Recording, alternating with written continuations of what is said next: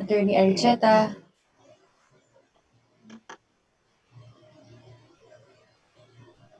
Attorney Aricheta. Nag-hang po yung... Okay, wait. Cut. Cut, Sir Louie. Attorney Aricheta, your internet bandwidth is low. Ayan, okay na po. At least po yung frame.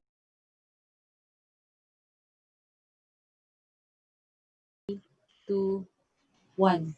Attorney Ed. Good morning, everyone. Your Morning. Honors, good morning.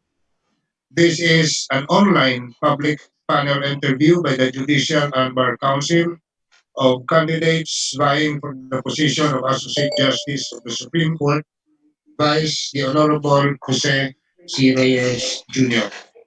But before we proceed, we will start first with the ecumenical prayer for the courts, the Philippine National Anthem, and the Supreme Court hymn.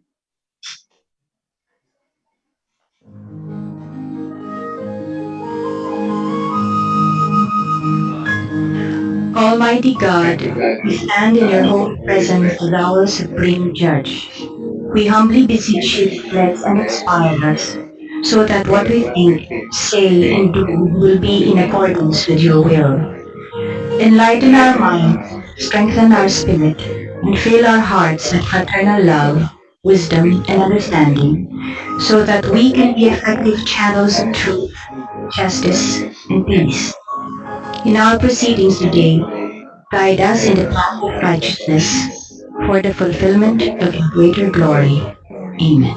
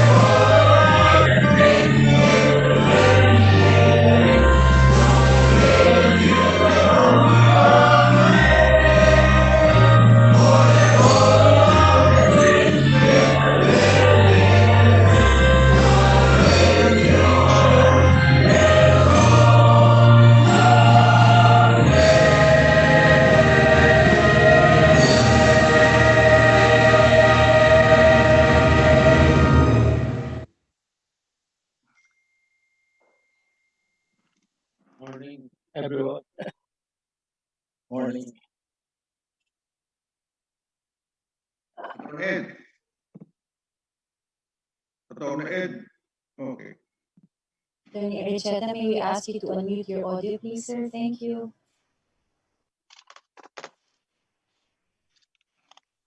Your Honors, again, good morning. Morning. Morning.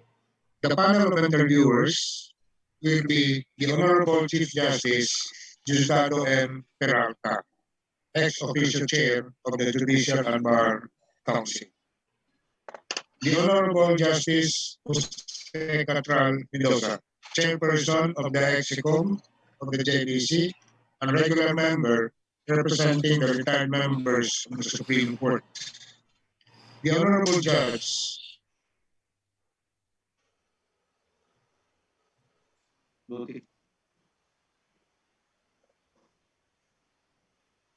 Attorney Ed. Solid Ilaw Junodin. The candidates for interview this honor vying for the position of Associate Justice of the Supreme Court, Vice the Honorable Jose C. Reyes Jr., will be Siguro ko na. Yeah.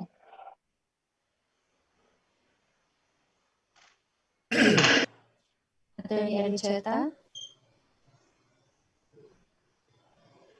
Attorney Ed. Your internet bandwidth is slow. Okay po, Attorney. where are the candidates.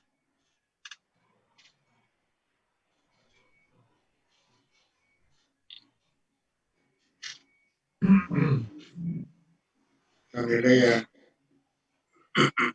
You're here po, Attorney Aricheta. naghahangin. Applicants are here. Okay, where are the candidates? Present.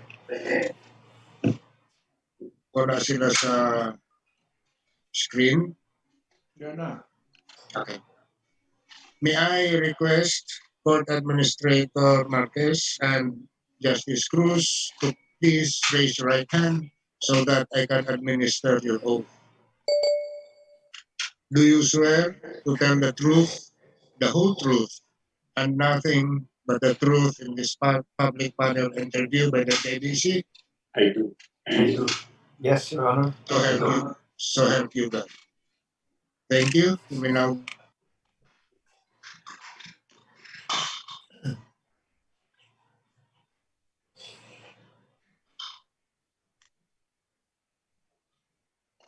Your Honors, the internet bandwidth of Attorney Aricheta is low. Attorney Aricheta, can you hear me? Chief Attorney Aricheta, you're Justice back. Peralta, sir. Okay. So, I will be the first one, okay? The very Yes, simple Chief. answer. Morning, Chief. Okay. Now, you stated in your PDS that you have been with the Supreme Court for the past 31 years. Uh, good morning, Chief. Almost 30 years, Your Honor. I think 29 months and maybe around 6 or 7 months. I started in 1991, Your Honor. So you were not yet a lawyer at the time. Yes, Mr. Chief Justice, I was not a lawyer yet. I was still in law school when I started with the Supreme Court. And what was your work with the Supreme Court when you were not yet a lawyer?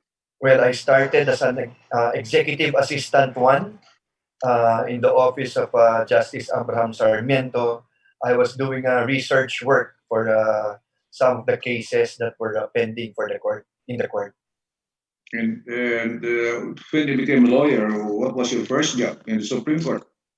Well, since I was helping in the adjudication of cases since I was an executive assistant one, all the ways until I became a lawyer.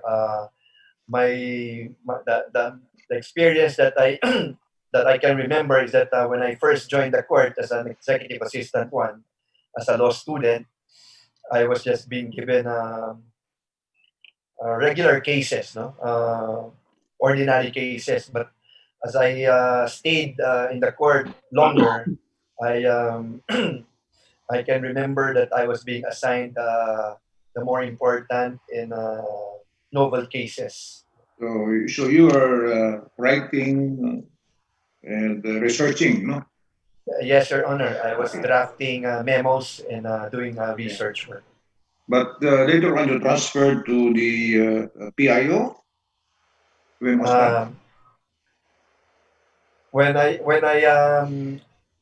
I first worked with Justice Sarmiento, and then when Justice Sarmiento retired, I worked with Justice Amorfina Melencio Herrera. When Justice Melencio Herrera retired, I transferred to Justice Josue N. Bellusilio.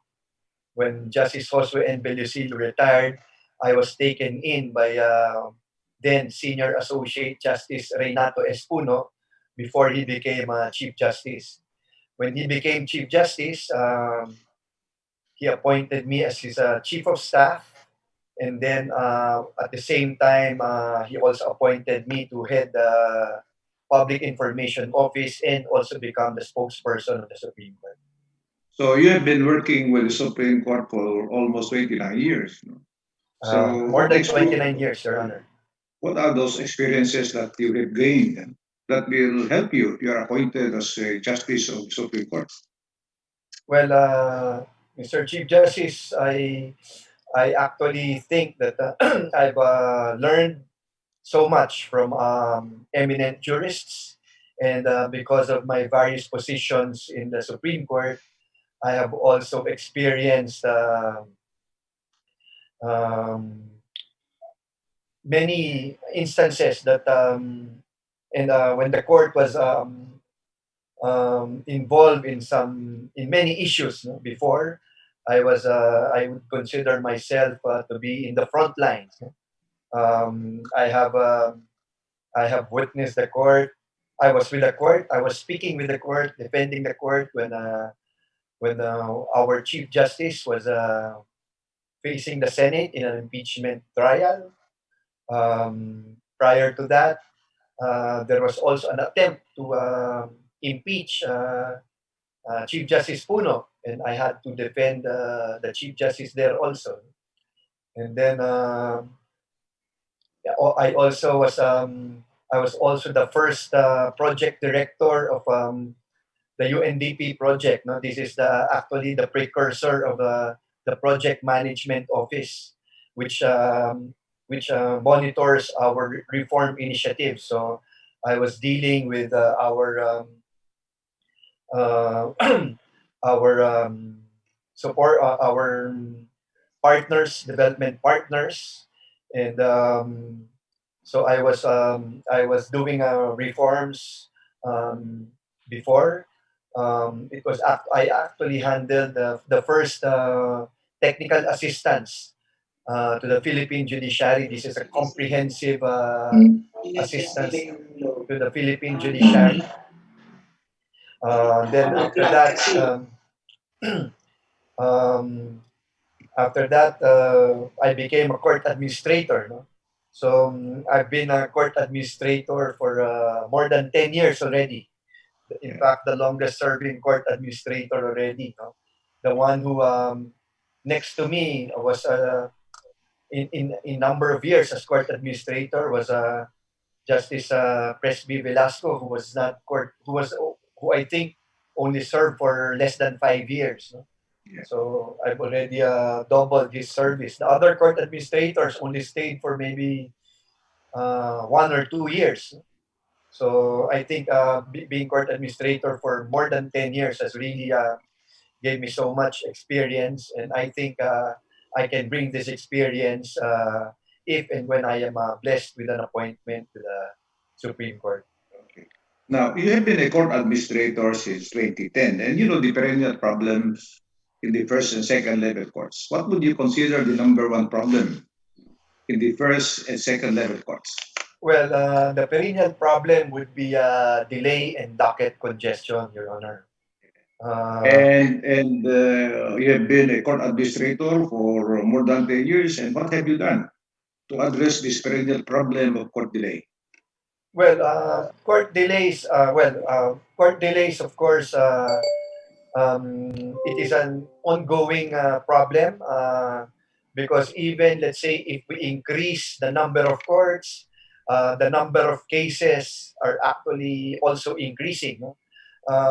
We are a country of court filers na many of our citizens always run to the court to file cases. No?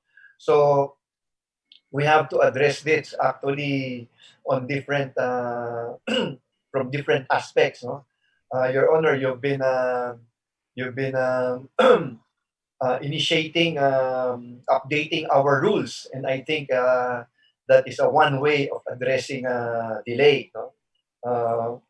Just very recently, you you initiated a continuous trial, no? Guidelines for continuous trial in criminal cases, which our statistics, the data will show that this has actually expedited the resolution of cases. No, of course, we continue with the creation of more courts, including the family courts, organization of statutory family courts. Of course, those creation and organization of more courts will help, no? Because these are the institutional remedies, no, to address delay. Um, But our, there are some remedies that cannot be done through rule making, even if we um, have the power to promulgate rules. But there are some causes of delay which can only be addressed through enactment of laws. So, what have you done in order to address this problem of delay, aside from those that you have already mentioned? well, we Specific continue. possible amendments of law or enactment of new laws. Well, yes, Mr. Chief Justice, we continue to monitor. We continue to monitor the performance of our courts. No, they submit monthly reports, and if we see that their dockets are not moving, we call the attention of our judges. Of course, we also we also monitor their compliance with our guidelines and existing rules. No, so if we see that they are not complying, we call their attention. No? Or if Yeah, not, we we bring this matter. We conduct audits, and then we bring this matter to the attention of the court. yeah. The thrust of my question is this: no? The court has the power to promulgate rules, no, in order to address, as you said, address the problem of delay, no, the resolution of cases. But there are some causes beyond the power of the Supreme Court that cannot be, in other words, that cannot be remedied through rules. I give you an example. Then I think everybody agrees with me that our second level courts are burdened with so many cases, especially on these drug cases. Because from the data that you have been submitting to us, around 49% of the cases, of the criminal cases that are filed in the second level courts are drug cases. And there are around 70%, I think, of the cases that are filed in the Criminal. second level courts are criminal cases. And we cannot change the jurisdiction of the courts because we do not have any power to come up with a rule, no, providing for the jurisdiction of the court That's because right. the power belongs to the Yes. Congress. And also, you will agree with me that most of the first level courts now their dockets are low compared to the dockets of the second level courts. Probably because we have implemented very well our rules on small claims, where lawyers are no longer allowed to participate in small claim cases. And they will find out from the data that you submit to us that even in Metro Manila, the dockets of the first level courts, something like 100 cases. No? In the provinces, they have only 30, 40, or even 50 cases in the MCTC and in the municipal MPC. trial courts. So how would you address this problem? Because it is beyond the power of the Supreme Court to come out with a rule Yeah. providing for the jurisdiction of our first and second level courts. Yes, Mr. Chief Justice. We have actually made representations with Congress to increase jurisdiction of our first level courts, so that they can attend to more cases that will reduce the caseload of our regional trial courts, our second level courts. Um, we have actually, personally, I have appeared before the House of Representatives and the Senate, and I am hoping that with the resumption of the sessions of both houses very soon, this will the Congress will find time to enact a law increasing the jurisdiction of our first level courts. What about the suggestion of some that we will some that in the determination of cases before they are filed before the first level courts, we will be using a threshold of prima facie evidence in filing cases so that it will be faster to resolve cases, especially in the first level courts, and that those that are filed in the first level court, it will no longer undergo preliminary investigation. In other words, all those cases that will be filed in the first level courts will be already summary in nature. What That is, I, is I, on that? I think, Mr. Chief Justice, that is also a sound proposal that can be adopted by our first level courts. We will just have to fine tune the process, the procedure on how that can be implemented. Now, what about your video conferencing? How effective it is? Thank you for that question, Your Honor. I am actually an advocate for virtual hearings in um in exceptional circumstances. No, of course we have to maintain in-court hearings, but in exceptional circumstances, maybe we can do a partial video conferencing. We actually started pilot testing that in Davao sometime September of 2019, no? And I know for a fact that the court at that time was very cautious in allowing the pilot testing of video conferencing hearings, because it was very careful in protecting the rights of the accused. No, but eventually the court relented and allowed the pilot testing of video conferencing hearings in Davao City, but that only involved actually two venues. No, the courts, the Hall of Justice in Davao City, and the Davao City jail. No?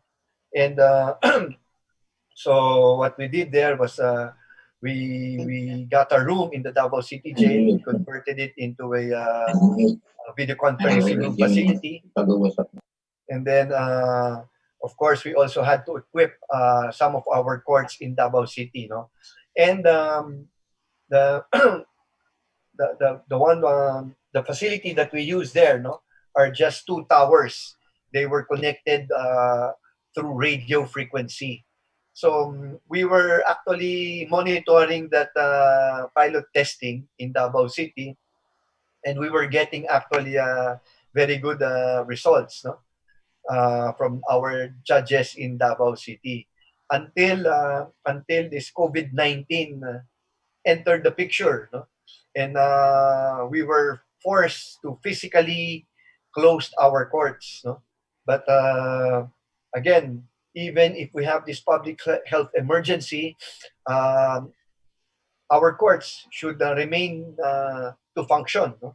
And that is why we were able to devise a way wherein we were able to equip initially only around 1,000 courts with the video conferencing platform. No? But right now, upon the approval of Your Honor, we are now we have now authorized some more than 2,000 or around 2,000 courts, no? Out of our 2,000, more than 2,000 courts out of our 2,600 organized courts. More than 2,000 courts are now authorized to conduct video conferencing hearings.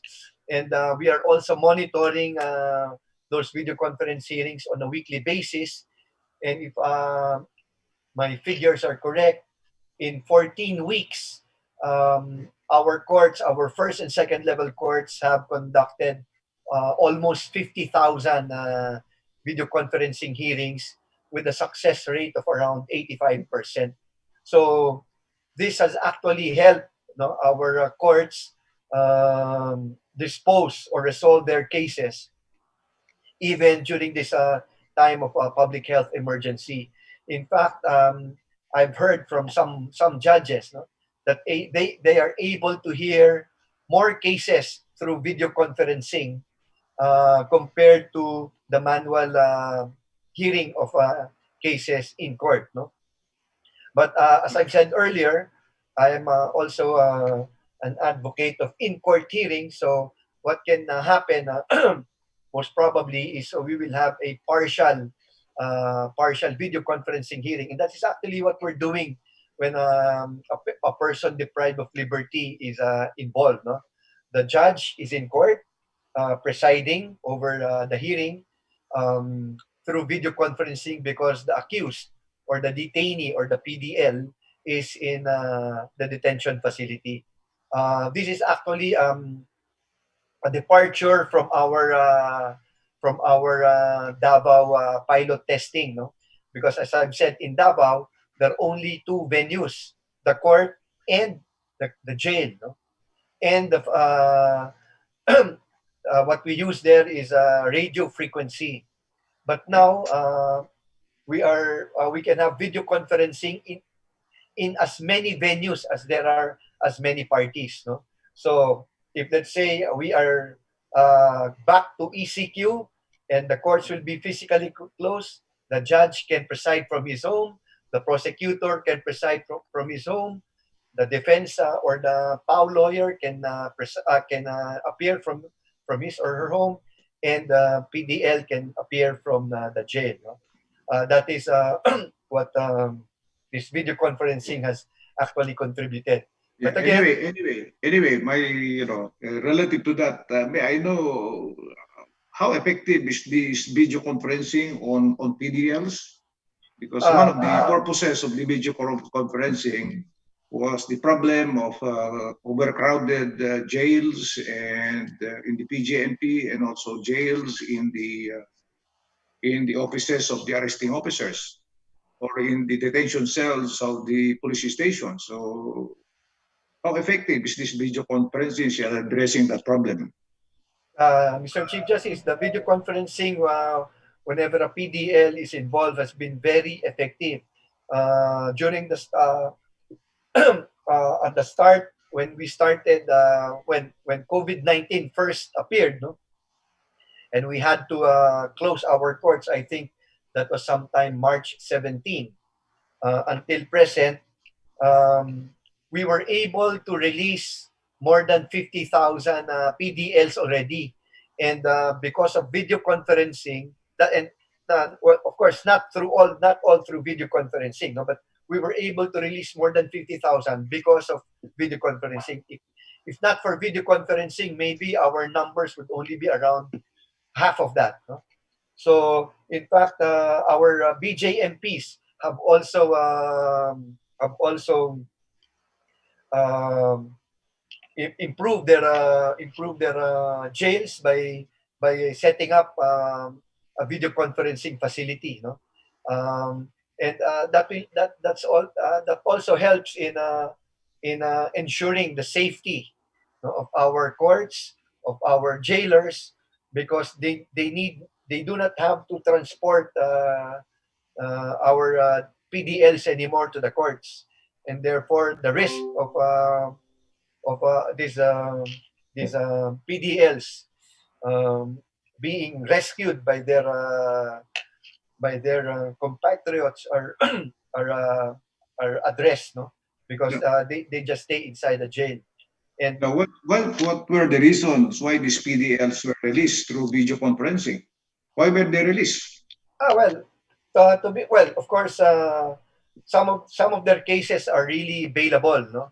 So if their cases are available, then through video conferencing. They need not appear in court.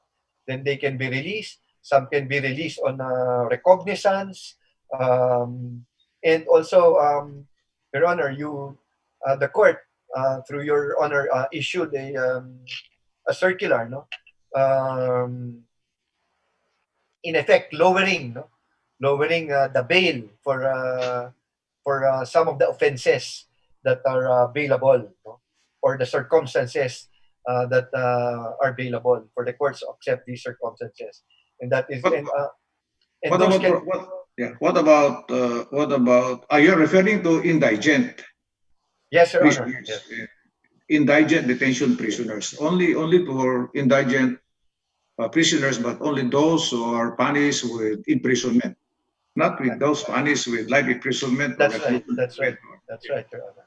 Now, this will also include the promulgation of judgment.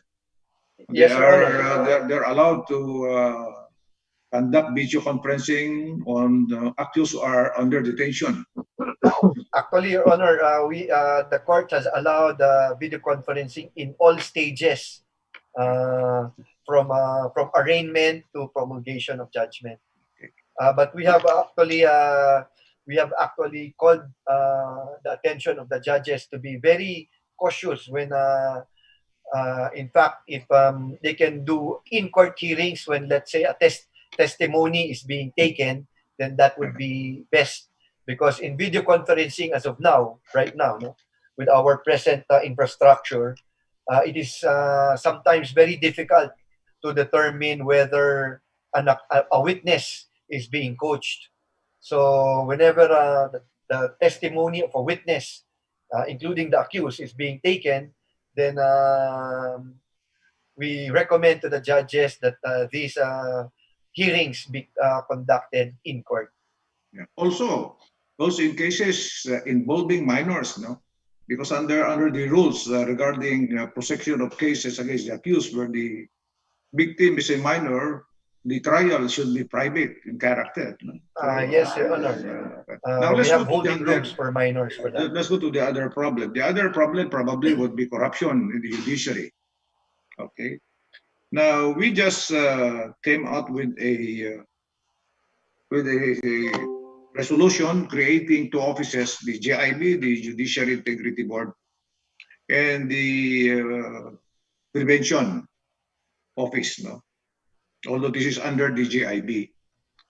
Now, some of the powers of the IOCA have been transferred to the JIB, especially those judges, first and second level courts, who are charged with serious offenses, and also those who have a salary grade of at least 27 to 29, who may not be judges, but they fall under this category of senior, and they commit serious offenses, then they will also go to the JIB. The other provision that has something to do with discipline of judges and other personnel is that all cases must now be referred to the GIB, and then the GIB now will assess as to whether or not the offenses in the judiciary and the first and legal level courts, if they are serious, then the GIB will take cognizance. But for those cases that are not serious, then the cases will go to the OCA for investigation and recommendation. But the recommendation will be referred to the Supreme Court. It will no longer go to the JIB. Now, my question is, do you feel comfortable with the creation of JIB, considering that some of the disciplinary power of the OCA have been transferred to the GIB?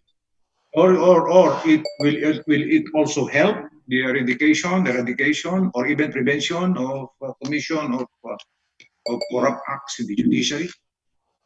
Well, on the first question, if I am comfortable, yes, Your Honor. Of course, we submit to the wisdom of the court and bank. No?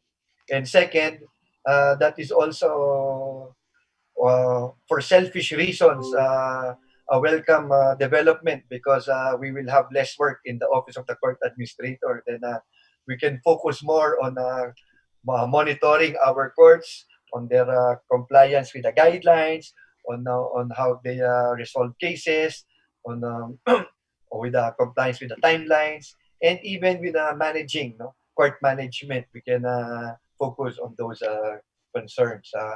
Whether or not this will expedite uh, the resolution of administrative cases, I think that remains to be seen, no? Because this is a very new office, and but of course we will give our 200% support to make this succeed, no?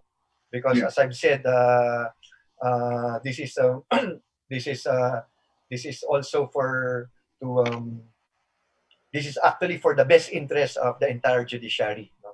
Yeah. So that Anyway, yeah. Anyway, for light offenses, your findings or recommendation will not anymore go to the DJIB.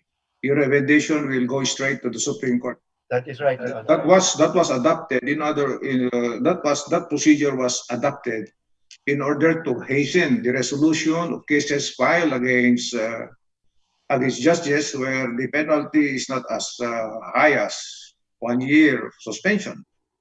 And our problem here in the Supreme Court, even those who are applying, no, if one is charged with a administrative case, it's not yet resolved, then that will disqualify him from applying. But with this system, I think it will already be faster to resolve these cases involving light offenses because you are already given a specific period of time. So my next question is, what about computerization? So far, what have you done in order to computerize our first level and second level courts? Well, court automation, Your Honor, is also one of the keys to make our courts more efficient, no? And we have actually attempted to computerize, automate our court management processes, no? We developed the e-courts, and I think we have pilot tested the e-court for maybe 5 or 6 years. So, no? Yeah, 5 or 6 years. But unfortunately, until today, we still have to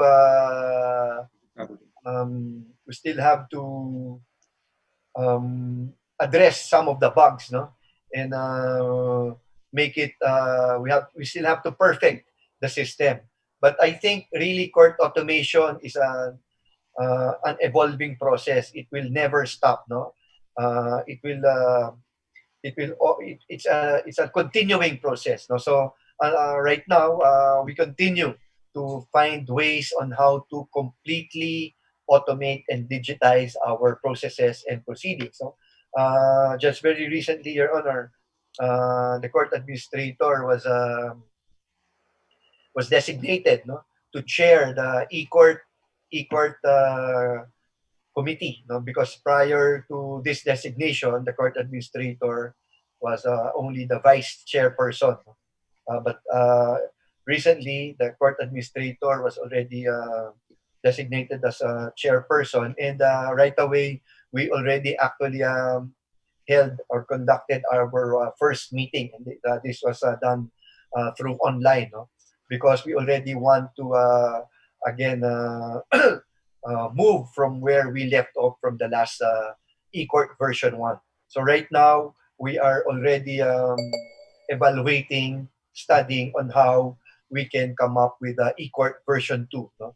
to to address all the concerns that were not addressed by e-court version 1.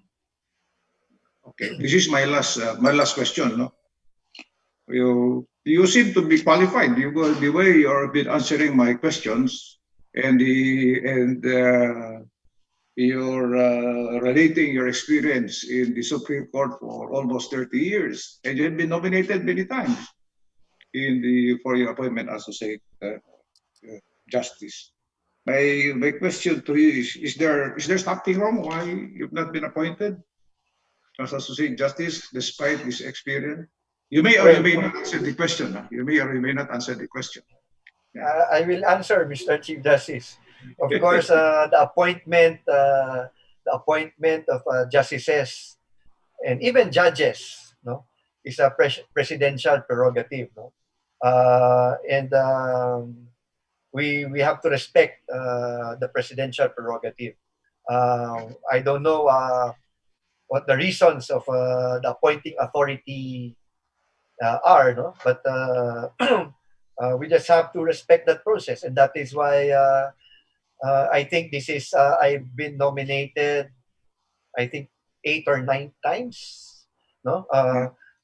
But and that is why I still participate in this process, no? Because I believe in the process. I respect the appointing authority, and maybe next time we will be blessed with an appointment by the appointing authority. Okay, that's all, Court Ad Marquez. Thank you, Thank you, and Mr. Chief Justice. and then good luck again. Maraming Thank you. salamat po. Okay, okay, sige. Thank you, Chief. Okay. The next to interview the candidate is the Honorable Justice Noel Jimenez Tiham. Good morning, Justice Tiham, Mr. sir. Justice Tiham. Thank you, Attorney Oricheta. Good morning, Chief Justice. Good morning, members of the council. Good morning, Court at Midas. Good morning, Mr. Justice Tiham. Your title, Court Ad, might be prophetic because you might be added to the court Uh, sooner or later. I would love that, Your Honor. All right. You are a graduate of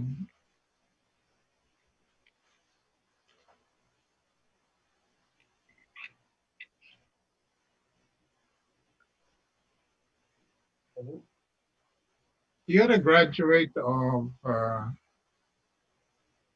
Ateneo Law School, Court Yes, Ad, Your Honor. Yes, Your Honor. just like Justice Telly Bernabe, Justice Ben Kagiwa, Justice Esmundo, Justice Salameda. Can Yes, you Your tell Honor. us? Can you tell us what kind of legal training has been imbibed to you, and what kind of legal philosophy has been ingrained to you by the Ateneo Law School that prepares you to be a member of the highest court? Well, of course, Ateneo Law School has trained myself and I suppose the students of the Ateneo to listen to the rule of law, no? To apply the rule of law, and of course to pay obedience to jurisprudence that have been promulgated by the Supreme Court. And in my 4 years in Ateneo Law School, no, that is always our concentration. No? The law, what does the law say, and what did the court say in applying these laws. No? But of course, Ateneo has also taught us to be a man for others, no? and uh, and that is why knowing what the law is, knowing what the jurisprudence is, we also have to, well, because of our training, there is also that aspect of trying to understand, I think, human relations in a given a specific issues that are confronting us, no? And I have actually applied this also as a court administrator, no? In my 10 years as court administrator, and even actually before being court administrator, no? When confronted with issues and challenges, these are the things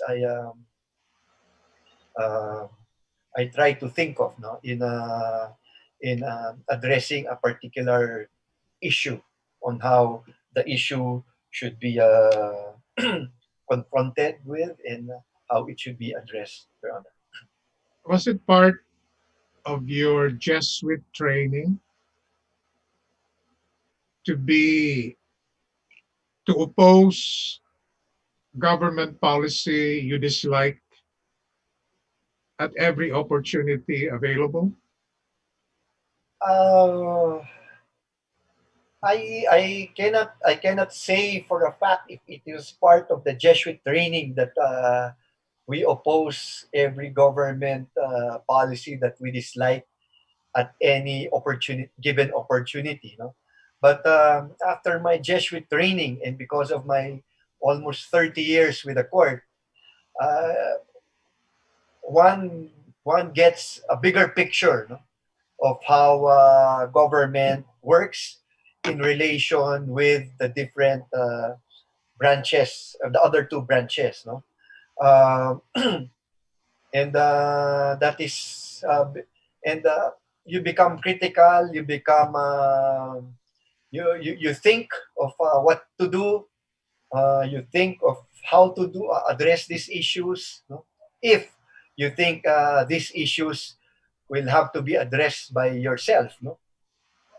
So as I've said, so that's why I cannot say for sure, no, that if it's the Jesuit training in me that has totally defined myself, no. I would like to think that my 30 years, my almost 30 years in the court is also equally very important and has actually defined myself, who I am now, what I do now, no? And when I speak, when I do not speak, when do I say something, no? Or all these things, no? I think because of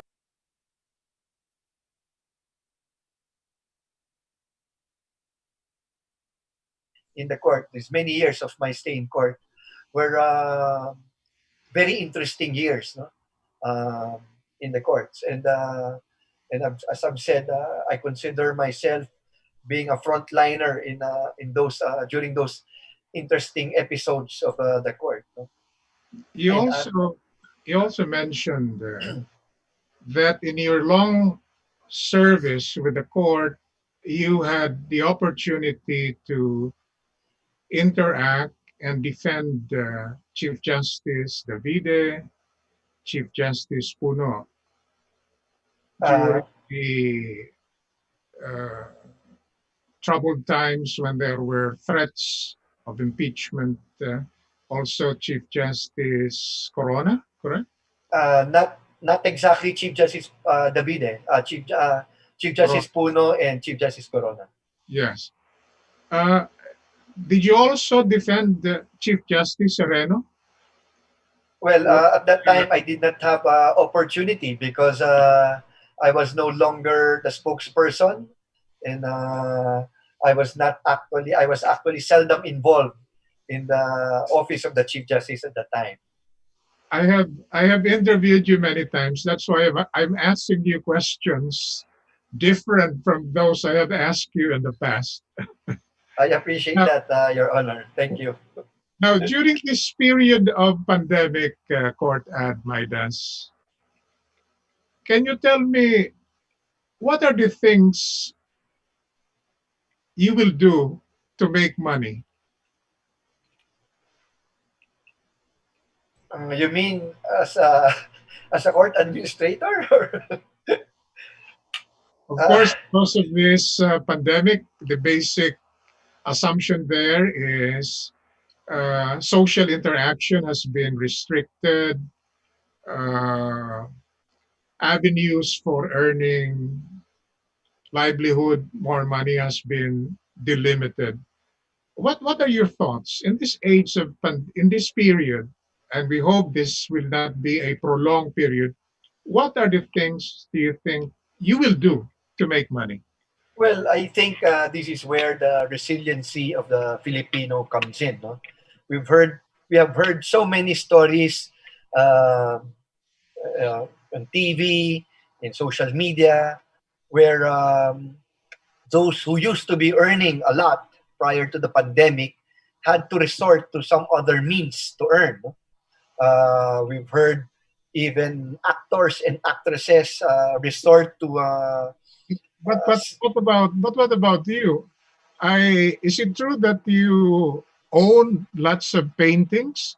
Are you planning to sell some of those no, paintings? well, Your Honor, thank you for that question. I am very comfortable where I am.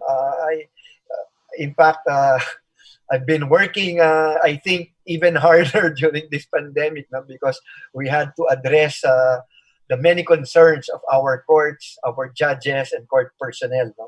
And I'm very comfortable with what I've been doing. I'm I don't spend a lot. I don't have too many expenses. My two children are already graduates from there, and they're already working, so they're earning on my own. So I don't have many expenses. So I don't really. I'm not really inclined to go to some other money making venture other than my work in the court, Your Honor. What about what are the things you will do during this period of pandemic to keep you in shape? Physically, Your Honor. Yeah.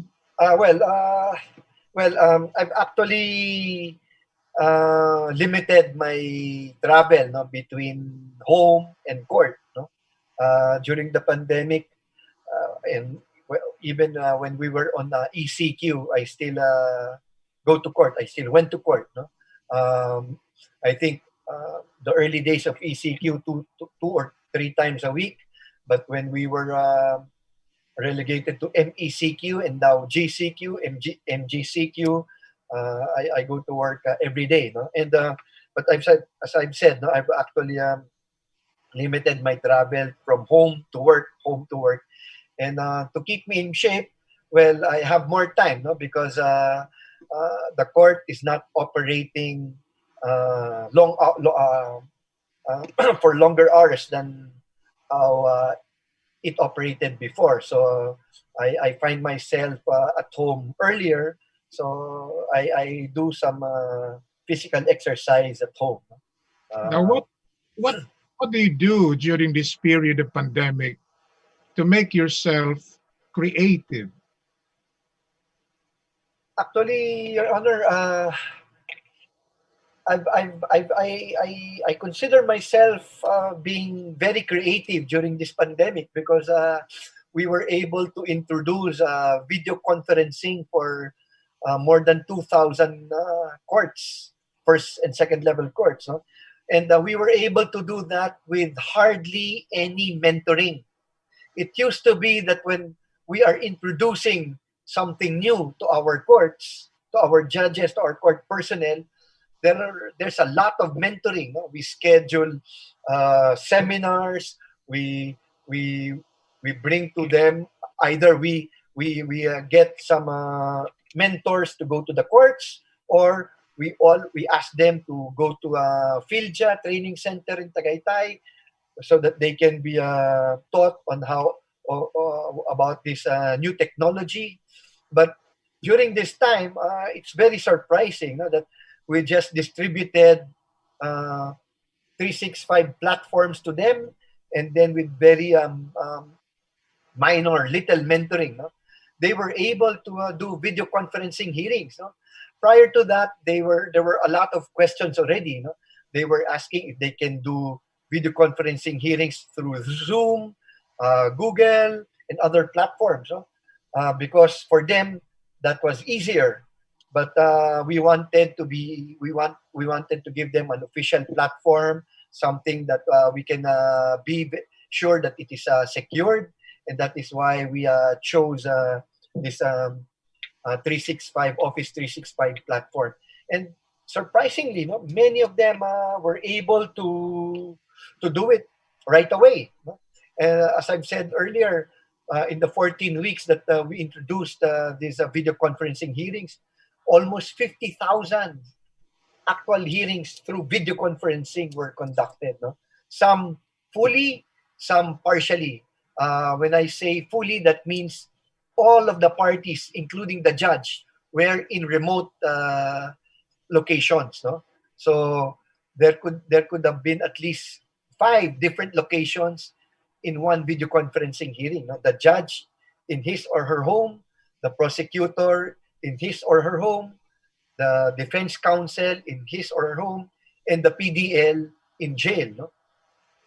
Now, Uh, the courts are, with the reversion to GCQ, the courts are now open uh, beginning generally. But beginning who's, today, yes.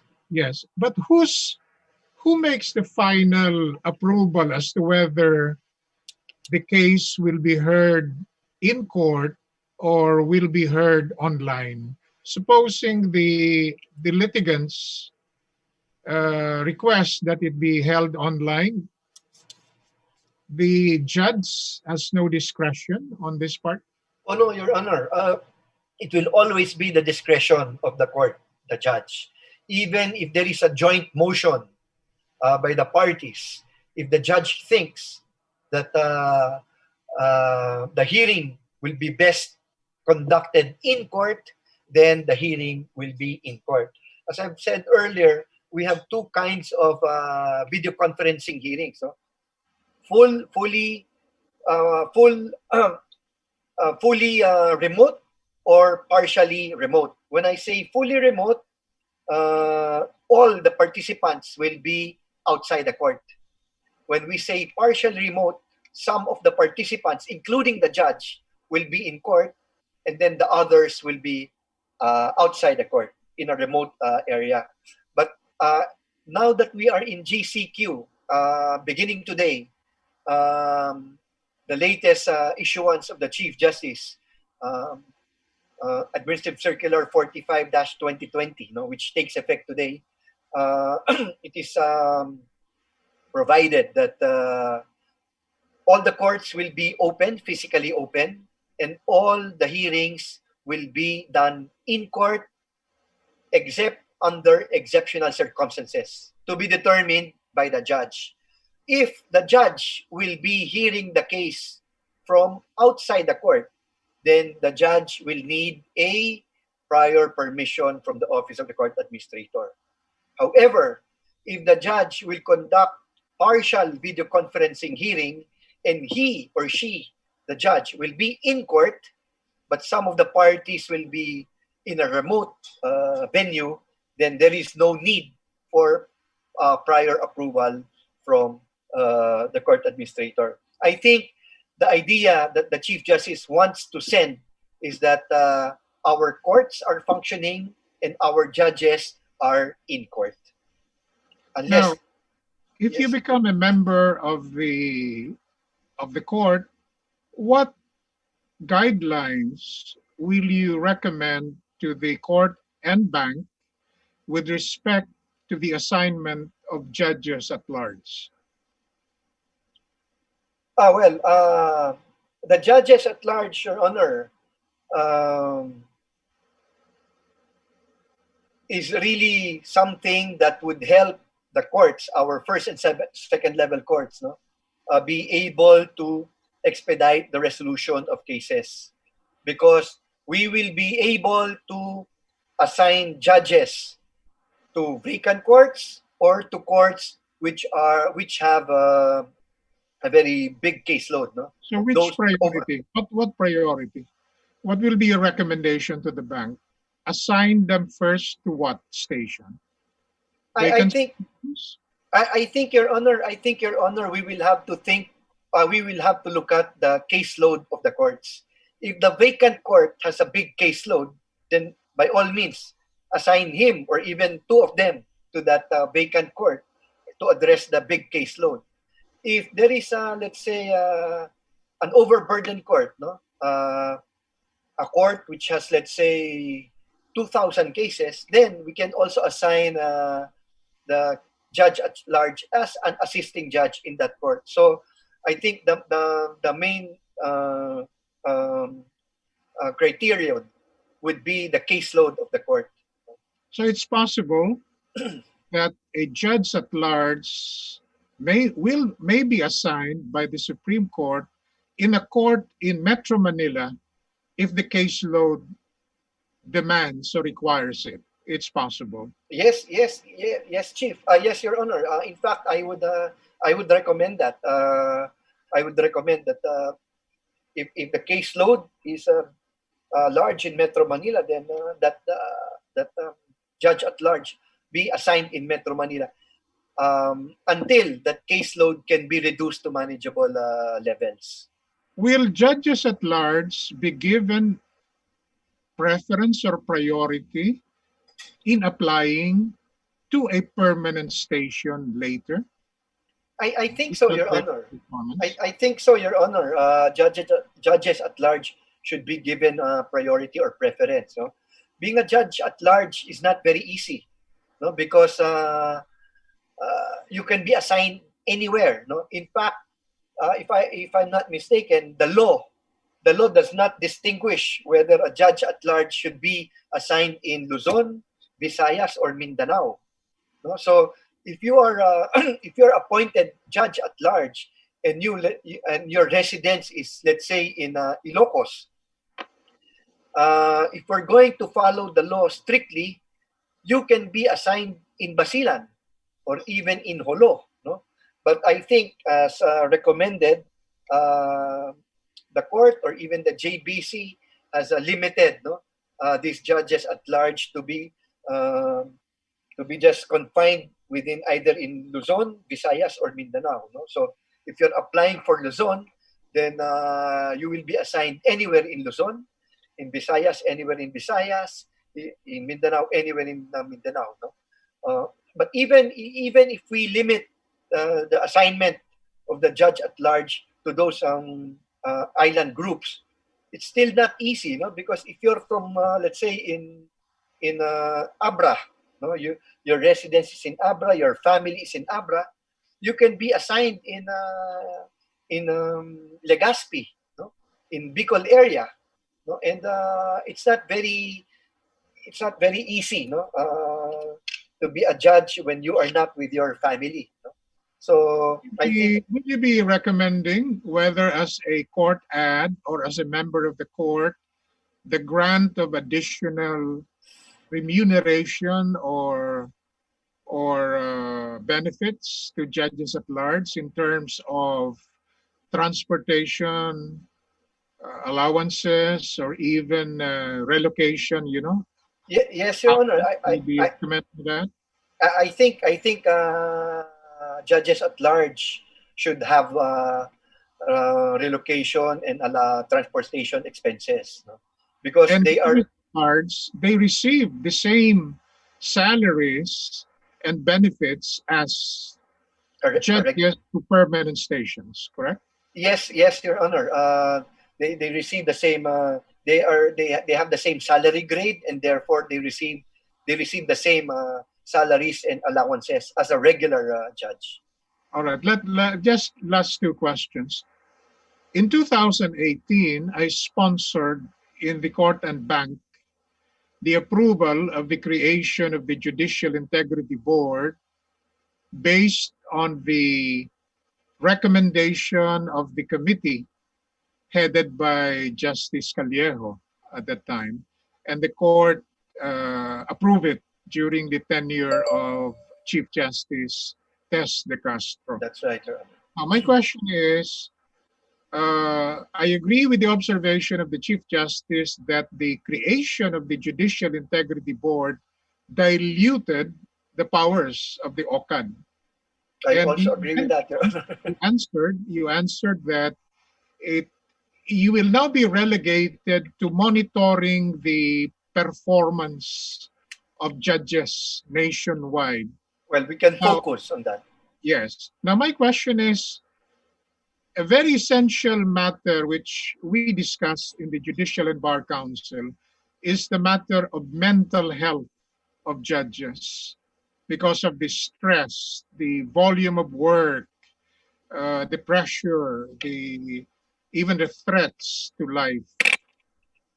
Who will monitor the mental health of judges? And if your office now is responsible for that, what specific measures will you be implementing? Monitor the mental health of judges nationwide?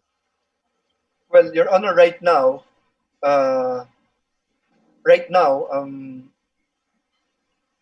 judges are only required to go through psychological and examinations when they apply, no?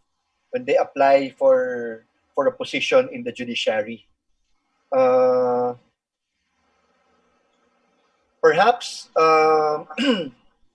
we can introduce, or we can the office of the court administrator, no, can recommend to the court that that judges go through regular psychological examinations. So maybe every 3 or 5 years. No?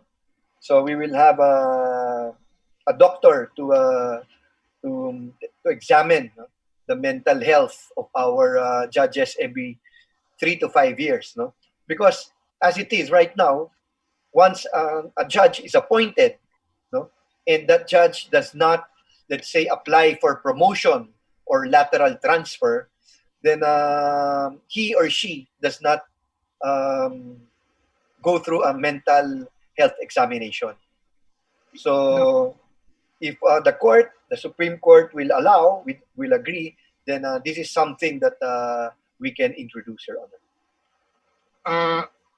you have to monitor the performance of judges nationwide. Right now, how many trial court judges do we have? First and second level. Is it almost 4,000 or less? No, Your Honor. We only have organized courts, maybe around 2,700 with the latest appointments of the president. We only have around 2,700 organized courts, Now, both first and second level. under you are three deputy court administrators. Now, Yes, Your Honor.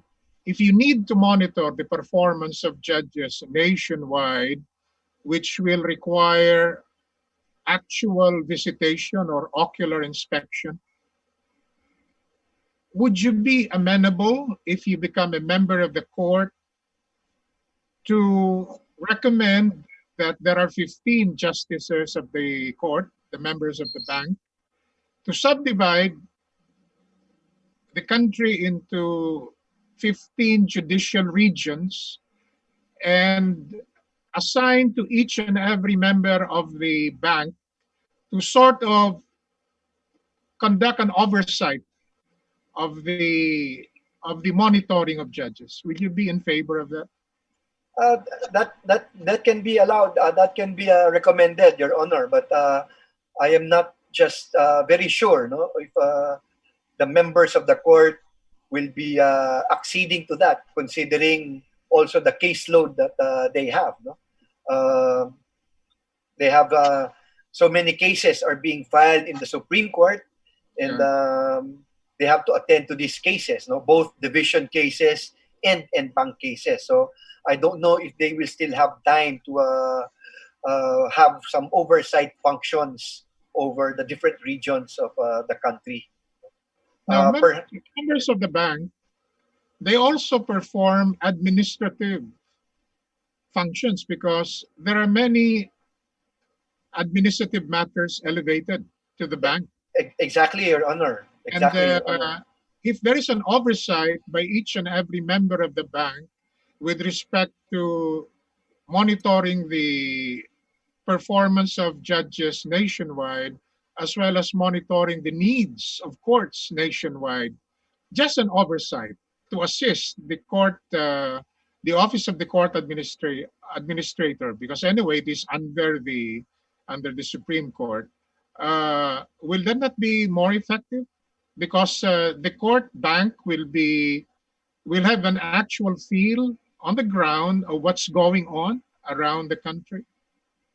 Yes, Your Honor, that with respect to their administrative supervision over all courts nationwide, that can be more effective. But again, I will have to be very cautious on that, because I would like to think that equally, or maybe even more important, no, is the duty of our justices to decide pending cases before them. No?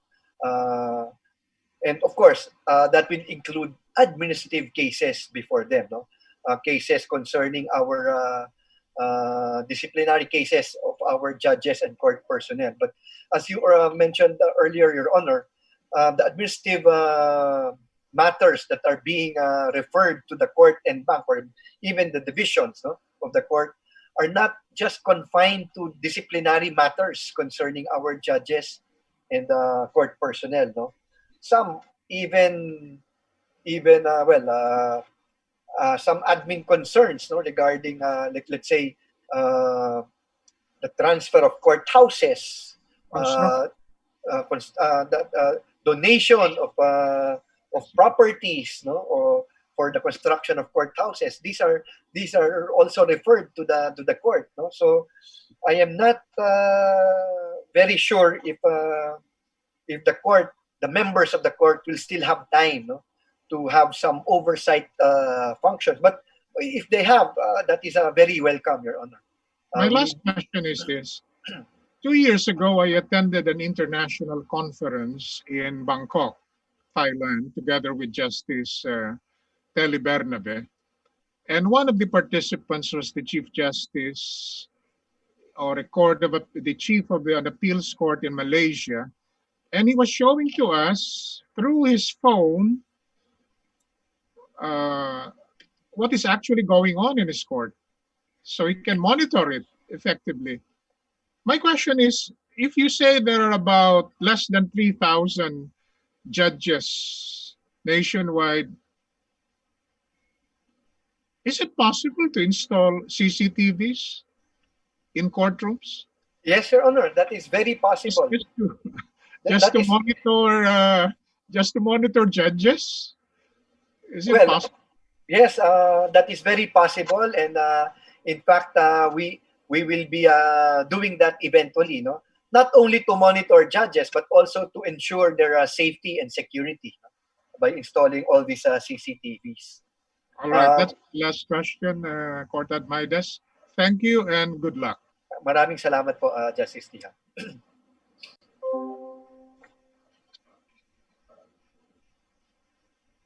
Attorney Aricheta? Thank you, Justice Tiham, sir. Thank you, Justice Tiham. The next to interview the candidate is the Honorable Judge Toribio Ilaw Jr. Judge Ilaw, sir. Yes, thank you, Tony Aricheta. Yes, good morning, Court Ad. Magandang umaga po. Can I just simply call you Midas Yes, please. Yes, please. without any touch? Pwede na rin po. I'll give you a 30 seconds reprieve. Take a deep breath after the extensive or exhaustive interview by the two justices. Maraming salamat po. I didn't recognize you because you have a long hair, a mop head, just like a rock star. Nag-iingat po, baka magka-COVID pagka nagpagupit. All right, you're ready now? Pwede na po, pwede na po. Okay, Maraming salamat. all right. Now we have actually extensively interviewed you several times in the past. As in fact, you had been nominated as an associate justice of the Supreme Court twice in 2019, 3 times in 2018. That's my records. Sure, there have been other nominations you had. I don't have any record. With my 4 years stint as a regular member representing the private sector, you had been with us, with me, for 4 years. So are there notable changes in your qualifications or alleged maturity level that makes you better qualified for the Supreme Court this time? Well, my answer there would be only my added experience, Your Honor. From the last 4 years, And I would say that my added experience would be my experiences with Chief Justice De Castro, Chief Justice Bersamin, and now Chief Justice Peralta. No? And but I think the biggest or the most important would be my experience during this pandemic, no?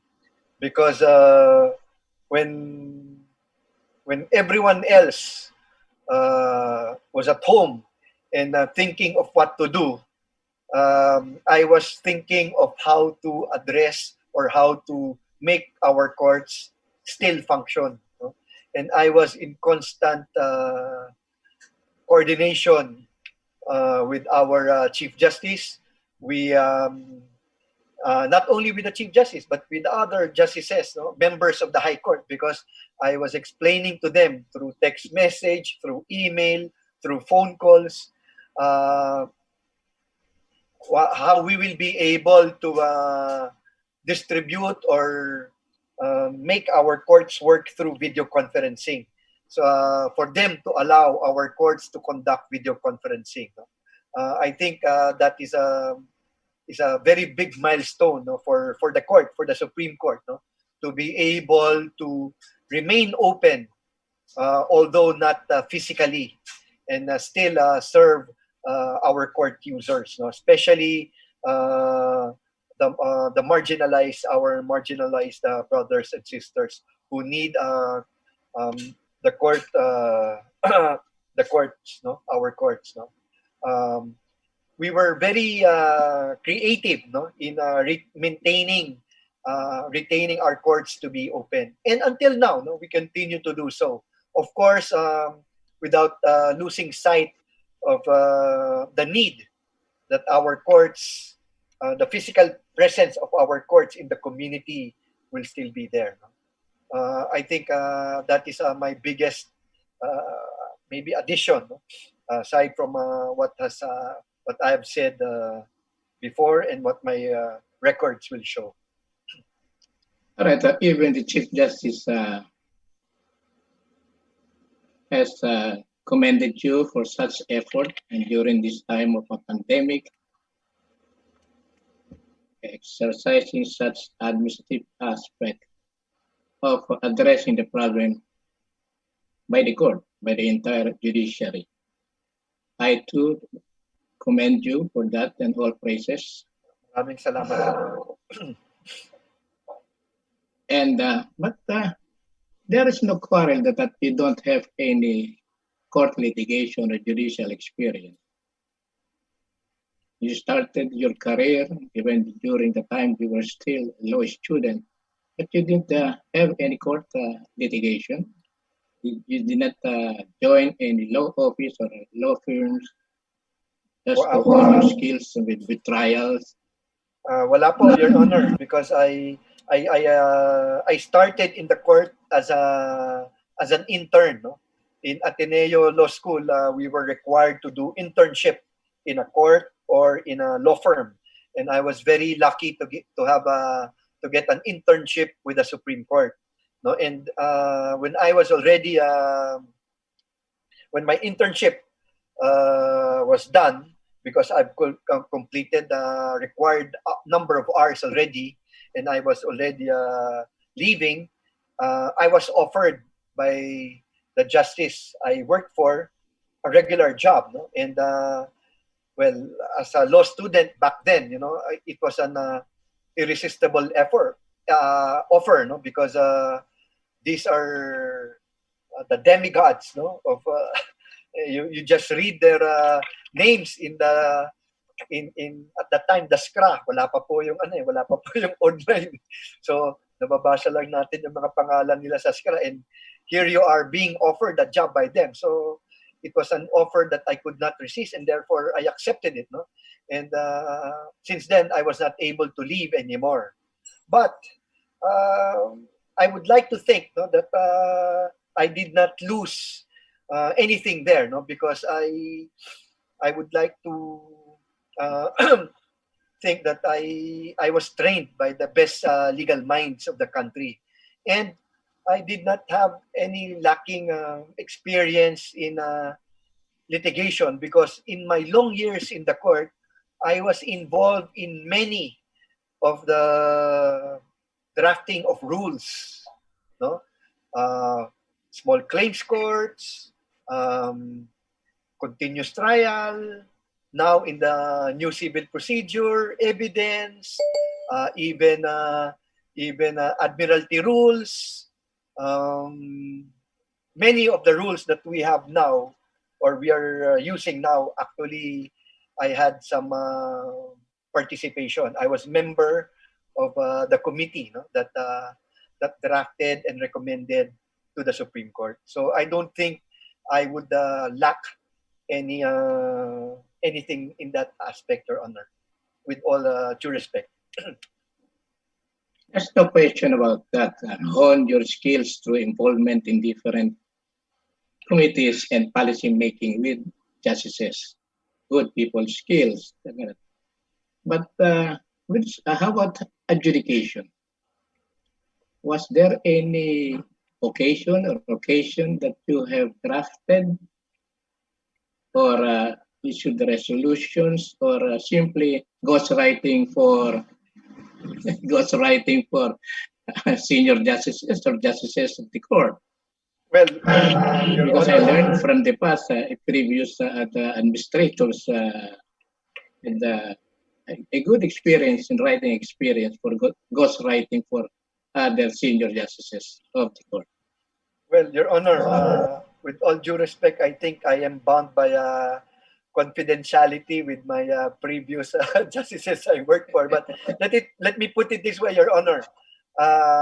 As a law clerk, the assignments when I was first working in the Supreme Court, the assignments given to me were the usual labor, rape cases, murder cases, no. But as my stay in the court became longer, I was assigned bigger, more complex cases, no. In fact, I would tell my the younger law clerks, no, that I had an opportunity to speak with. I would tell them that back then our uh, our little victories, no, our claim to fame is when we will be assigned to write a memorandum, a dissenting memorandum, no? And then that dissenting memorandum uh, will be the majority opinion, no? But so with adjudication, I think again, with all due respect, I think I will not be lacking in that area, no? Because in fact, I think that is even a stronger point, no, for myself, having clerked for eminent justices of the Supreme Court. All right, our records show that several people, individuals listed, or even association, the Philippine Trial Judges Association, the Lady Judges Association, endorsed you to be nominated as an associate justice of the Supreme Court. Even other legal luminaries. Do you think if these people approach you, if you are already in the court, ask favor of cases or case you are handling, how would you handle it without burning bridges, without offending them, knowing that they had helped you to be nominated and as well to be appointed as an associate justice of the Supreme Well, Your Honor, if I think again, I will have to study the cases very well, no? And of course, I cannot commit, no? As a member of the court. I think the best assurance that I can give them is that their cases will be studied very well and will be decided in accordance with the merits, with the applicable laws and jurisprudence, no?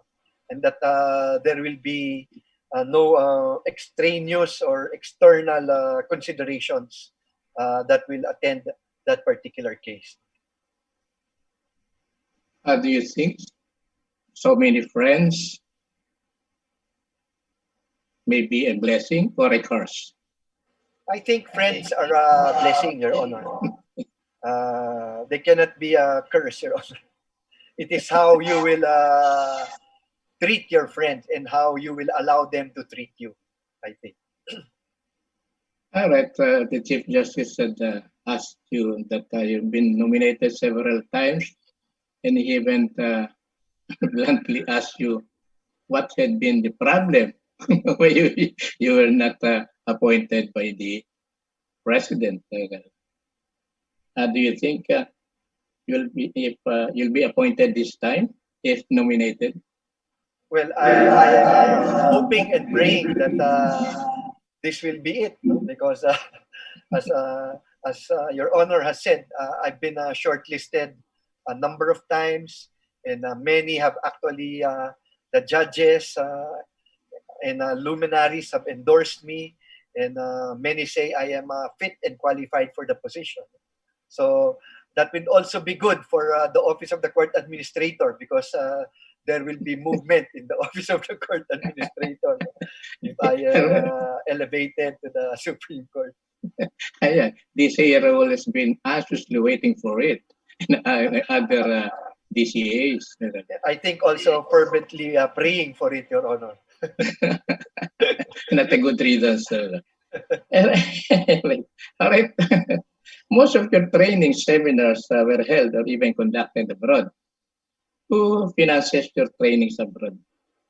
Well, the past training seminars meetings, no, have actually been except for maybe one or two were financed or paid for by those who invited me to attend those seminars and trainings, no? Because in fact I've been very careful in my travels, because I don't want really the court or the Philippine government paying for all these trainings and seminars. So, but yes, court may have been aware of the surveys conducted by the JBC, gathering data, asking respondents about the qualifications, the competency of the applicants of the court. In fact, our survey shows that you have a 97.447%, seemingly with passion and dedication, makes you a top-notch candidate. What about your work output and that of your office? Well, Your Honor, I think with humility aside, I think given our resources, no, and our limitations, I think my work and the office and the work of my office uh, can be commendable, no? Because I don't think I will be enjoying this um, uh, where I am now. No, I will not be where I am now if my work is not being appreciated by the court. No, more so the Chief Justice. No, of course I will not say that it is perfect. In fact, I would say there is a lot of improvement that we can have. No? But again, we have limited resources. No? I've been advocating for automating, no, the processes of the Office of the Court Administrator. But in the last 8 years, our office has not been prioritized. No? But I can understand that, no, because I think, and I also believe that priority should be given to our courts, no, the first, specifically the first and second level courts, no. So again, since we are not being prioritized, then we can only do so much to make ends meet, no. But I think we are doing fairly well, Your Honor. Of course, as I've said, it's not perfect, and there will be detractors always, no? And that is good, no? That is good because those detractors keep us keep our feet on the ground, and that means we have to continue working, no? And finding ways to make our processes more effective, efficient, and responsive, no, to the needs of the users. So that is all welcome here. So, what are the novel changes you introduced in the office of the court administrator to improve the alleged cartel phase or snail phase resolution on administrative cases of incumbent lower court judges personnel? Well, one one initiative that I did, no, and I'm not sure if my deputies are very happy with this, no, is that I really pushed for the deputies to be in charge of the three main island groups, no, Luzon, Visayas, and Mindanao, and that they stay in those island groups, no? So the one in charge for Luzon will stay here in Luzon, the one in charge for Visayas will stay in Visayas, and the one in charge for Mindanao will stay in Mindanao.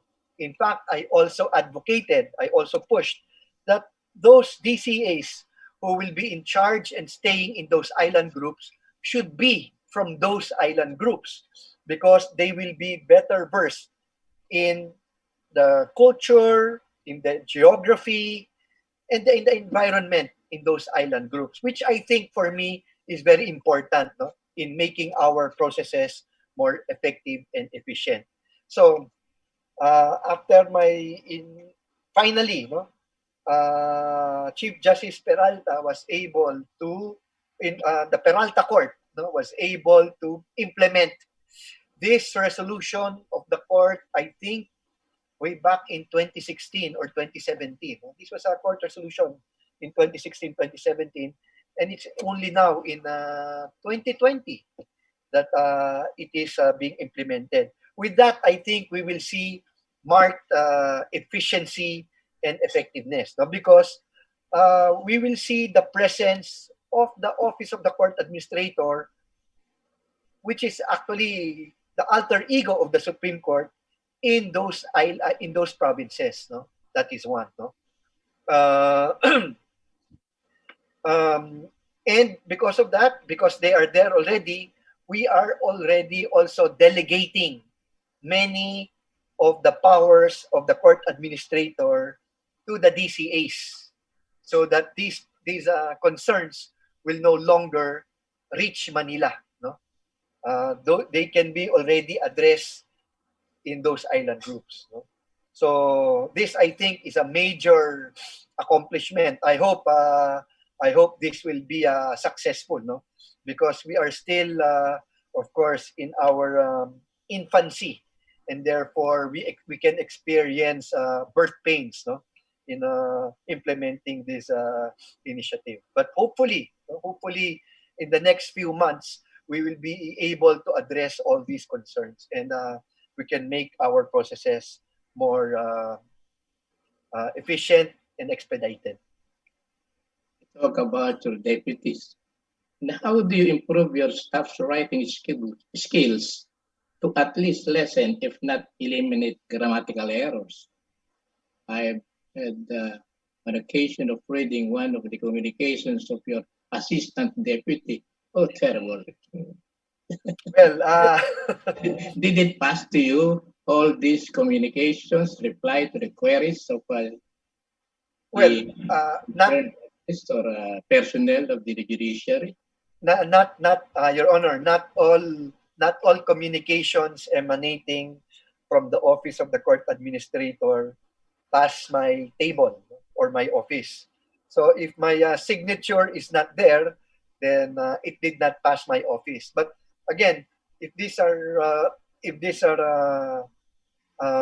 regular correspondences, then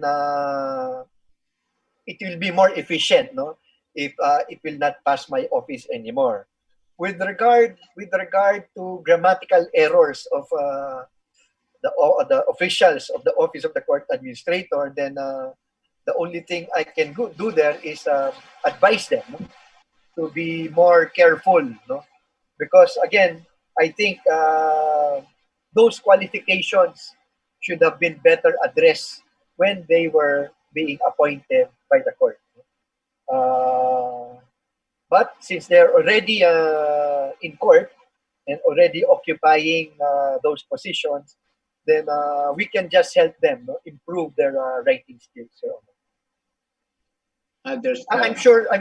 Excuse me. I'm sure, Your Honor. They have also.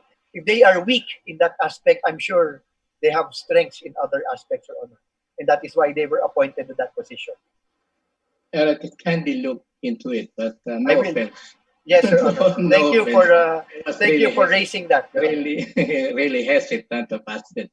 In fact, I'm really unwilling to ask that question and suddenly make such observation. Thank you, Your Honor, for that observation.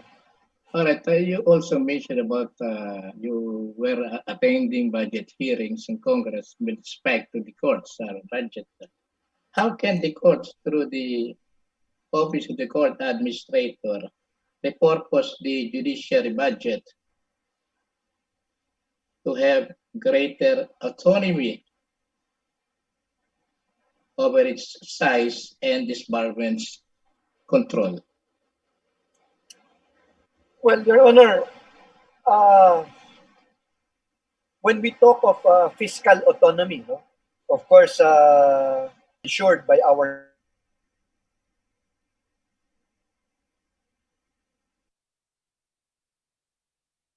the amount, the size of the budget, then that is really the province of the legislative department, no, which allocates the resources of the state, no? But the best that we can do, and this is what we do during budget hearings, is to plead, no, to convince our legislators the amount of budget we need to make our courts more efficient and effective and responsive to the needs of the court users. No, more than that, I think we cannot do anything else. No, of course, in between budget hearings, we also try to recommend some legislation for the judiciary, no, like what was mentioned by the Chief Justice earlier. No, we appeared before the House and the Senate and recommended that the jurisdiction of the first level courts be increased. No, aside from that, Your Honor, we also appeared before the House and the Senate for the creation of Philippine judiciary marshals, which I think is very important, no, for the safety and security and implementation of safety and security of our judges and court personnel and implementation and execution of court orders. That in my when I appeared, no, before the House and the Senate, both houses appear to be supportive, and therefore we are hoping that within the year, no, a law will be enacted creating the Philippine Judiciary Marshals and increasing the jurisdiction of the first level courts, Your Honor. So it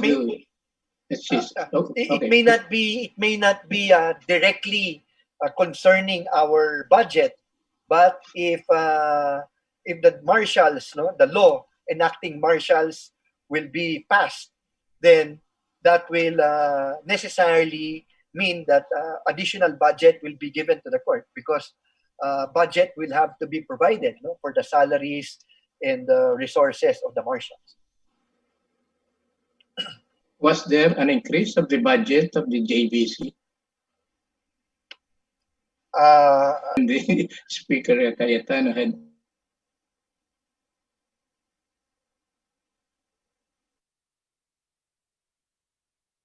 well, my view, no, my view is even if the JBC, let's say, is only given, as you say, 1 million, no? But it is unattached or it is with the Supreme Court, then there are certain line items, no, that can be realigned for the use of the JBC. No? We have not yet the present for the budget for 2021. No? We have submitted our proposed budget to Congress, both the House of Representatives and the Senate. No? I submitted, the court submitted what the JBC submitted, what the PhilJA submitted, what our appellate court submitted, and it is now up to Congress if what we submitted will be passed. So we are still actually waiting, no, for them to schedule the budget hearings. Normally, budget hearings are done September, October. So they should be forthcoming, Your Honor. at court. And do you agree that magistrates as well as lawyers should be abreast with recent legal development or jurisprudence? Yes, of course, Your Honor. I agree with that 100%. What case or cases have you recently read promulgated by the court? Well,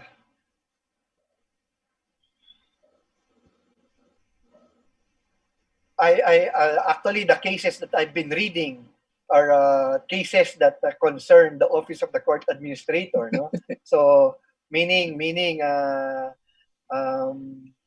cases concerning disciplinary actions meted on our judges and court personnel, even those who have actually retired. No, I will have to keep myself abreast with that because. Right now, before we completely turn over disciplinary functions to the JBC, to the JIB, no, Judicial Integrity Board, we still make recommendations to the court, Your Honor. Have you read the case of Talyado versus Comelec? Any idea? I'm if Your Honor, if I'm going to be given the topic, maybe it will be more. I can be remember it more rather than with just the title of the case. Aretha, could you discuss the term, quote, involuntary interruption of an official service of his or her full term that prevents the operation of the three-term limit rule as initiated in that case? Okay, I think involuntary interruption would mean when when he will be ordered by the court to leave the office because of some protest or some incident affecting his election in office, and then later on the court will decide with finality that he was actually entitled to that office. So for that period that the court was deciding that case, I think that is what the court that is what is termed as a involuntary interruption. All right, thank you. There's a Twitter question forwarded from Twitter. I hope you won't mind. They're good friends. Yes, Your Honor. All right. What is your view on People versus Sapla overturning a lot of Supreme Court decisions on unverified tip Unverified? Tip being sufficient to determine probable cause in order to conduct warrantless searches. What are its legal pros and cons considering Philippines' present situation? I'm sorry, sir. Medyo nag-choppy. A Twitter question to the case of People versus Sapla. Yes, Your Honor. What is the question? People versus Sapla. Overturning a lot of Supreme Court decisions on unverified tip. Unverified tip. Tip. I don't know what's about this tip. Tip. Okay. TIP. Tip. TIP. Yes. Well, that is a court decision. No? That is an en banc decision, and I actually agree. No, I actually agree that unverified tips, no, cannot be the basis for a warrant, for a issuance of a warrant, no? Or I think our constitution is clear, no? That when an application for warrant is applied, no, when a warrant for when an officer, a peace officer applies for a warrant, no, the judge must conduct searching questions. Search warrant. Search warrant. Search warrant must conduct searching questions, no. Okay. And if a tip will be unverified, then a search warrant must not be issued. No? Because otherwise, then many of our people might be their rights might be jeopardized, no, or violated if they will have to be detained on unverified or their houses searched on unverified tips. So I think unverified tips should not really be basis, no, a legal basis for issuances of search or arrest warrants. Tips, not in dividendasong, not horse racing, not lottery. Another question, Cortan. How do you define loyalty? Well, I think loyalty is being true to your principles, to one's principles, to one's conscience. So, if you are known to be someone, then you just have to be you just have to remain as yourself. No? I think that is loyalty, no? Because I think many are of the impression that loyalty pertains to a friend or to an individual, no? Being loyal to someone, no?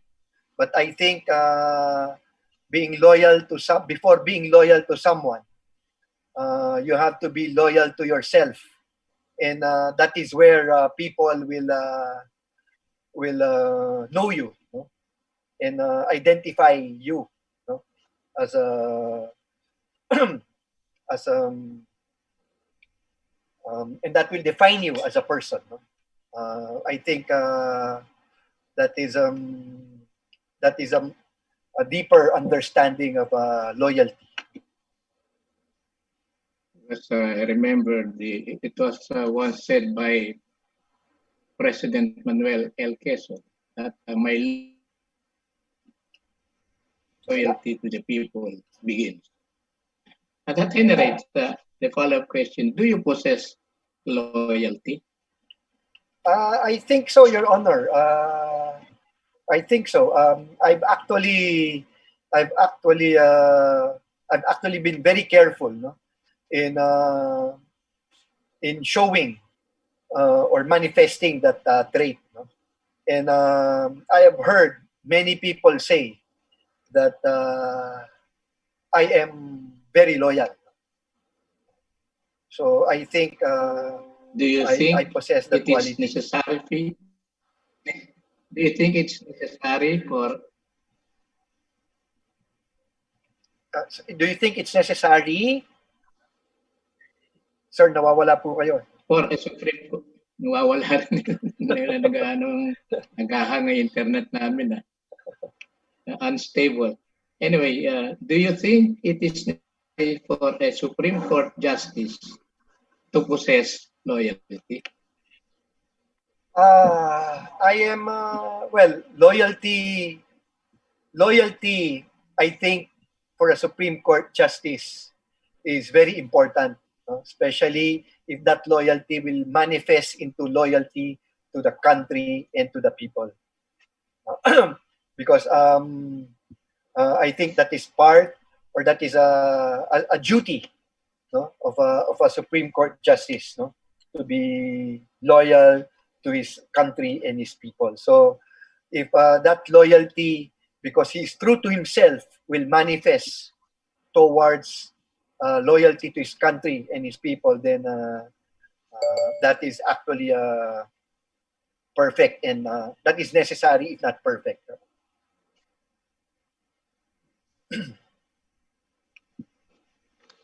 Would you say you are happy, Court Ad?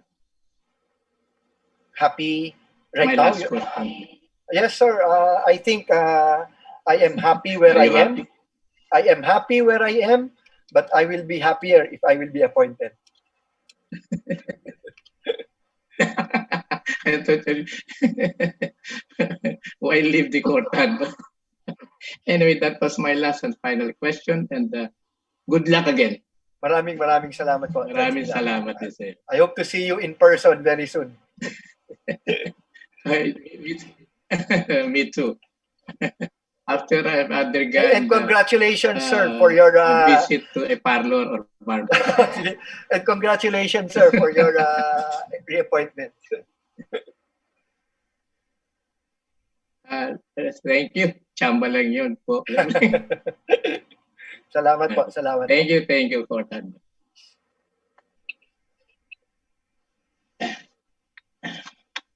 Attorney Aricheta?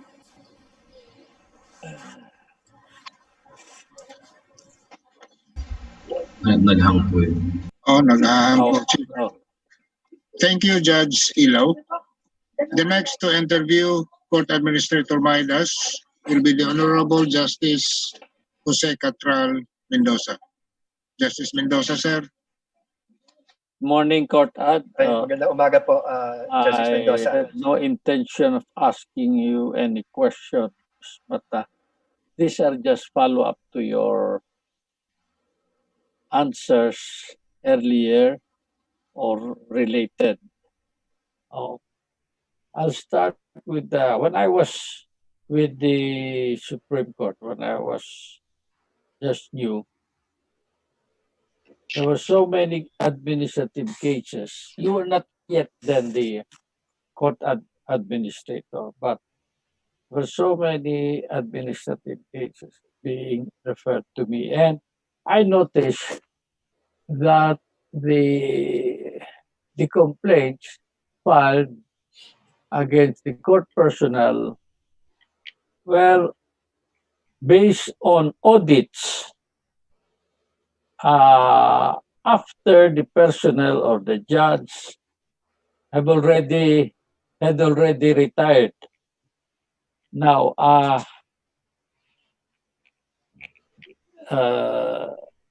how many auditors do you have? Good question po, Justice Mendoza. Yes. Because as I've said earlier, we have very limited resources. The Office of the Court Administrator has very limited resources. Now, to answer your question directly, Your Honor, we only have at present 13 judicial auditors And I think one vacancy pa, one or two vacancies, no? Yes. But those two vacancies are already being processed, no? But you can just imagine, you only have, let's say that all these are filled, all these positions are filled. You only have 13 judicial auditors. And you have, as I've said earlier, we have 2,600 courts. No? And Yes. also, these judicial auditors do not have their own staff members. They are alone. So you cannot expect a single judicial auditor to go to a court and audit a court with, let's say, 500 cases, which is a manageable caseload. Good if there's only 500 cases, but what if that court has 1,000, 2,000 cases? How many days will that single judicial auditor audit that case? So it's really very difficult. And that is why, yes, you're correct, Mr. Justice, that with your observation that sometimes a judge has already retired and the audit has just been submitted to the court. Yes. The Chief Justice now is aware of that problem. Yes, Your Honor. In fact, even the past Chief Justices are Yes, aware of that problem, and we have been actually pushing for the creation and addition of more judicial supervisors for the Office of the Court Administrator. That's what we need because anomalies are unearthed if they are no longer connected with the court. Kaya, That's right. But and, our remedy there is when there are what we do in the Office of the Court Administrator, sir, is that we also no clearance. monitor retiring judges. Yes, yes. So if the judges are already retiring, we check if they have pending admin cases. Yes. Now, if they have pending admin cases, we try to expedite the resolution of those pending cases. If the pending cases are still with the Office of the Administrator, Office of the Court Administrator, we submit them right away to the court. If the cases are already with the court, we try to call the attention of the court that this judge is already retiring, and if the decision, if the case can already be resolved. Now, if we think the cases are serious, then we cannot do anything about it, but wait for the decision of the court. But if the Well, case of course, it's already beyond your power. yes, Your Honor. Oh, But if we you think toss it to them na. yes, sir. But if we think the case is not serious, no, meaning maybe the judge was not able to decide 2 or 3 cases within the reglementary period, no? Well, that is which caused delay. Then we recommend to the court that a certain amount of his retirement benefits be withheld, maybe 100,000, no? To pay for, if let's say eventually the court will impose a fine on this retiring judge, no? But not to withhold altogether the retirement benefits, except if the case is serious. Our auditors are based in Manila. Yes, Your Honor. And they audit courts all over the Philippines. Yes, Your Honor. Oh. But with the recent initiative of the Office of the Court Administrator, no, assigning our 3 DCAs in the 3 major island groups, eventually what we want to see is that the they will have their respective judicial auditors. So if you're on a permanent basis, yes, or Your you Honor. will be rotating them, so there will be no familiarity. No, Your Honor. Familiarity. There is an advantage. There is a disadvantage. That's right. But the familiarity, we would like to think should be addressed by the Deputy Court Administrator, unless the deputy court administrator is also familiar. Oh, we are just human beings. Yes, Your Honor. But if as court administrator, if I think there is some issue regarding that, then the court administrator can always come in and provide remedial measures. But I think for these concerns to be more efficient and effective, with our DCAs already assigned in the three major island groups, they should have their own judicial auditors in their where they are. That will also be more efficient because if let's say DCA Jenny De Lorino, no, is now in Lapu-Lapu. If let's say a court in Dumaguete has to be audited, then Lapu-Lapu is not very far from Dumaguete or vice versa. No? Or if let's say DCA Madraso is now in Davao, no? If we have to audit a court, let's say in Compostela Valley, then Davao City is not Compostela Valley is not very far from Davao City, so it will be easier, no, to conduct an audit. Yes. Another complaint which I frequently hear is the pace of the investigation by the OCA on complaints against judges. There are some judges who complain their cases are still pending even beyond the 1 year period.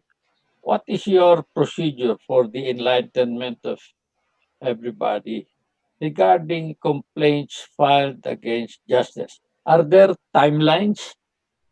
Yes, Your Honor, there are timelines. No? Yeah. Actually, Your Honor, with all due respect to the court, no, some of the cases against judges and court personnel have already been long submitted to the court. But for some reason, no decision has yet been rendered by the court. No, in those cases, you have no more control. You have already acted on it. That's right. You have already acted. I'm asking the process within the OCA. Within the OCA, Your Honor. Yes, okay. Within the OCA, Your Honor, sometimes we have timelines, no? But sometimes the timelines are not strictly observed. Also because, let me run you through the process, Your Honor. No? Yes, yes. It's raining hard here. I don't know if I can be heard, but anyway. Yeah, I can hear you. I can hear you. Once a complaint is filed, okay, that complaint will be evaluated by the legal office of the court administrator. Okay? Yes, legal office. Legal office of the court administrator. The legal office will recommend what action to take on that complaint. What are the possible actions that can be recommended? Number one, that the complaint be totally dismissed for being utterly without merit, meaning we don't even have to require the respondent to comment whether he is a judge or a court personnel. Number two, require the judge to comment because the complaint is compliant on its face. Number three, recommend.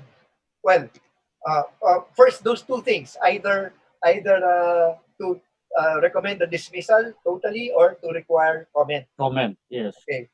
So that recommendation. After the comment, you require a reply? Do you require a reply? No more, Your Honor. No more. Like the new amendment in the civil procedure. Procedure. Yes, we have done away with the reply. So, a problem arises if, after the comment, Your Honor, there are factual issues that have to be resolved. Okay? if there are factual issues that have to be resolved, the OCA will recommend that that case be investigated. And when we say investigated, it will be referred either to, if the respondent is an RTC judge, the investigation will be conducted by a justice of the Court of Appeals.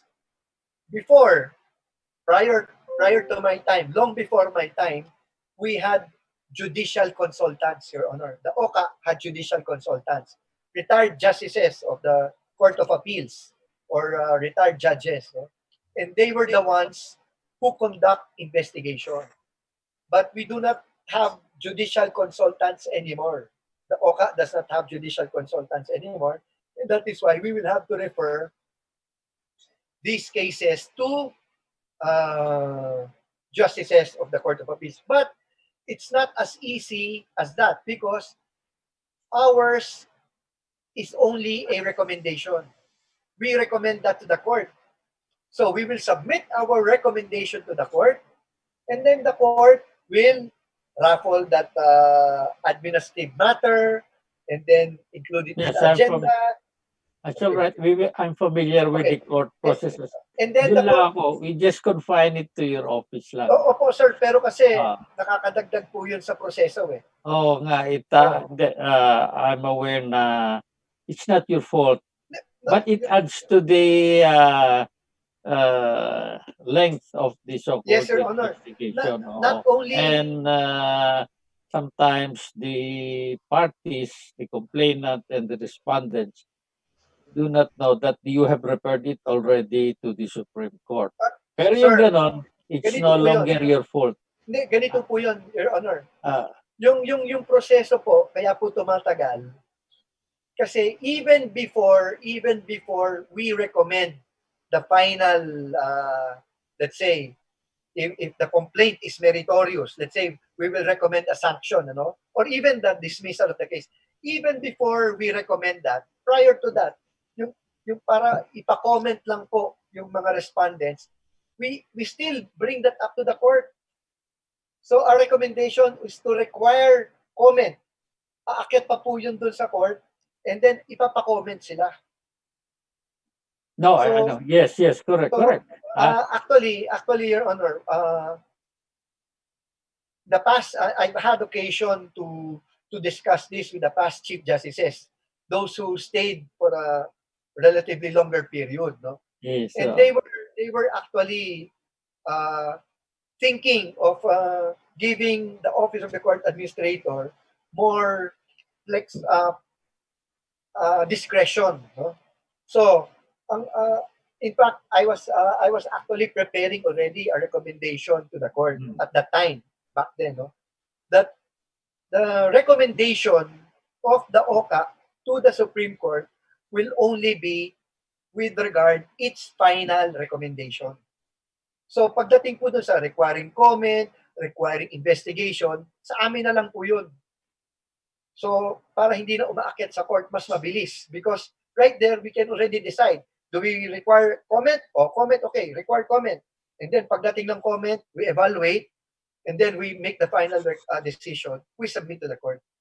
I think we will be reducing the process by more than half if we adopt that procedure.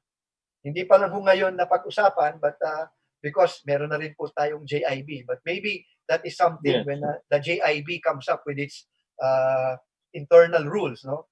Sana makatulong. Sana hindi makadagdag sa tagal. Well, sana po.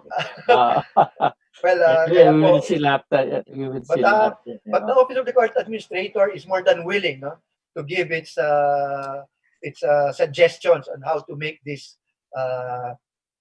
how to expedite these processes, Your Honor. Oh, okay. This is I will be asking you about an opinion.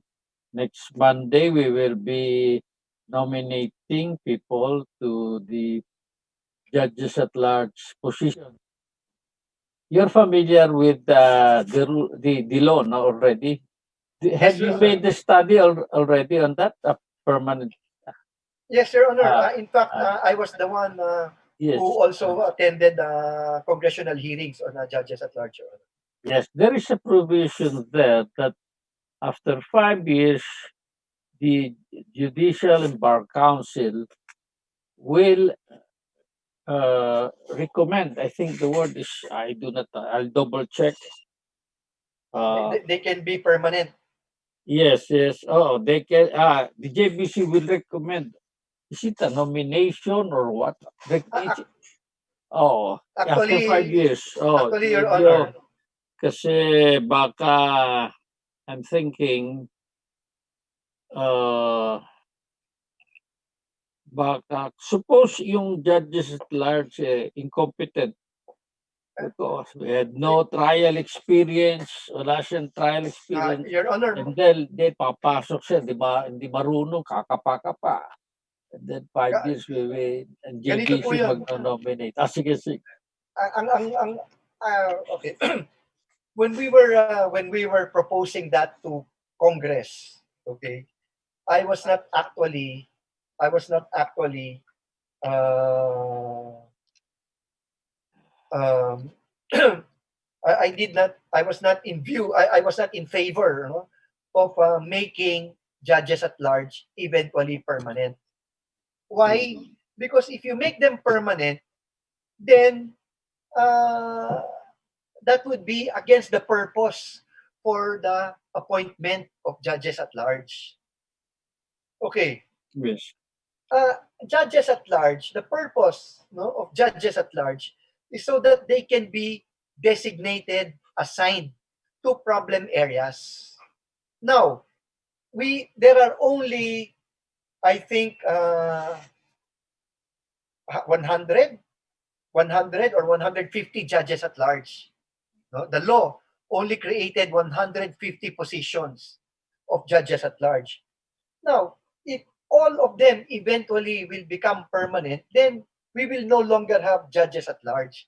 Then that defeats the purpose of having judges at large. Now, but of course, that was my recommendation to Congress. But Congress did not agree to that. And Congress came out with a law saying that eventually, when a judge is assigned to a certain area, a certain branch, and has been there for more than 5 years, then he will be nominated for that position and eventually become a permanent judge in that position. That will defeat the purpose of judges at large. But, okay, the Congress has already enacted the law, meron na po tayong batas. How do we address that concern? My suggestion is, judges at large should be temporary. You cannot be a judge at large in a certain station for 5 years. Why? Because that court cannot be vacant for 5 years. Di po ba? Because the JBC should already nominate a permanent judge in that station, and the president should already appoint a permanent judge in station in less than 5 years. We cannot let an overburdened court remain vacant for more than 5 years. Di po ba? So, okay. The section 4 says that, I'll read partly, no? After the period of the temporary assignment, that is 5 years, the Judicial and Bar Council shall recommend, using the word shall recommend, to the President the permanent sala to which the judge at large shall be appointed. Do you think this should be amended? I would like to think so, Your Honor. Because there's still time to improve this. Kasi we are not sure of these new judges at large. There is a dearth of applicants really. And I was not really satisfied with some, but they may get appointed because we have dearth of applicants and they become permanent in 5 years. We wanted sana those who have trial experience, ganyan. But Wala. We'll do that. Anyway, Pero hopefully, Your Honor, in 5 years, hopefully, they will have that, they will attain training. that Sinabi ko nga, experience. in 5 years, you will learn.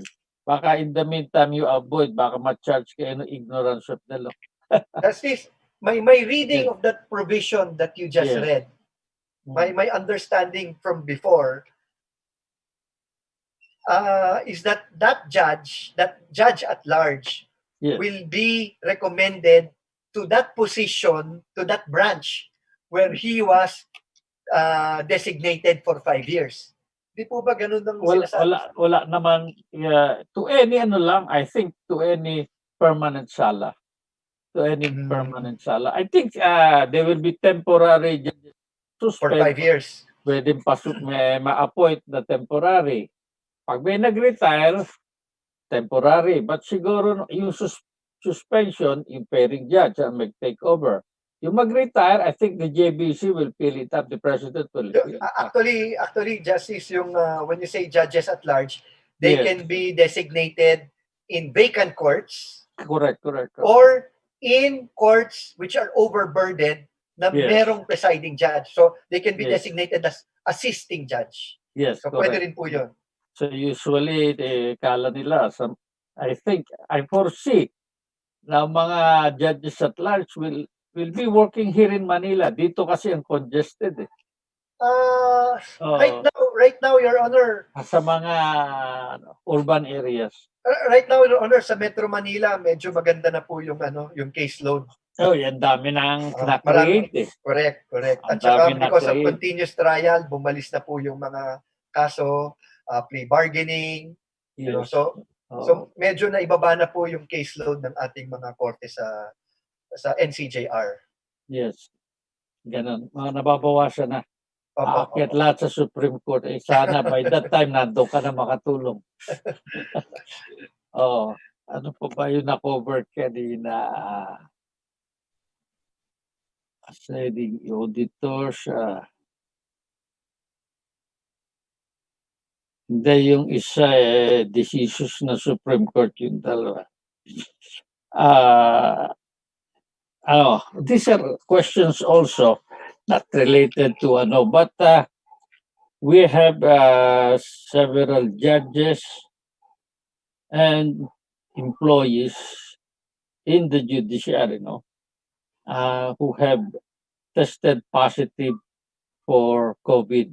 Is there any assistance being given to them aside from the coverage or the benefits in the health insurance? Well, right now, For their knowledge lang yan. Kasi you're also a member of the Committee on SWAP or Health and Welfare, the Justice Joey Reyes. That's right po.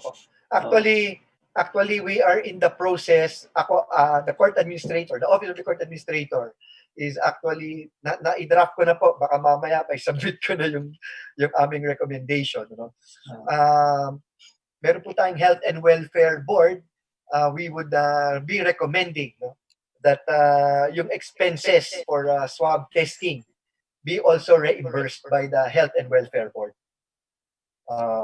That is one help that we can provide our judges and court personnel.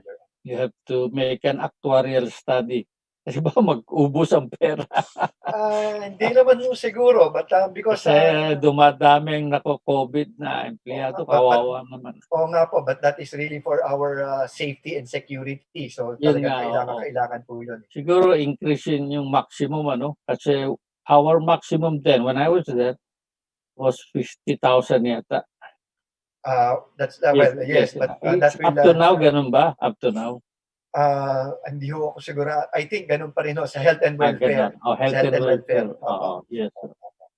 But kasi meron pa the insurance of took care of that, di ba? Wala na yung Health and Welfare kasi merong Kaiser na. Pero sa lower courts po, bumalik yung Health and Welfare kasi yung private medical provider nawala because nagkakaproblema po sa mga biddings. Yes, correct. Oh, But we will, yan ang usual problem sa mga lower courts. opo, but Diyan that ang is mga employees kasi sasabihin nila malayo ang hospital. correct. Ganun, Opo, oo. opo. Hindi Anyway, accredited yung hospital na malapit. Ganun. yan, oo. Pati mga doctors kailangan accredited. Oh. You have served so many justices when you were a law clerk in the Supreme Court. Collectively, wag nila isa-isa, magtatagal tayo. What did you learn from them? Well, Which you can bring to the court. I think number one is being very meticulous. Being very meticulous, talagang titingnan na lahat ng mga anggulo, no? My advantage actually is I serve different justices with different philosophies, no? Because like Justice Abraham Sarmiento was I would consider him a free-thinking liberal. No? He was very liberal with his decisions. No? And then right after Justice Sarmiento, I joined Justice Amorfina Melencio Herrera, who was a very strict conservative. No? So poles apart po sila eh. Oh. And then si Justice Bellosilio, who I would consider centrist naman, no? Very meticulous, tinitingnan bawat ano. And then of course coupled with his experience as a judge for a long time, no? And then napunta naman po kay Chief Justice Puno. Chief Justice Puno naman at that time was an activist, no? Progressive. Writ of amparo, habeas data, kalikasan. So all this, I'm very lucky to have experience firsthand. No? Kaya sinasabi ko naman na hindi rin naman nagkulang yung aking training when it comes to the Supreme Court. But going back to your question, Justice, it has taught me, no, to really study very carefully all the cases that will be referred to me. No? Especially during interesting times, no? Extraordinary times when there are where the fears, the tension, the aggressiveness of the people can be felt more. That's where the court, I think, will have to be more deliberative. And talagang dapat pag-isipan ng bawat hakbang. Having been under several justices and chief justices, yes, Your Honor, you learned a lot. Yes, but Your I Honor. know you will be your own man when you will join the Supreme Court. In the same manner, justices that the justices I've served, the chief justices I've worked with, were their own persons. Yes, you have to adjust. But I think because of your experience, you will be able to help and give your opinion. Well, I wish, I hope and pray that I will be able to do my share and contribute. But I'm just thinking, you forgot the Talyado case. You were asking me. Hindi ko lang po maalala kung You're not sure. Siguro. yung principle, but nung sinabi naman yung three-term rule. Yes, nung sinabi naman ni Justice ni Judge Ilaw, nasagot ko naman. Three-term rule kasi yun, not involuntary. Because Governor Talyado, can he still run again? Because right. He was suspended. Yun yung issue rin. Isa lang naman yung tip verification of verified. Yes. Oo, for the issuance of the probable cause or what. Well, actually, Justice, as much as I would like to review na lang yun sa iyo. Actually, Justice, Justice, when I was a law clerk in the SE, I was really enjoying reading all these cases, recent cases of the Supreme Court. Kaya lang, I will have to be very honest with my work in the Office of the Court Administrator. Kulang na kulang po talaga sa oras. As much as I would like to read all these new cases, kulang po talaga sa oras. Kahit procedural lang, oo, kasi malaking bagay sa inyo. Opo, opo. Oo, wala na yata akong tatanong, hindi ito lang, para malaman ng lahat, you said you drafted, an opinion, uh, a dissenting opinion which turned out later to be the opinion in the case. Siyempre masaya ka niyan. What is that case? Hindi ko na maalala yung yung title pa, but it's I don't call it opinion, Your Honor. I call it memorandum. May maganda, oo. Ganyan lang Pero naman. ano po yun, it's a Sandigan Bayan case. Sandigan Bayan case. I think with regard Di naging question of law, question of fact. Both. Both, Both. precision of the evidence and the, what was the question of law which became a Hindi ko precedent? na maalala, Justice, but it's an ill-gotten wealth case eh. Pag ikaw makalimutin, very qualified ka na Supreme Court. Sige, yun na lang. Yun na lang. Thank you very much, Doc. Maraming salamat po, Justice. Yes, yun na lang. Thank you po. Pero huwag kang gagaya sa mga makalimutin. Ang dami ko kasi, ang dami. I was law clerk for more than 10 years. I understand. Sige. Thank you very much. Salamat.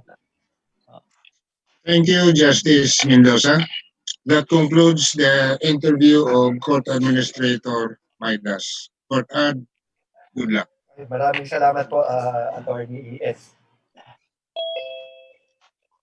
So the next candidate for interview. Permission to leave. Okay, your excuse, Court Ad. Maraming salamat po, Justice Mendoza. The next Attorney Aricheta, your internet signal is candidate for interview will be Justice Noel Jimenez Tiham. Justice Tiham, sir. Okay. Good morning, Justice. Good morning, Justice Mon. Yeah, good morning, Justice. Can you hear me? Yeah, loud and clear. Okay. I'll go direct to the point.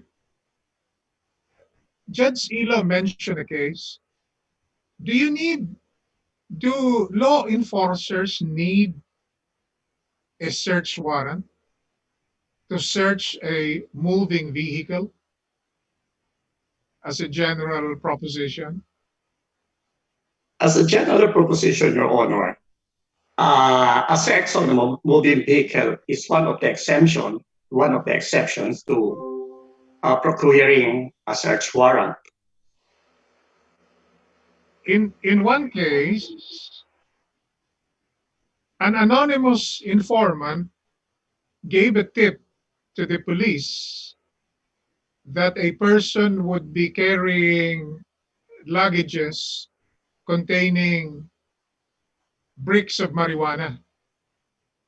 And when the vehicle identified passed through the police officers stopped the vehicle and conducted a search and asked that person whether that luggage belonged to him, and he said yes. And they opened the luggage in the presence of that person, and they found bricks of marijuana. Will that be sufficient to want a conviction of that person? There was no search warrant. The moving vehicle was accosted. There was an unverified tip from an anonymous informant, but the vehicle was identified. The person to be accosted was identified, and the luggage, which was open, revealed that it contained bricks of marijuana. Do you think that is sufficient? There is this decided case, Your Honor, where some police officers received a tip that a Pantranco bus coming from Baguio will be arriving in a bus station in Quezon City, and one of them bringing with him a sack of marijuana. So acting on that information, the police officer uh, made a search of that sack and found marijuana. And I think that was sustained by the court. Are you familiar with the case of People versus Sapla? This was recently decided by the Supreme Court and Bank. Have you read that case? I do not have a top answer to that, Your Honor. It could be a later decision. The Supreme Court and Bank voting 11-3 acquitted. The accused was convicted by the RTC. The Court of Appeals affirmed the conviction, but when it reached the Supreme Court reversed the conviction and acquitted the drug trading convict Jerry Sapla, who was arrested in 2014 with 4 bricks of dried marijuana inside his bag. The Supreme Court said that a warrantless search of a moving vehicle on the basis of an unverified tip from an anonymous informant is intrusive and invalid. That is a recent decision of the Supreme Court. 11-3. 3 other members dissented, and these were Justice Carandang, Justice Ami Javier, and Justice Mario Lopez. And I guess Our colleagues in the Court of Appeals. yes, Your Honor. So, what are your thoughts about this? I guess This reverses lots of previous Supreme Court decisions. yeah, that is precisely my point earlier, that there was a Supreme Court decision about that Pantranco bus coming from the north and a search later on being made, and it was sustained. But it was an 11-3 decision, a reversal of that previous decision, and I guess we have to go by it. But often, indeed, if it is a search and one which is touching on a liberty of a person, I guess that would be a sound decision. Do you agree that all cases in the Supreme Court should be decided by viewing it through the prism of constitutional and human rights? Our constitutional and human rights do they always play a part in all kinds of cases decided by the Supreme Court? I will have to qualify, Your Honor. If a case is one touching on religious liberty, freedom of an individual, free speech, then indeed it will have to be decided based on constitutional grounds. And a law on that aspect must pass a higher standard of judicial scrutiny. But all others, like cases touching on economic matters, I guess will have to be decided not just on constitutional grounds and human rights principles. So you do not take into account constitutional and human rights in some cases to be decided by the Supreme Court? Not in all cases, because in economic cases, that could be decided purely by what appears in the contracts, freely executed between 2 contracting parties. What about a simple case of collection between a debtor and a creditor involving a huge amount during this period of pandemic, and the debtor cannot pay the creditor because of the lockdown and quarantine?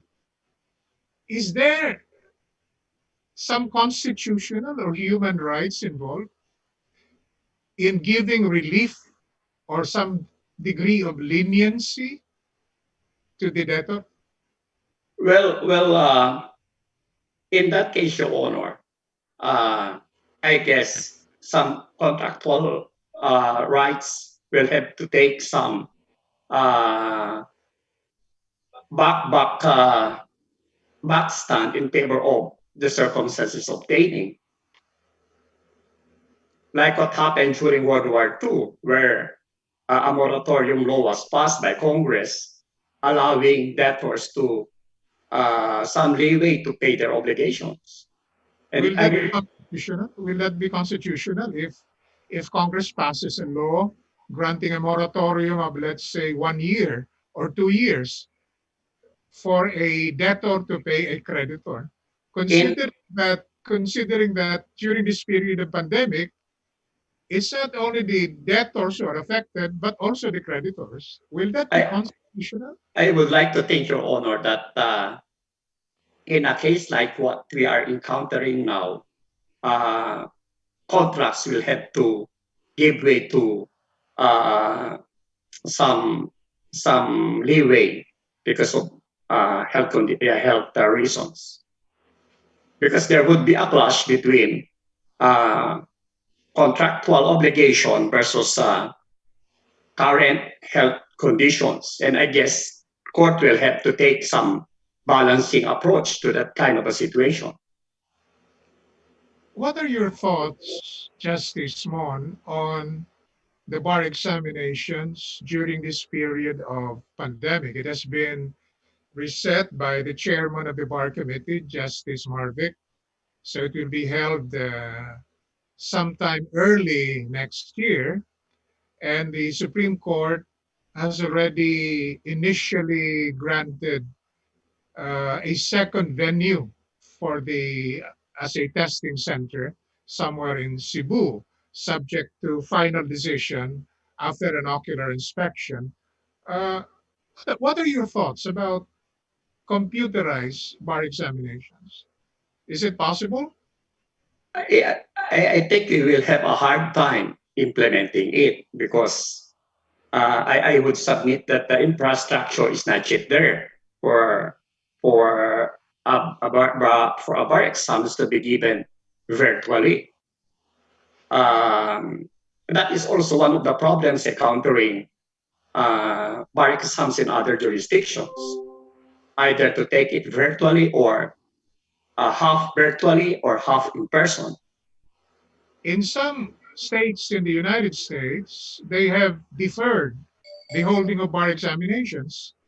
And in some states where the bar examination continued, they conducted it with open books on the part of the bar examinees. Is this something that can be replicated in the country? That could be replicated on, but the problem is the infrastructure and how their test questions will have to be corrected. Is the It, bar examination still an accurate gauge of one's intellectual competence?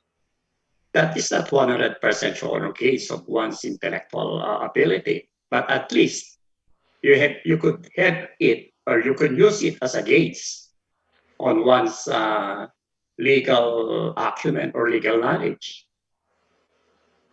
There are 25 or 26 petitions filed in the Supreme Court questioning the anti-terrorism law.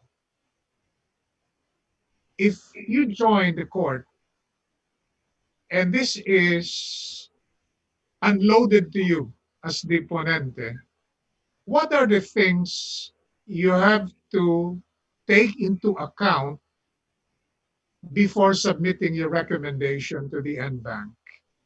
I understand you may not have been able to read all of the contents of the 25 or the 26 petitions, but more or less you have an idea of what the law is. You have an idea of some of the objections to the law. Now, if you are the ponente, before you submit your recommendation, to the bank, what are the things you have to take into account? Based on what I read in the papers and on the limited information that I had, uh, that question will have to be tackled under the principle of judicial review. Or is there something that is worth looking into? Or is there actual judicial controversy that is brought by a proper party? Um, uh, Filed the earliest also by the proper party, and the resolution of which would determine the issue.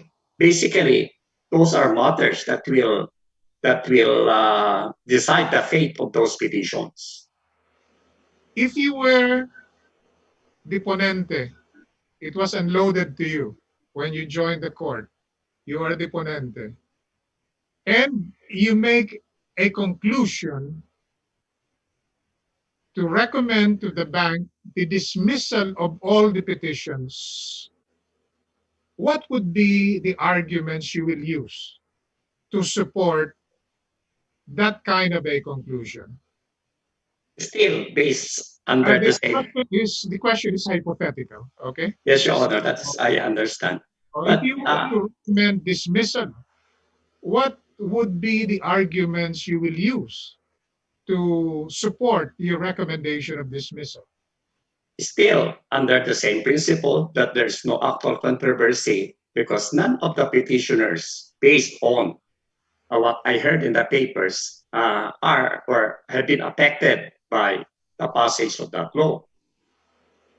Now, if you were the ponente and you came to the conclusion to recommend the grant of the relief asked for by the petitioners, what would be the arguments you can think of to support that kind of a recommendation? Again, Your Honor, based on the limited information that I had,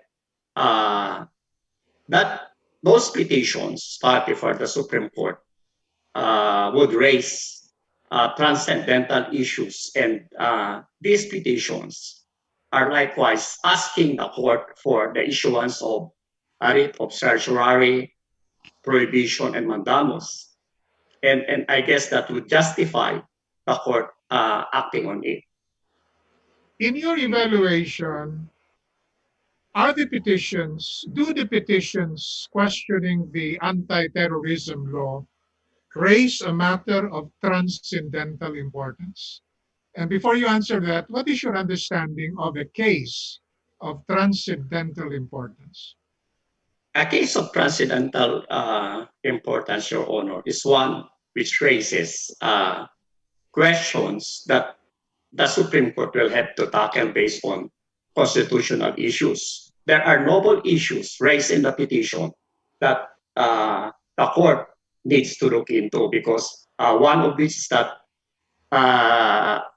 that is an issue not yet decided by the Supreme Court, where a resolution of which would help jurisprudence. So would you consider these petitions questioning the anti-terrorism law of transcendental importance? The matter, Your Honor, with respect to the arrest issued by the Anti-Terrorism Council, because the last time I checked on the Constitution, to me, it is only a judge who could issue a warrant of arrest based on probable cause. Under that anti-terrorism law, there is an authority given to the APC to direct the arrest of a person suspected or a person who is charged with terroristic activities. That way, I guess that would be a question of transcendental importance. Now, my question is, are you saying that not all cases in the Supreme Court are of transcendental importance? I am not saying that way, Your Honor. If an appeal goes to the Supreme Court and uh, which could be decided purely on what appears in the record and not one which touches on some constitutional rights of an accused that could be dispensed with without resort to resolving some constitutional issues. And All right, that let's go to process of elimination. So you say the petitions against the anti-terrorism law is of transcendental importance. would What not about matter. what about the ABS-CBN petitions? Are they of transcendental importance? In the case of ABS-CBN, Your Honor, based again on what I've read in the papers, No, we are not talking about the merits, but do you yes, consider it of transcendental importance? the case of ABS-CBN is a question of franchise.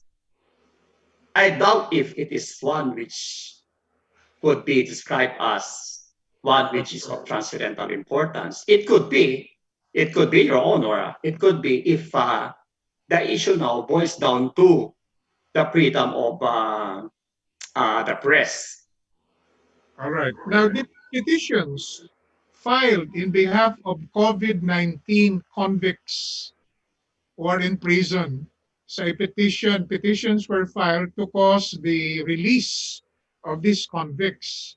Are they also of transcendental importance? Because of the situation, it could be, Your Honor, because of the situation. This situation happens once in a century, once in 2 or 3 centuries. That is why it could be that way be considered a case of transcendental importance. What about the petitions of Senator De Lima? Is it of transcendental importance? It is very simply a case touching on criminal procedure. So it is not? You say it Only is. that because of the personalities involved, it merited some attention from the public. What But about the case of Marcos versus Robredo? Is it of transcendental importance? touching on the importance of the case of honor on the second highest position of the land, and which could probably affect our lives, then I guess that could be a case of transcendental importance. Recently, the Chief Justice issued a circular creating uh, courts that will handle expropriation cases as requested by the DPWH. Are the cases involving expropriation of certain private properties needed by the DPWH of transcendental importance? The expropriation cases, Your Honor, in my experience, would come and would go day in, day out before the RTCs.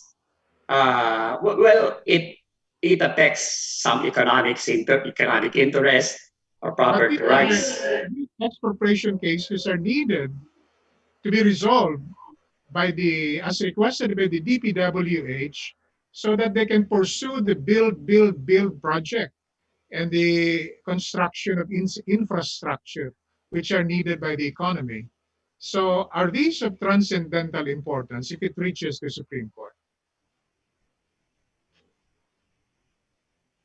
I do not consider it to be cases of transcendental importance because that could be resolved ordinarily by the court. A labor case involving a claim for benefits, death benefits, is that of transcendental importance? It is not just an ordinary labor case, Your Honor. So you're saying that under the principle of transcendental importance, does it mean that the Supreme Court must give more importance to cases of transcendental importance than other cases which may be of lesser importance? Is that what you're saying? There is a case, Your Honor, I think, J.L. Samar, the implication of the phrase that the petition is of transcendental importance. Does that give the Supreme Court the authority to accept it? What is the basis of that doctrine of transcendental importance? Is it Because, ingrained in the Constitution? Your Honor, I guess that the Supreme Court is faced with so many cases. There are so many cases pending before the Supreme Court, pending, uh, requiring utmost importance than some other petition telling the court or pleading the court that that case be considered because of the praise of transcendental importance. Do you So agree with there, me? Do you agree with me that this doctrine of transcendental importance is intended to circumvent the hierarchy of courts? precisely, Your Honor, that was Gio Sama, because by invoking the praise of transcendental importance, you disregard the RTC, the Court of some other tired courts. Is this doctrine useful or useless? That is very useful, Your Honor, because that gives the court that gives the Supreme Court a way of putting an end to some petitions filed before it. Is it in furtherance of an equitable social justice? Because you're telling the people that there are cases of transcendental importance that must be attended to immediately by the Supreme Court, while other cases which are not of transcendental importance must wait. Is that the impression that is being created in the minds of the public? I don't think so, Your Honor, because the proper understanding is when the court dismisses a petition because to its mind the principle of hierarchy of courts is violated, that the petitioner is not deprived of going to court. He could file that petition before the RTC or proper quasi-judicial agencies. Why are litigants and lawyers in a hurry to go immediately to the Supreme Court without going through the process prescribed by the hierarchy of courts? Does it mean that litigants and lawyers do not trust the appellate and the lower courts? That I guess that is precisely the evil that the case of Jill Summer would like to prevent. There is hierarchy of court. There is the RTC and the Court of Appeals or other quasi-judicial agency which could probably grant the proper relief.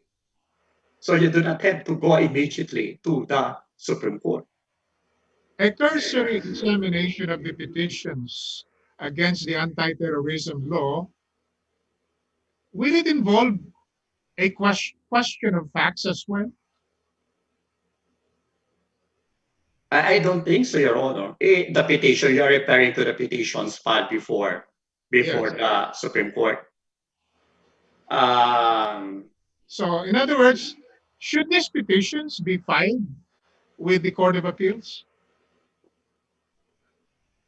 Depending on the Would that cause of action, depending on what the petitioner would ask the court. Because now, the Supreme Court has scheduled for next month oral arguments on the 26 petitions questioning the anti-terrorism law. For whose benefit are oral arguments conducted by the Supreme Court? Can you tell me? for the benefit of the parties in the court, Your Honor. But primarily for Why the is it benefit the benefit? Why is it for the benefit of the court? because there are 26 separate petitions, Your Honor. The petitioner really must convince the court that the court must hear that petition and grant the reliefs that are being demanded. Most of us came from the Court of Appeals. Did we conduct on a regular basis oral arguments in the Court of Appeals? None, not as a rule, Your Honor. So what are you saying? The justices in the Court of Appeals know how to read the petitions, whereas the justices in the Supreme Court do not know how to read the petitions. And so therefore, they need the oral arguments to be educated, to be informed of the arguments in the petition. Is that what you're saying? Because there are 26 petitions, Your Honor. It does not necessarily mean that when the court sets those petitions for hearing, it does not necessarily mean that petitioner number 1 or up to 26 could get the reliefs that they would need. Probably the Supreme Court, the reason why the Supreme Court set it for hearing really is to know the precise reason of that petition. Are you saying the 15 justices of the Supreme Court, including the Chief Justice, when they go to attend the oral arguments, they are totally clueless of the arguments and they have not prepared and they have not read all of the petitions? They have ideas as to the petitions because my thinking is there Or are two ways of are the oral arguments more for the benefit of the public and for the benefit of the litigants and the lawyers? because if you set a case for hearing for the benefit of the public, then you would dance with what the public wants. I guess that is not a good. It is my next question. It is not a good way of deciding the case. You decide the case based on the merits, based on the facts and the law. But you agree with me that before the oral arguments, the justices of the Supreme Court have already summarized, synthesized, understood all of the arguments. That is why they will be merely asking clarificatory questions. They are not entirely clueless of the arguments during the proceedings itself. But I agree with you that in the Court of Appeals, where we used to be together, we did not do it on a regular basis because we know how to read. We know how to read the petitions. Now, do you agree? The RTC judge of Muntinlupa denied the motion of Senator De Lima to attend sessions in the Senate online. Do you agree with that decision? Is there legal basis for that order of the Muntinlupa judge? I'm not sure if there was already an MR or that the MR was resolved by the same judge. I'm not privy to that. But that order of the Muntinlupa judge denying the motion of Senator De Lima to attend Senate session, not physically, but online, is there legal basis? I haven't come across that RTC decision, Your Honor. I really could not give an I'm telling academic. you what the order of the RTC judge is. Senator De Lima moved that she be allowed to attend court sessions, Senate sessions, because she is a senator, online. Online. And the judge denied. Is there legal basis for the denial?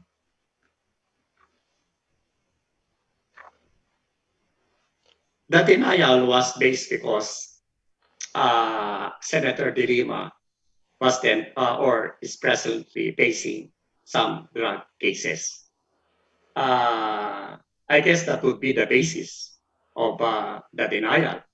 Because if that would be the basis, then I guess whether Senator De Lima will be appearing in the Senate in person or online. Or online, yes, or online would be that the reason would be the same. A threat to security if she participates online? That is a different way, Your Honor. That is a different way of looking at it. That's why I'm telling you, the motion was for her to participate online through video conferencing, like what we're doing, participating online. It was denied by the judge. If you agree with the order of the judge, what is the constitutional or legal basis for that order? The constitutional basis, I guess, Your Honor, would be the rules of the Senate. If there is a rule in the Senate, really would allow a senator who is incarcerated to attend the court Senate sessions online. If there is a Senate rule, and I guess the order of the Muntinlupa RTC would stand in solid grounds.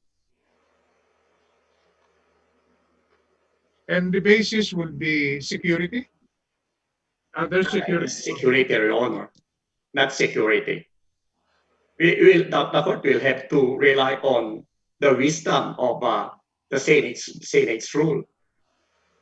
Yeah, but the senators passed a resolution asking that the court to allow her to participate online. Online. So that is the question that will have to be tackled. So you, in other words, you refuse to answer the question. Without the facts before me, with complete facts before me, and I haven't read the Muntinlupa RTC order, I guess. Justice Mon, are you now a chairperson? I moved 2 steps up the ladder, Your Honor. I am not chairperson of the 16th Division. 16. But you are a chairperson. Yes, Your Honor. Yes, sir. You are now 60. How old are you now? I am 62 and would be 63 this month. So my final question is, are you conservative in your thinking as a jurist? Are you open-minded? Are you a liberal or what? I more of a passive. I adopt the thinking of a passive If you are passive, Your then Honor. your work output will be poor because justices in the Supreme Court are supposed to be super active. You're gonna be passive. Because when a person says that he believes on passive virtues, it does not necessarily mean that his output would be low. It is just that he decides cases uh, narrowly, but not touching on constitutional issues which could probably take a side burner. Are you saying that when you join the Supreme Court, you will be deciding cases? You are not going to decide cases in the Supreme Court. You are going to recommend, to study the case and recommend to the court and bank or to the division because it is a collegial body. The decision is not yours alone. So you have to study the case and recommend it. So if you recommend something about a case to the court, whether en banc or the division, if they reject it, then it's not your decision. Correct. So you have to stop thinking like a court of appeals justice, Yes, and you sir. have to start thinking like a Supreme Court justice. All right. Okay, that is my last question. Thank you, Justice. Thank you. Thank you and good luck. Thank you, Justice Tiham. The next to interview Justice Cruz will be the Honorable Judge Toribio Ilaw Jr. Judge Ilaw, sir. Yes, thank you, Tony Richeta. Good afternoon, Justice. It's already afternoon. What time is it? It's 12:14. According to your watch? Yes, Your Honor. Oh, yeah. It's already past 12. Sorry. And how are you today, Justice? I am sorry appearing before you, appearing or sporting a hair like this one. And what did you take for breakfast? Well, simple fried rice, Your Honor, with some and some fried eggs and And pancit. I asked you because how is your health, Justice? During 2 3 weeks ago, I went to see my cardiologist, and he told me that it's some kind of good, except for some cholesterol increase. Not some, but you have high cholesterol, Yeah, but he gave me some medicine, Your Honor. HDL, and uric acid. In fact, you've been taking this maintenance for hypertension. Yes, Your Honor, Charlotte Plus, And how do you manage this so as not to interfere with your functions? I walk every day, particularly during this pandemic times. I give myself 1 hour and a half walking from 6 o'clock until 7:30. Brisk walking. Yes, Your Honor, is walking. I remember you having been interviewed last year, December 2019, Yes, Your Honor. and uh, and browsing upon our records, there was an endorsement coming from then presidential advisor for Bicol Affairs, Marbel Clavicilia. Do you know Yes, this Your Honor. personally? Yes, Your Honor. She it stated that your appointment to the Supreme Court will bring honor to the Bicolanos, thus replacing Justice Tiham, who hails also from Bicol. Justice Tiham is your kababayan Yes, Your Honor. from Naga or Daet or what? I am from Naga, and I guess Justice is from Nabua. Anabua. Yeah. But you two belong to the same Province. province as well as Yes, Your Honor. school, Yes, Your Honor. Nueva Cáceres. Ceres. Yes, Your Honor. Cáceres. So your father, your father's root is from Tiwi, Albay, Yes, Your Honor. and you grew up in Naga. How about Vice President Leni Robredo? Where did he come from? Lady Roar is from Naga. Naga. From Naga. But I think her father, her late father, was from Sorsogon. My late father, I still remember when I was still a student in Sampeda, there was a certain boy or Bong Herona. Herona may be the uncle of Vice President Leni Robredo. Okay, but do you believe it's already an election mood? Election, Your Honor, is I think more than a year from today. So still regionalistic or regionalism is still prevalent in our country.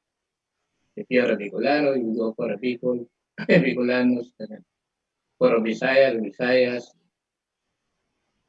Arita, how will you maintain your neutrality, independence, regardless of your relationship with the president or his alter ego or members of Congress, if you are nominated and appointed as an Associate Justice of the Supreme Court? My records, Your Honor, would speak for themselves. I've been trial judge for 10 years and 11 years as a Court of Appeals Justice. And I guess those people who have recommended me for those positions never approached me or brought up the idea of, say, influencing my decisions. It's a question of respect. Again, if nominated, appointed as an Associate Justice of the Supreme Court, are there any advocacy or advocacies you intend to implement in the court, and how will you do it? Your Honor, please. I will be 63 this month. So if I ever appointed, I will have 7 years. These 7 years, I guess, the first 4 years will have to be devoted to decision making, because I know for a fact, of course, with all due respect to the chief, that there is backlog in the court. And when I say backlog, I would now refer to delay, inefficiency, and injustice. So it is just but fair that I devote most of the time giving that full attention.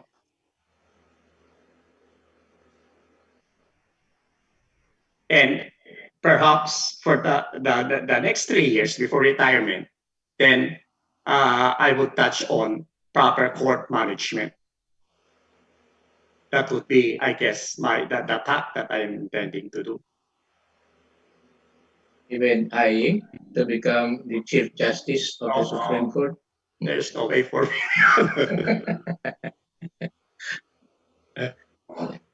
All right. What are the challenges in the automating court processes, and will the court ensure effectivity considering possible roadblocks or glitches? The, the automation, Your Honor, is a sound idea, but the problem is the infrastructure again. If we do not really have a solid and strong infrastructure, that is a strong hindrance to uh, automation.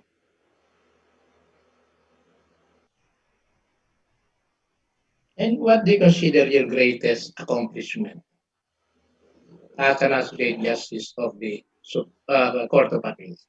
Very simply, Your Honor, very simply is the output, the time that I keep in deciding cases. When I look into my records, Your Honor, at the end of 2019, I had in my docket just around 160 or 170 cases, and I had no cases submitted for decision. Although this, for the last few months, this increased because of the hiatus because of the pandemic.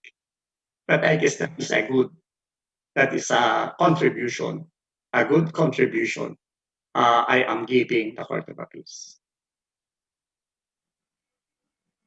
What motivates you?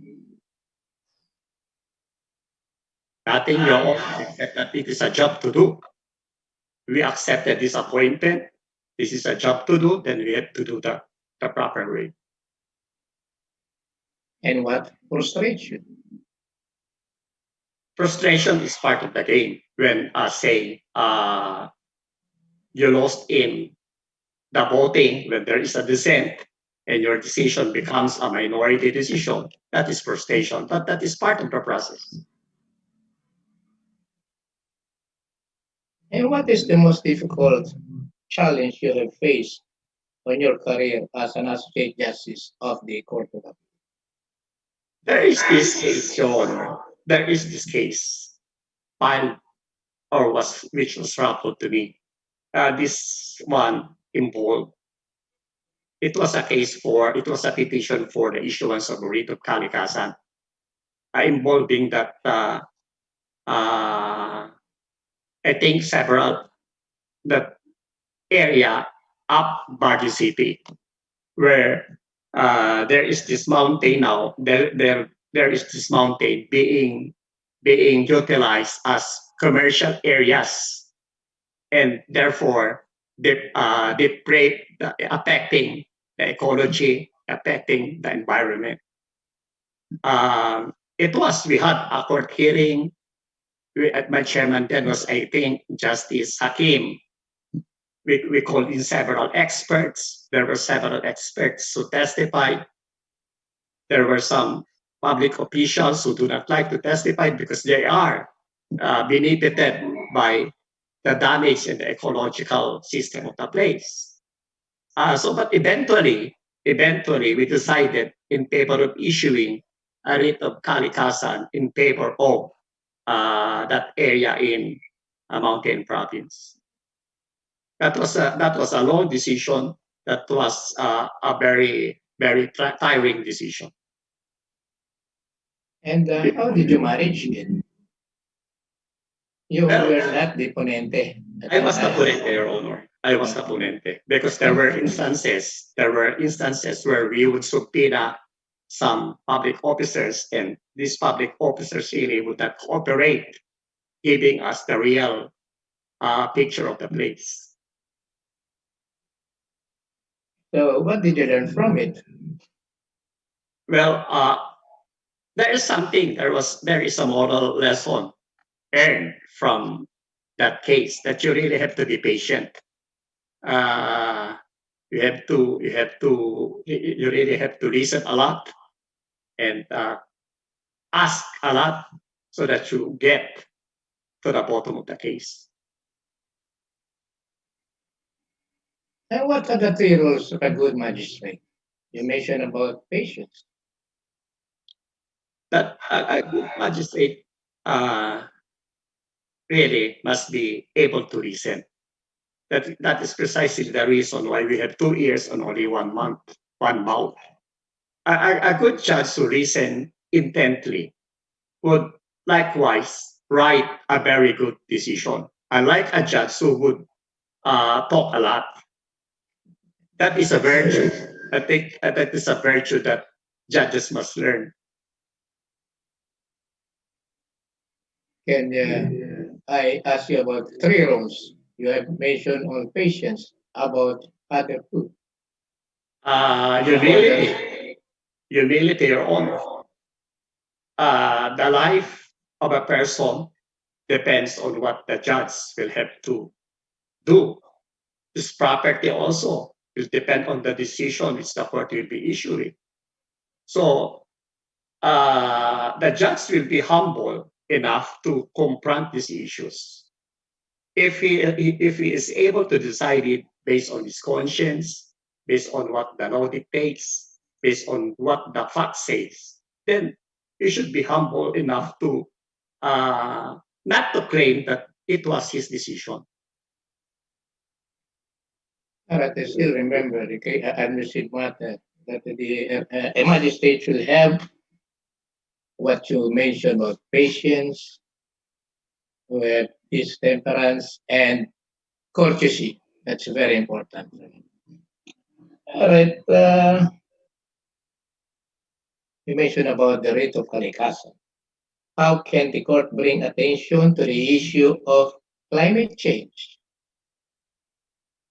I think that would be outside of the ambit of the writ of kalikasan, because the writ of kalikasan could affect ecological damage affecting two cities and provinces, unless issues of that kind fall within the ambit. Then writ of kalikasan would be proper. I'm referring to about the climate change. The earth is sick. People are sick. The earth is polluted. There are plenty of polluted-minded people. So, what programs can you recommend to mainstream the revised procedure for environmental cases, if and when you're nominated and appointed as an associate justice of the Supreme Court? The writ of kalikasan is a novel and sound law passed by the Supreme Court in exercise of its lawmaking authority. One thing that I could suggest, though, is that there should be more power given to the court in compelling government officers to come before the court and for them to make some reporting in compliance with the decision that it has issued. Because in that Kalikasan case, which I told you earlier, Your Honor, part of the problem really are those some governmental employees who would tolerate and allow destruction of environmental concerns.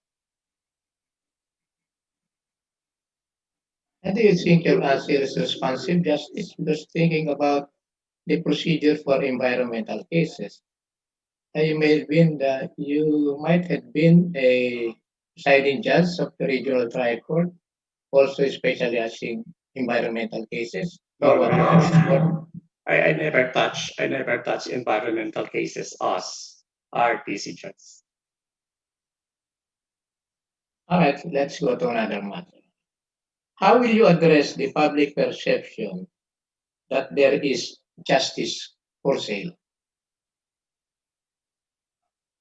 That perception, Your Honor, depends on uh, the kind of a judge or a justice that person is.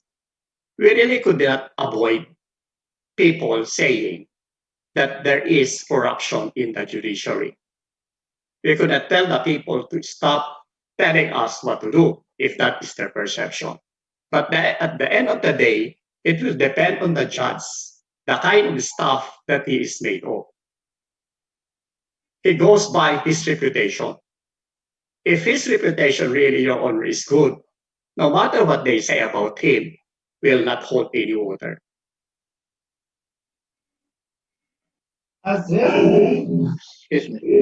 there perceived conflict between the functions of the Ombudsman and the Court of Appeals on the matter of the issuance of temporary restraining order in relation to dismissal orders of government functionaries by the said Ombudsman?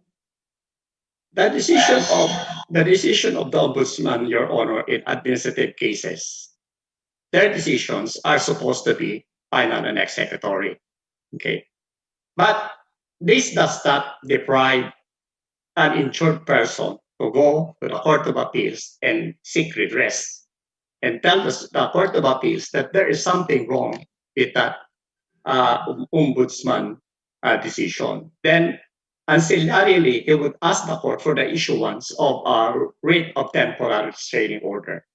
My personal view, Your Honor, is the issuance of a temporary restraining order or a writ of preliminary injunction is a judicial remedy. That is because that lies within the judicial power of the court to issue. But it does not mean, however, that indiscriminately you issue this because you also respect the decision of the ombudsman. Unless to the thinking of the Court of Appeals, there is indeed a great and irreparable injury.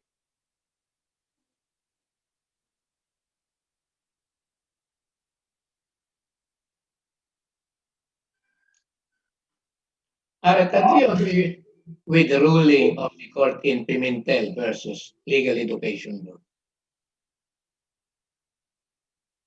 On that area where the Supreme Court discussed on academic freedom, meaning on that area where the Supreme Court said that the requirement imposed by the LEB requiring students to pass an entrance examination, the Supreme Court said there that it infringes the right of institution to select its students. So effectively, the academic freedom of the school is affected. I agree with that.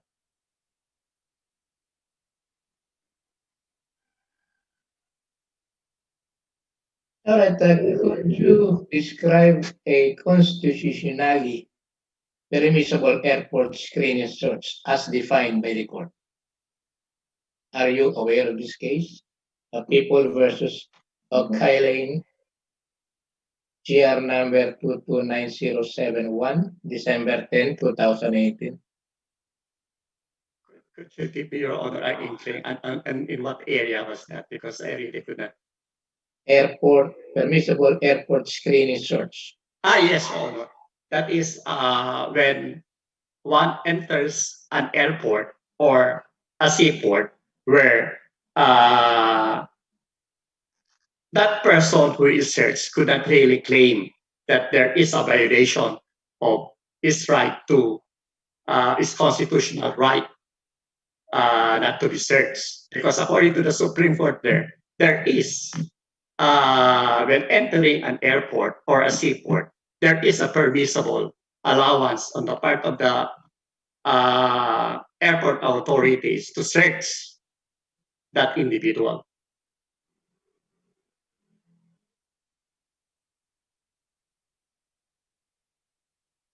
But do you agree it's limited in scope to the object of that of the search?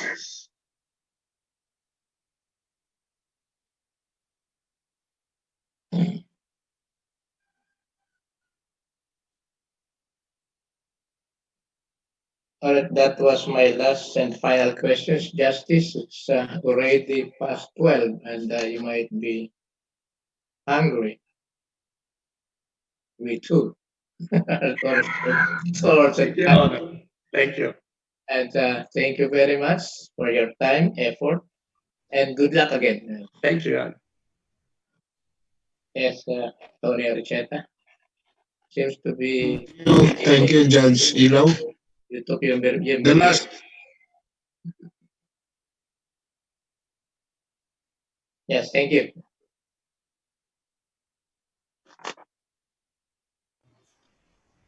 Attorney Aricheta?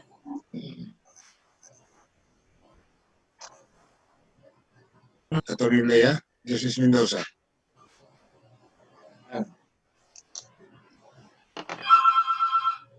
Attorney Lea, Yes, Justice, Attorney Aricheta. Justice Mendoza. Yes, I'm here.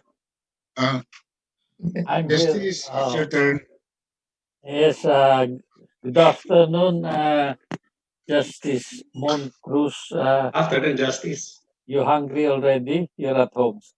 Well, I could still manage. In your office? You're in your office. I am at home, Your Honor.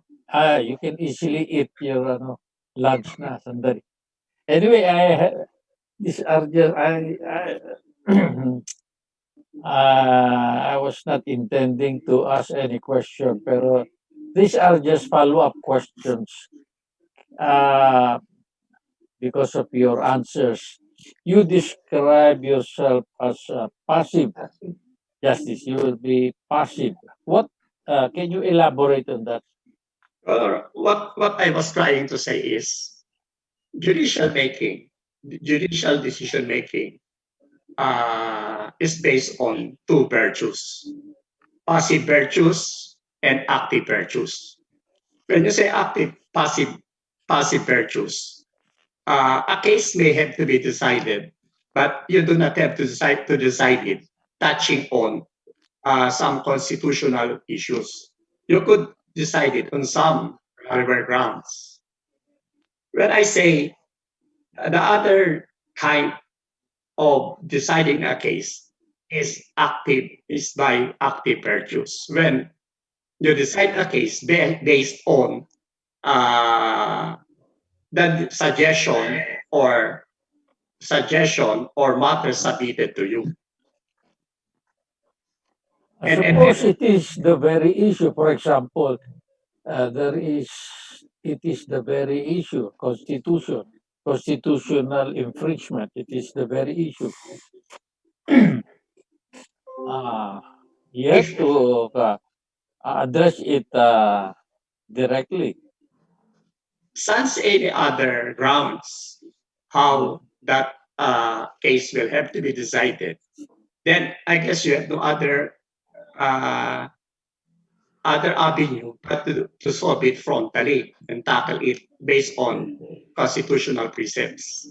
So when you said passively, when you can decide the case, you decide it without straying into other issues like constitutional issues. Am Yes, I Your correct? Honor. I see. Because Unless it is the issue, really, the lismota. yes, Your Honor, please. Yes. So you will be a conservative. When you decide a case and you confront the issue, and that issue is one which touches on some constitutional rights, it does not necessarily mean that you are conservative because anyway, when you decide a case touching on constitutional issue, your decision, which you may submit to the bank or to the division, probably touches on matters which may be contrary to some conservative ideas. That way, you are not really, in a real sense of the word, conservative. Okay. What is your view? Because if you're in the Supreme Court, cases, if you are in the lower courts or even in the Court of Appeals, you follow precedents, stare decisis. When you reach the Supreme Court, you have the power not only to review or revisit past decisions, but also to reverse them. Uh, are you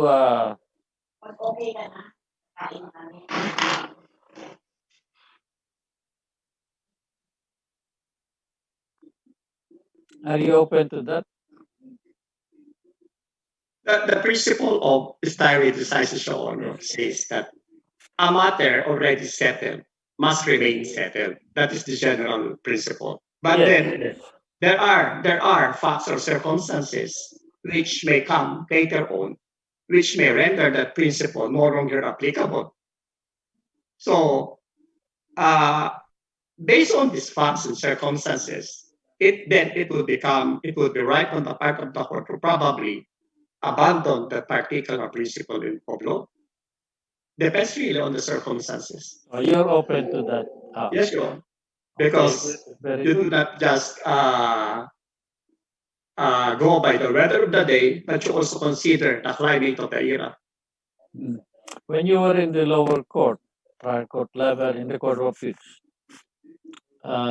did you encounter any case which you would have decided otherwise? You want me to say in accordance to precedent, but you would have decided otherwise if there were no such precedents. Yes, Your Honor. Yes, Your Honor. And There have been, but the most that I can do, because I was then with the RTC, yes. is really to obey what the Supreme Court say. It is a bit. There are precedents, and I guess I am bound with it. But which you would have wanted to do away with or to reverse? Well, yes, you are correct, Your Honor. Yes, yes. If they are factually the same. Yes. I have no other. Have you read this case about people versus Sapla? Sapla. Do you know the case of Saludai versus people regarding search warrants on public vehicles? I think you know this. Kasi luma na yan. Yes, Your Honor. There are three instances where warrantless searches are allowed in the search of public vehicles. Do you know that those circumstances? Yes, Your Honor. There have been some conflicting. There have been some conflicting decision on the matter. Yes, but it was the latest and it was in bank. Now, there's another case, people versus supply. I will just ask you the circumstances, the three guidelines in the searches of public vehicles. The three guidelines in Saludai versus people. Search of moving Public vehicles, not private, not private. Buses. I think the police officer. The three circumstances, can you name them? Three situations. Yes, Your Honor. I will have to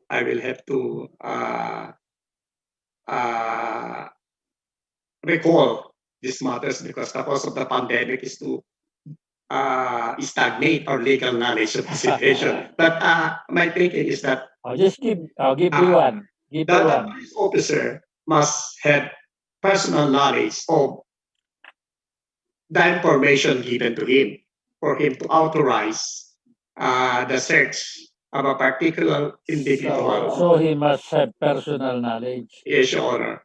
Or based on yes, personal knowledge. That is one. Suppose he has no personal knowledge. I'll be guiding you. You have forgotten. Suppose he has no personal knowledge. Can he stop the bus and search? that could probably render the arrest, the search. There is no arrest. No, the search, Your Honor. Warrantless search. Yes, Your Honor. Not That the could probably render the warrantless search no, and not the do items not taken therein do not use the as word probably because you read this. I'm just helping you recall it.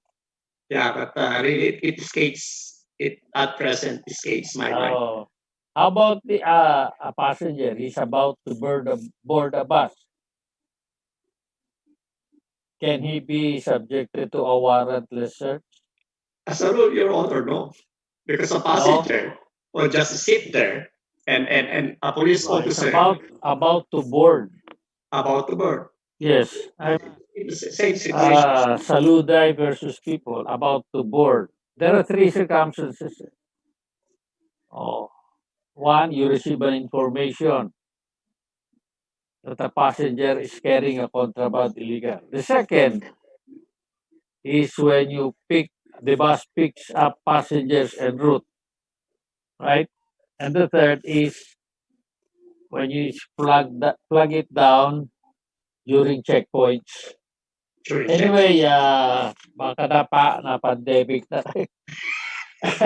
So I cannot ask you this third question, this follow-up question because there is a new case, people versus Sapla, which uh,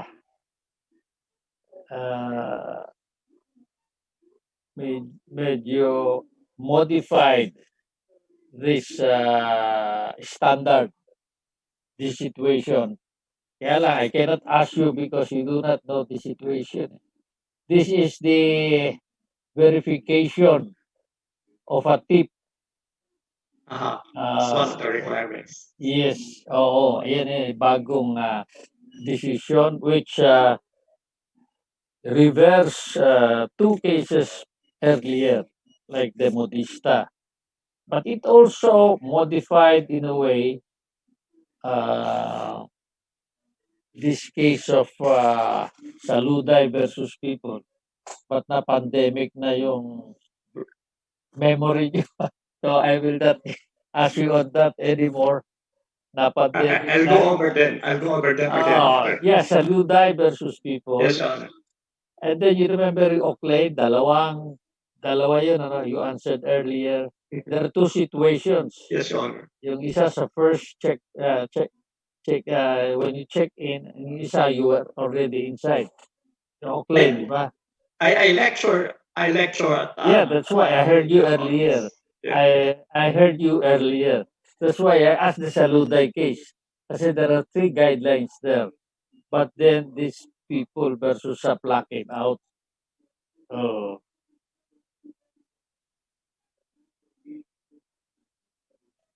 Good because you have forgotten the case. Yun lang naman, follow-up question lang sa answers mo kay Judge Ilaw. So, I will have no more questions. Maybe you are hungry, you will remember Saluday versus people. I will go over it, Your Honor. Yes, Immediately go. after this. Saluday versus people. Go over them, the guidelines. And then also people versus Sapla, June 2020. I do not really expect you, pero you may be hungry now. You read those two cases, medyo na-modify na konti. I will, Your Honor. Thank you very much, Judge. That will be all. Your excuse, you may have your lunch. Thank you very much. Thank you very much. The Chief Justice is, Nandiyan si Chief. here po. Nandiyan si Chief. Yeah. Thank you, Justice Mendoza. Chief. Yes. Nabuta ka ni Chief. Si Chief ba? Hindi na. I just want to be clarified on that issue pertaining to the Ombudsman's resolution going to the Court of Appeals. No? I heard you that the Court of Appeals can issue a restraining order or an injunction of a resolution of the Ombudsman pertaining to disciplinary action against public officials. And you said that the Court of Appeals should not be divested of its power to issue a restraining order against the resolutions of the of the ombudsman, especially on the imposition of penalties and also the issue on the placing public officials on preventive suspension while investigation is ongoing before the ombudsman. So did I get you right? Technically, that is my view. Did I get you right? Yes, Your Honor. Technically. Can issue a restraining order? Technically, Your Honor, in the exercise of its judicial power. Yeah. But what about the decision of the Supreme Court in so many cases, no? Starting with the Carpio Morales case, where the court declared a provision in the provision, I mean, in the ombudsman law, prohibiting the issuance of restraining order on the decisions of the ombudsman, but you are not supposed to issue restraining order. Yes, Your Honor, that limits the power of the Court of Appeals to issue TROs in these cases. But in a general, by way of a general proposition, before that case, before that Morales case was promulgated, based on the general proposition and based on the broad meaning of the judicial power, technically the Court of Appeals could. But seldom, but it respects the decisions issued by the ombudsman, that it has become final executory, that it backpedals and not issue a TRO. Do you have to distinguish between an interlocutory order issued by ombudsman and a final order or a decision imposing a penalty? So I'll give you an example. Supposing it is a preventive suspension of a public official. Preventive suspension of a public official. So that is an interlocutory order. The government official now goes to the Court of Appeals and now asks for a TRO to restrain the ombudsman from placing the public official under preventive suspension. So that is merely an interlocutory order. There is no yet penalty to be imposed because preventive suspension is not a penalty. So can that public official now who files a petition before you under Rule 65 can get he could get now a restraining order to restrain the ombudsman from placing him under preventive suspension? Applying your order for a temporary restraining order is a legal remedy that a petitioner may avail of. But depending on the circumstances of a case, if indeed there is grave and irreparable injury, the Court of Appeals may consider it. Yeah, but preventive suspension is not a penalty. Yes, Your Honor. What is filed is Rule 65. Petition for certiorari. Will there be a grave irreparable injury to the public official when he's not actually penalized? He's only prevented from performing his work in a regular manner in order to prevent the destruction of evidence, perceived destruction of evidence. Because, Your Honor, if there is... Remember, this is Rule 65, huh? Correct, Your Honor. Order. Yes, Your Honor.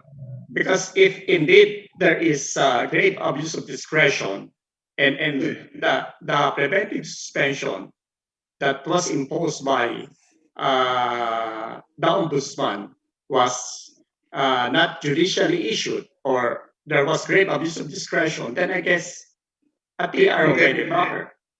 What about now if the decision, the final order, meanwhile, when I say final order, there's already an imposition of penalty or dismissal. So it's not anymore Rule 65 that will be available to the losing party because there's already decision. It's no longer a question of jurisdiction. It's not a question of a judgment. Correct. And the petition now be filed before you is Rule 43. Yes, Your Honor. A mode of review, petition for review on certiorari, mode of review. Can the public official now get a restraining order like what you said, similar to a Rule 65 pertaining to a preventive suspension? You will also be the same? The issue restraining order?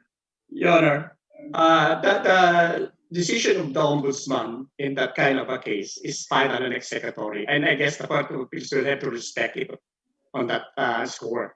So you will have to make a decision. So your answer should be it depends. Yes, It will on- depend on the action taken. If the action is taken, the action taken is interlocutory in nature, which is merely preventive suspension. There's no penalty. Then it can then the Court of Appeals can issue a restraining order. correct. That's your point. Yes, Your Honor.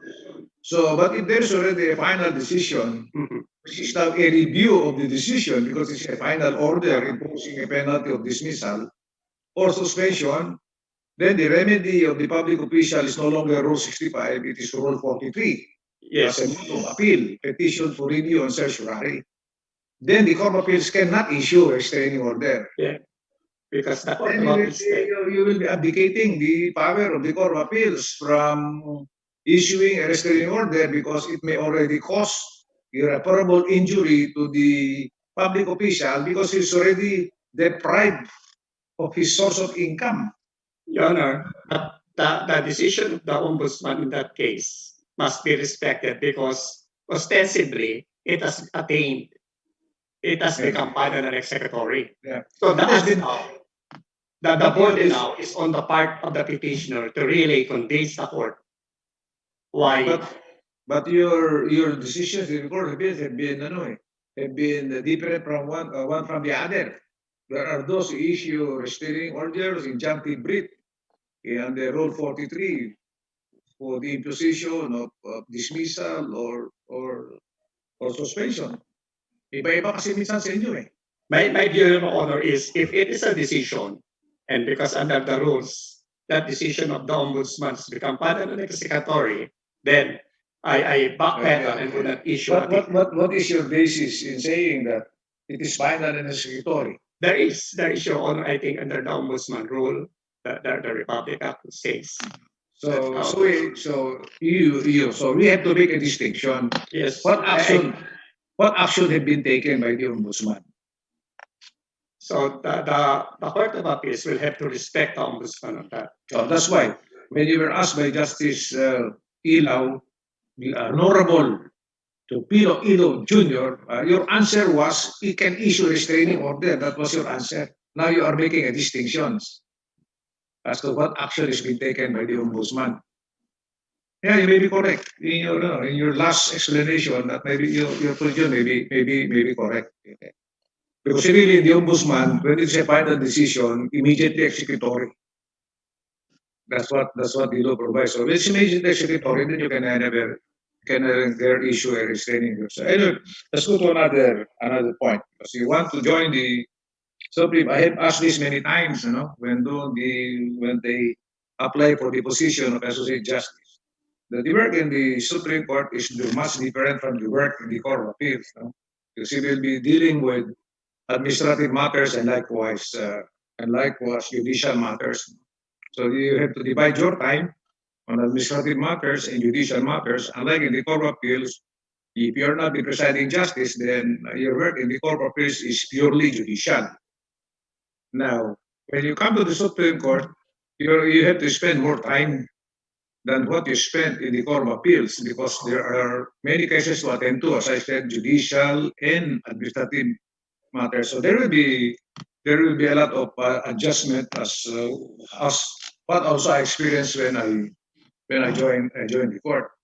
And one of the problems that we encountered for new justices, which I also encountered when I joined the court, is the process of deliberations. Because in the Court of Appeals, the deliberation is not as strict as the deliberation in the Supreme Court. And sometimes when you lose in the voting, medyo nasasaktan ka ng konti because that's human nature because you're not been used to that kind of deliberation in the Supreme Court. Minsan, dapat ganito, you studied hard, but your opinion is not accepted by the majorities, you become a dissenting. Your potential, you become a dissenting opinion. So all of this you have to experience. Now, I ask you this question because in the Court of Appeals, you do not have the same deliberation as not in the in the Supreme Court. So I will ask you, are you prepared to face those challenges? Now, one of these challenges that I told you will be one of the hardest challenges that you will face because it will take, and this I have to tell you because this is what I was, the warning that I got when I joined the court, that to know the work of a justice, it will need at least 3 years to know the work of a justice of the Supreme Court because, as I said, it's not only judicial but it's administrative matters. Are you ready to face all these challenges? Your Honor, please. I've been a trial judge for 10 years. Prior to that, a practicing lawyer for almost 18 years, and a Court of Appeals Justice for almost 11 years now. Lately, I moved 2 steps higher and I am now a division chairman of the 16th division. So humbly, I would say that I am not just a holder of a membership card, but I think I am also now equipped with a professional license. Of what? Of a professional license that I could probably engage in legal skirmishes. I know that there are there are militants, great legal luminaries in the Supreme Court. No, it's not that. That is the work actually. It's the work that really counts, because the learning process. That's what I got from the senior justices when I joined. That the learning process will be 3 years. If you want to know the work of a justice, not all, because your work will not only be judicial. If you are 53, 63 years old and you'll be staying with the Supreme Court for 7 years, I'm sure that you will be assigned a lot of committees to attend to, because all the members of the justice, all the justices of the Supreme Court, they have membership in different committees, and we have a lot of committees, especially in the rules committee. So you have to pay attention not only on your credentials but also these rules that will be assigned to you. And really, it's not actually joining legal luminaries, but actually adjusting yourself to the workload of a justice. So you have to expect this because you are only say 63 years old. You will stay with the court for 7 years, and you have to be assessed of what will happen to you when you join the court.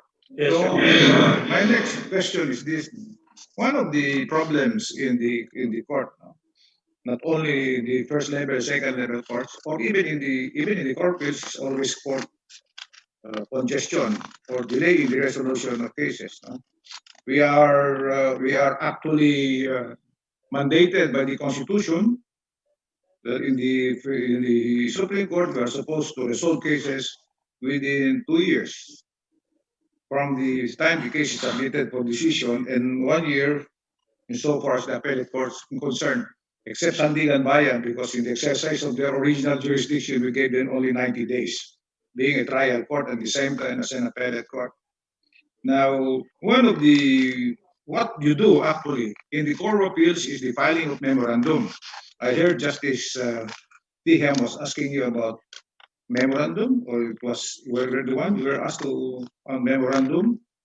Yeah, in oral arguments, something like that. I was asking you about filing of memorandum instead of oral argument. Now, my question is this: in the rules of court that we have provided for first level and second level courts, if the parties intend to file a memorandum, the memorandum should be filed within the 90-day period to promulgate. Where unlike before, they count the 90-day period from the expiration of the period to file memorandum. Now, in the Court of Appeals, when they file the memorandum, they count the 1 year period from the filing of the memorandum, because probably they want a longer period to resolve the cases. So, now that you are in the Court of Appeals before you come to the Supreme Court, can you come up with a rule that the filing of memorandum should only be discretionary, and that if memorandum is required to be filed, or if parties move for the filing of memorandum and is approved by the justice, the same should be filed within the 1 year period in the case of Court of Appeals, so that the 1 year period will not be extended by reason of the filing of memorandum. Unlike in the Supreme Court, the reason sometimes why we require a memorandum is that the Supreme Court is not a trier of facts.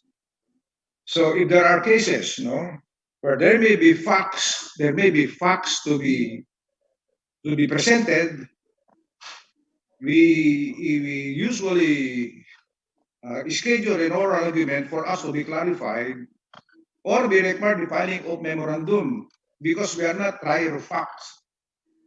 So if you require a memorandum, do you think that it would be better that the filing of memorandum should be within the period to decide a case, so that you will not extend the 1 year period the Court of Appeals to render a decision? That is actually, Your Honor, the practice that I do in the Court of Appeals, because when the agenda is given to me, I am given choices. Either to consider the case submitted for decision, prepare the matter for mediation, or require the parties to submit their memorandum. What I do, based on the nature of the case, I immediately would consider the case as submitted for decision sans memorandum. Because my thinking is, the case is decided for decision upon the filing the last pleading. So in other words, so far as you are concerned, the filing of memorandum is discretionary, and that if it is required a filing of memorandum, it will not disturb the running of the period. Correct. Of 1 year, no? Yes, Your Honor. Can you not suggest that in the Court of Appeals, so that it will be included in your internal rules, like what we did now in the first level and second level courts? That the filing of memorandum is merely discretionary, and that if memorandum is required, then it should be filed within the period of 90 days for the first level, second level court, regardless of the filing of the memorandum, except in cases where there are difficult issues to be resolved because of technology, and because of advancement in technology, and because of science, like environmental law, we require memorandum because, as I said, we're not scientists. Or in the case of intellectual property cases, we also require memorandum because these are issues sometimes very hard for the court to resolve. Because so, can you do that? Because Your Honor, in the Court of Appeals, there is a sort of an imbalance. A chairperson or a chairman would have in his docket certainly lesser cases than a junior lawyer, a junior member. A junior member may have with him 800 cases, while a chairman or a senior member would definitely have lesser than that. So the practice of the junior lawyer really is to require the submission first of memorandum. As you have correctly observed, this would effectively extend the period to decide.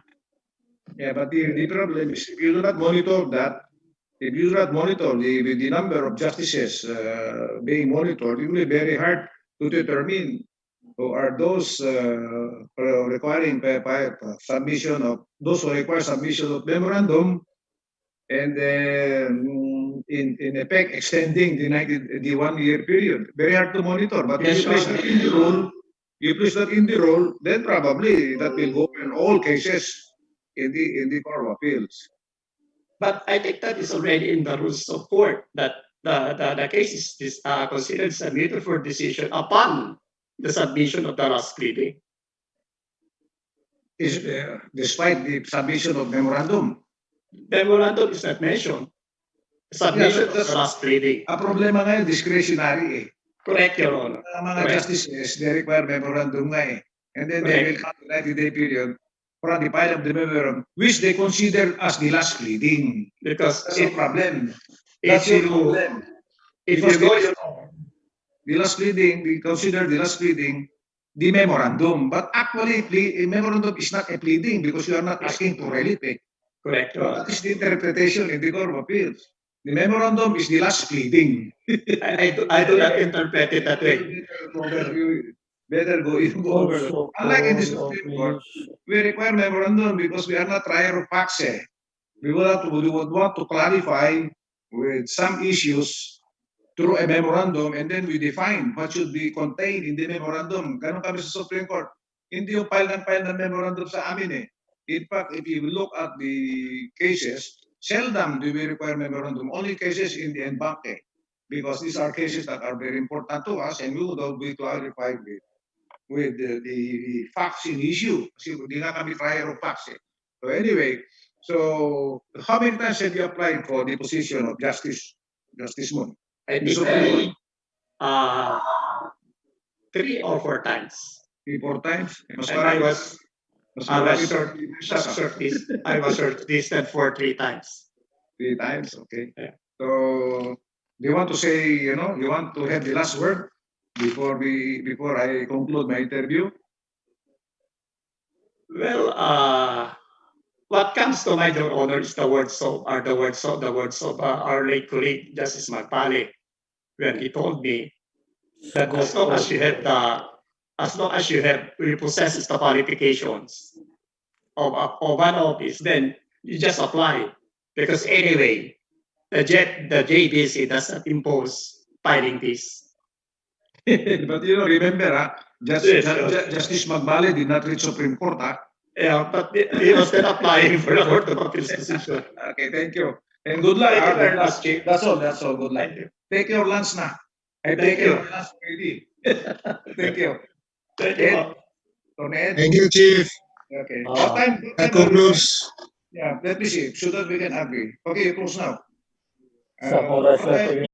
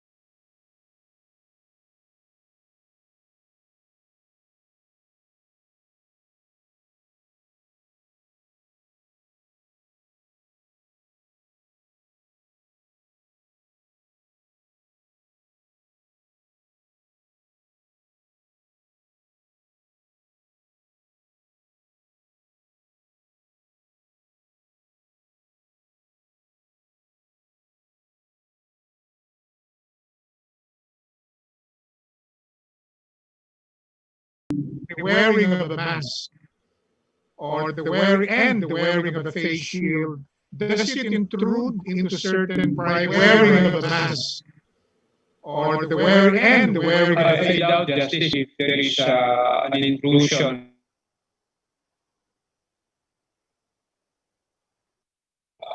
to suppress or try to avoid obtaining or having this coronavirus. Can employers compel its workers to return back to work, to the office, or to the factory despite the continuation of the pandemic? And if the workers or the employees refuse to report to work because of health risks, is there a valid cause for the employer to terminate the services of workers? Regarding the authority of the employer to order the return to work of certain workers, I doubt if the employer can do so because there is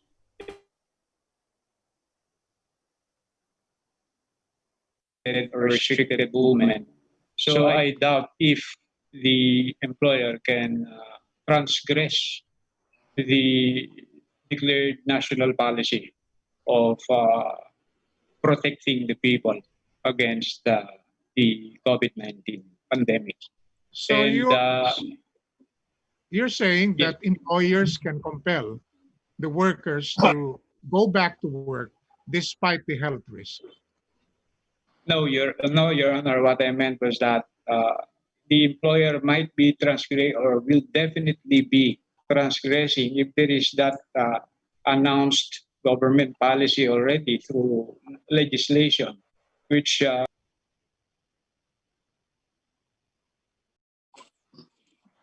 Now, hence since the Bayanihan We Heal as One law one has already expired, and the amendatory law, the Bayanihan We Heal as One two, has not yet been passed by Congress and signed by the president.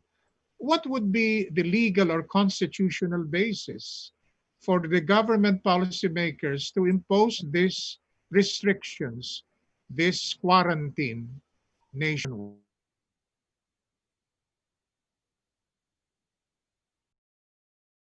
different types of quarantine. And what was enjoined or contemplated by the Bayanihan Act was the ECQ. Now, I think there was already a pronouncement from the president about the GCQ. So I think there is actually no breach of the Bayanihan Act regarding this matter. And of course, this freedom of movement can still be restricted in the interest of public health because of the perception from the government that we can now somehow ease the restriction. Do citizens, The president.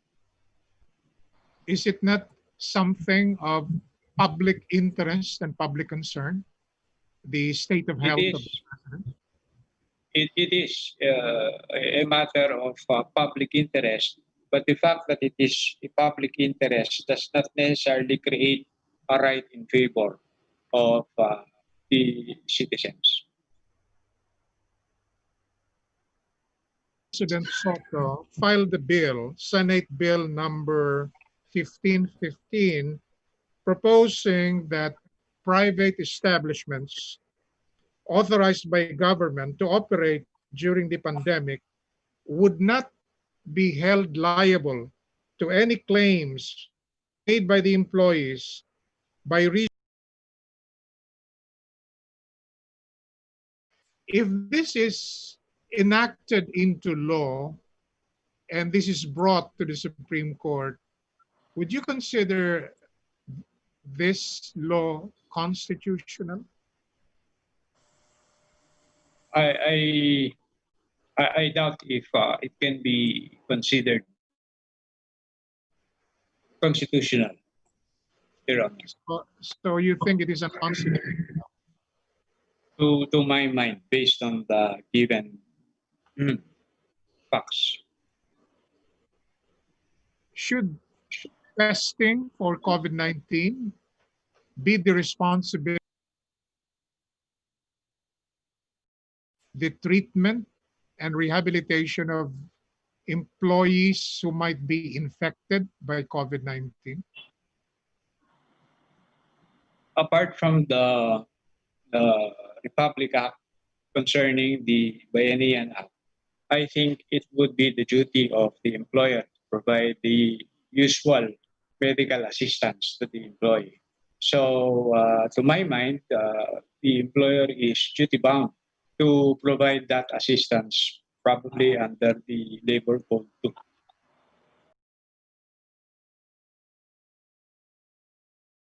Just like the Chief Justice,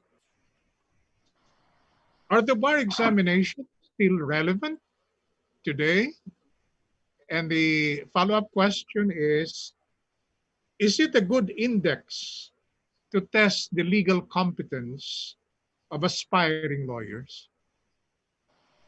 With respect to the first, it is still relevant or of resonance to my mind despite the ongoing pandemic because it is the usual test that is employed to determine whether or not a particular graduate of law can thereafter venture into the noble profession. So that is the only way by which we can determine the competence of the graduate. And I think that would respond to the first one, to the first question. Now, as to the second, it is not actually, to my mind, and with all due respect, a determinant, the sole factor to consider uh, whether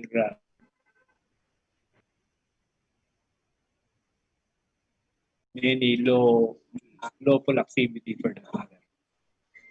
Some critics of the bar examinations argue that the bar exams is merely a test of memory, but not a test of competence. Based on your experience and observation, is this a correct observation? Probably, but the bar exams is not all about memory work only because every year we have been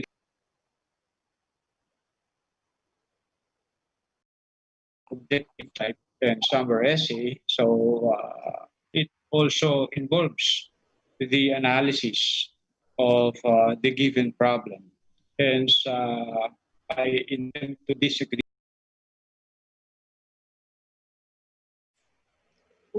What do you understand by grave abuse of discretion in relation to this observation? When the Court of Appeals decides a case and it is elevated to the Supreme Court, and the Supreme Court reverses the Court of Appeals because certain facts were not considered relevant, is it correct to say that the Court of Appeals committed grave abuse is different from the conclusion of the Supreme Court? It would depend on the given facts, the law, and the evidence. But as a general proposition, justice, we say that there is grave abuse of discretion if the act involved is in transgression of the Constitution, the law, and jurisprudence. So I would suppose that there must have been really grave abuse of discretion on the part of the Court of Appeals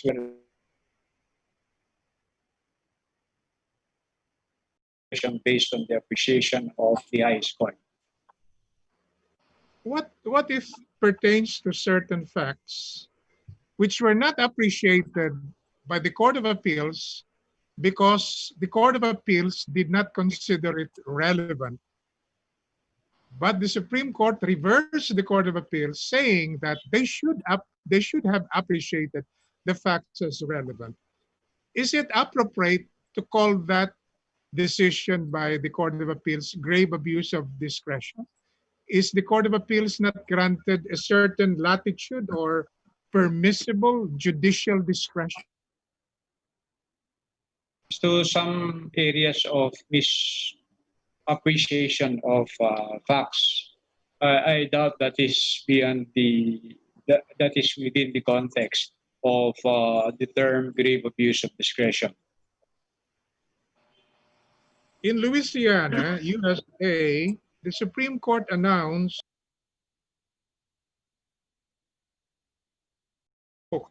due to the pandemic.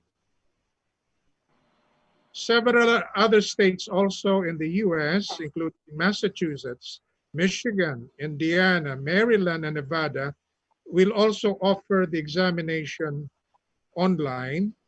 Other states like Oregon, Utah, and Washington will grant some law school graduates diploma privileges that will allow them to practice without passing the bar exams. Is that something that can be done? Bar examinations with open books. I have this reservation because that will practically be giving away already the results of the bar exams to the examinee, and the same observation may hold true as far as I'm concerned with respect to this absence of any diploma. Recently, the Supreme Court decided a criminal case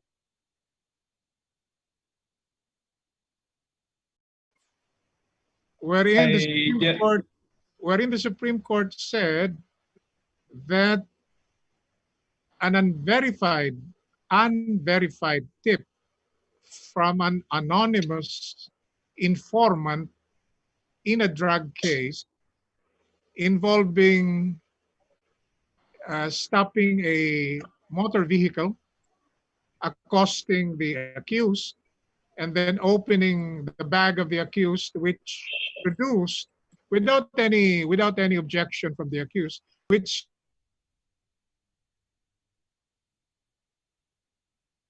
by the RTC, the conviction was affirmed by the Court of Appeals, but in the Supreme Court in a vote of 11 to 3 said that the warrantless search and the arrest was intrusive. It was in violation of the Constitution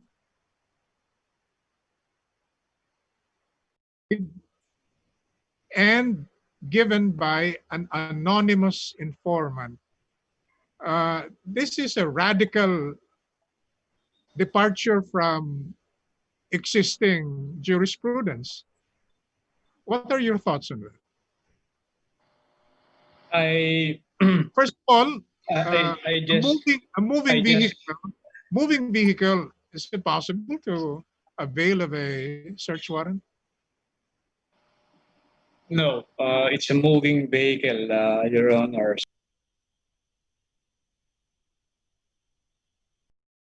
Of a search warrant involving a moving vehicle.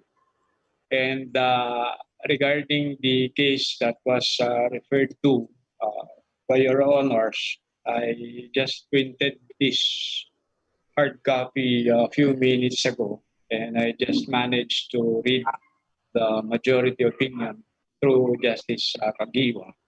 And there trained the Supreme Court to cause the acquittal or order the acquittal of the accused. There were two, of course, just like in any other criminal prosecution, there are two sides of the controversy. The one according to the version of the prosecution and the version of the defense.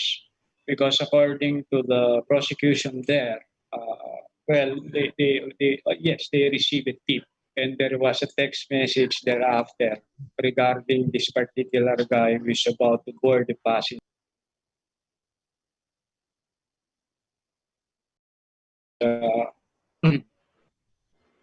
The jeepney was stopped, and the guy who was seated at the rear of the vehicle was asked about the particular sack in front of the guy. And the guy, I think, responded and yielded to the search. And lo and behold, there were these bricks of marijuana. And according, however, to the defense, there was a denial. But the point of the Supreme Court there was about the, and there was a summary of cases made by the Supreme Court, both local and foreign, about this efficacy of the search involving moving vehicle. What? And according to, go ahead, Yeah, yes, continue, please.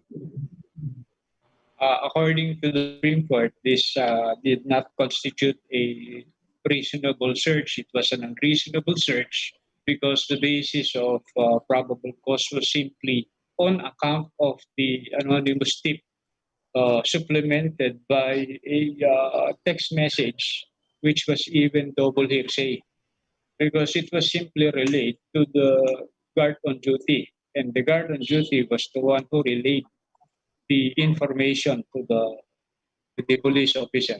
And on the basis of which they created a team, and then that well, the rest was history. Can this jurisprudence be invoked later on relating to the search of explosives in the hands of a terrorist, for example? The Well, apprehension, according to the, the apprehension, the apprehension of a terrorist inside a motor vehicle was based on an unverified tip by an since this is a decision of the Supreme Court, can the lawyer of the terrorist invoke this case as precedent? well, insofar as invocation, I also read this from the newspaper account this morning, and that triggered my interest to read the case, which I managed to download only a few minutes ago. And according to him, he will be utilizing this as a possible precedent in that particular case for possible terrorism. Using this decision as precedent, can the Supreme Court, for example, on the basis of a tip by an anonymous informant, search the laptop of a Supreme Court employee based on unverified information from an anonymous informant that the Supreme Court employee is engaged in corruption, prematurely disclose decisions and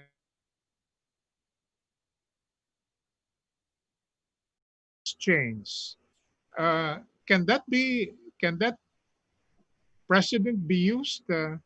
Can the Supreme Court order the search of the laptop of that employee?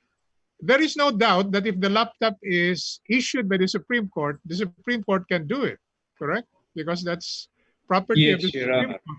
But what if it is the personal, private laptop of the Supreme Court employee? Can the Supreme Court That do it? Of course, that was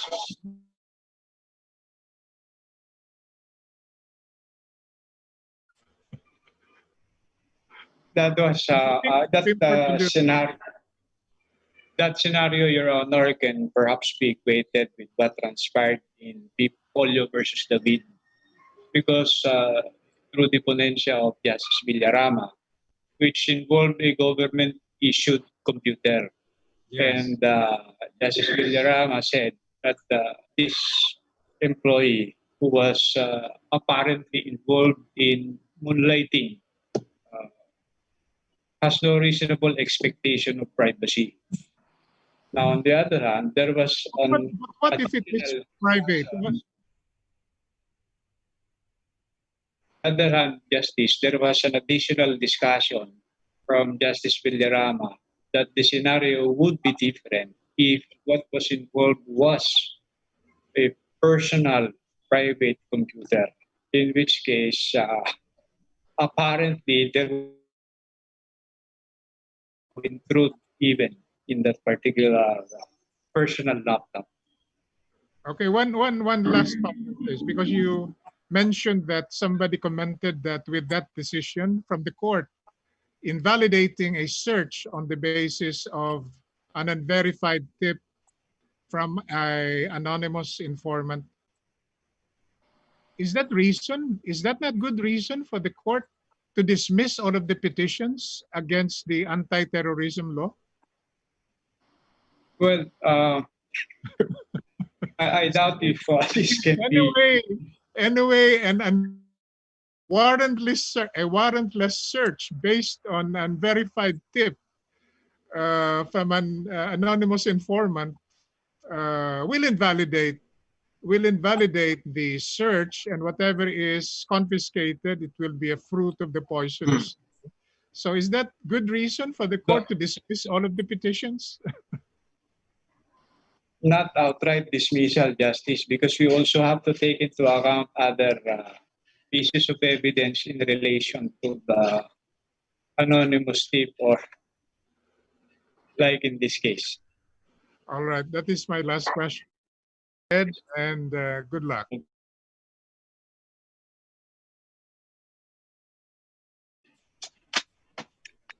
The next to interview the candidate is Judge Toribio Ilaw Jr. Judge Ilaw. Sir, kayo na. Judge Ilaw, kayo na po. Yes. Okay, thank you. Unmute. Okay na po, Judge. We can hear you. Ayla, Yes, Judge. for several.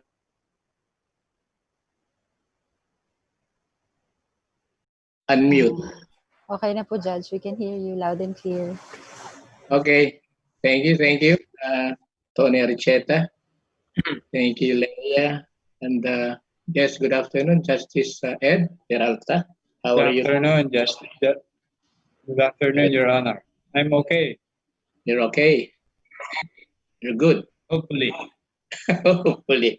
We have extensively interviewed you several times in the past.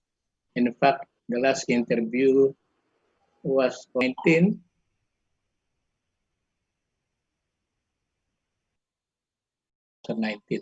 So it's going to be your third time. Am I correct? Inclusive of December of last year, Your Honor.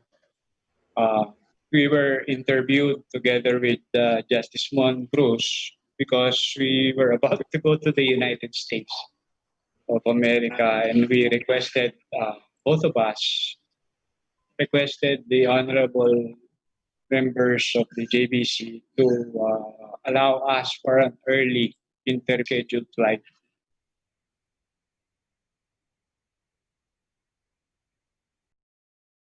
The scenario. As to the number of times, to be candid, Your Honor, I cannot recall right now the number of times. Are there notable changes in your qualifications this time? That you may be again nominated and appointed? Even maturity level.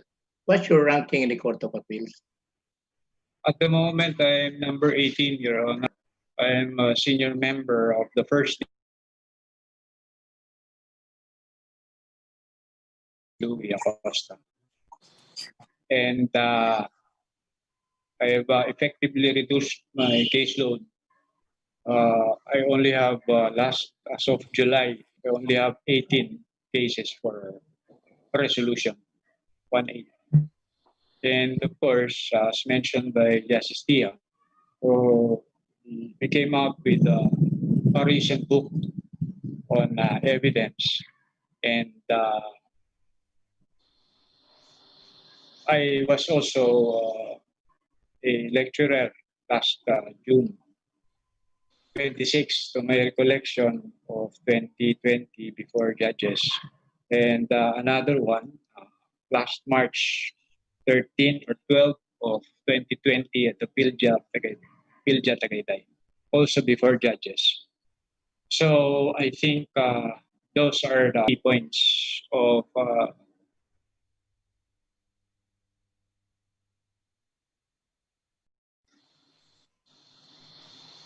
You seems you seem to be very busy nowadays, Justice Peralta, being an Associate Justice of the Court of Appeals, author of books, seminars or lectures. You can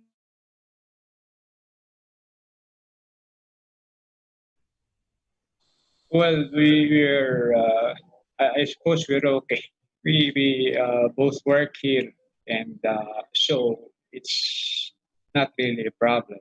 And I also teach uh, almost every day, Your Honor, right now, uh, within the limits prescribed by the Supreme Court, or up to 9 units.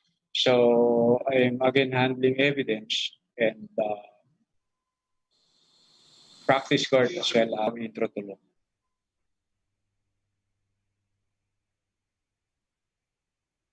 your PDS. You listed there in seminars where you were the lecturer. Why is that? Aren't applicants supposed to indicate there those trainings, seminars conducted or held where they learn from other people? It was an exchange of ideas, and that is why, to my mind, it would be of help also to me as a lecturer, because there is an me as the lecturer.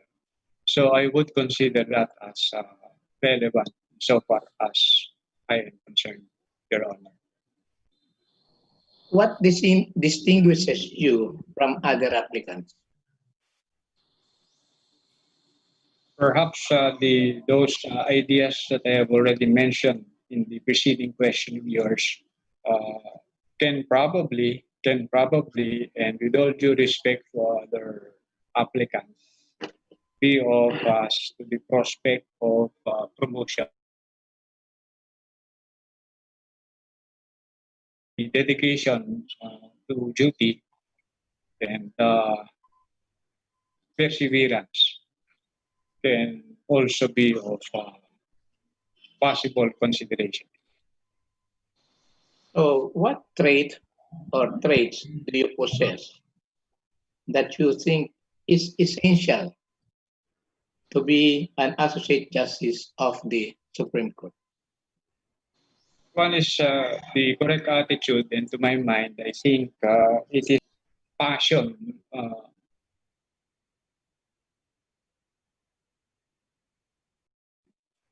The next judicial of the highest court of the land. And that is to be expected considering the tremendous workload that we are anticipating before the Supreme Court. So I think the dedication to duty and the passionate approach can be of significance, Your Honor. Are there any advocacy or advocacies you intend to implement in the Supreme Court if and when you're nominated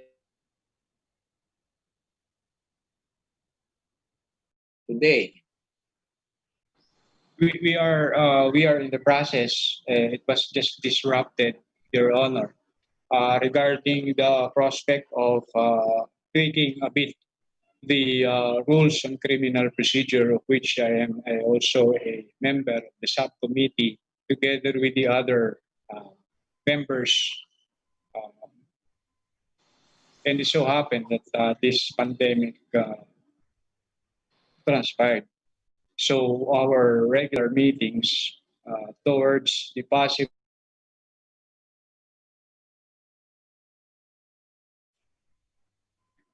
And apart from that, probably some other rules under the rules of court, uh, like the aspect of special proceedings, Your Honor, uh, can be of concern also. All right, Justice, do you subscribe to the view of some juries that the Constitution is a living document whose provision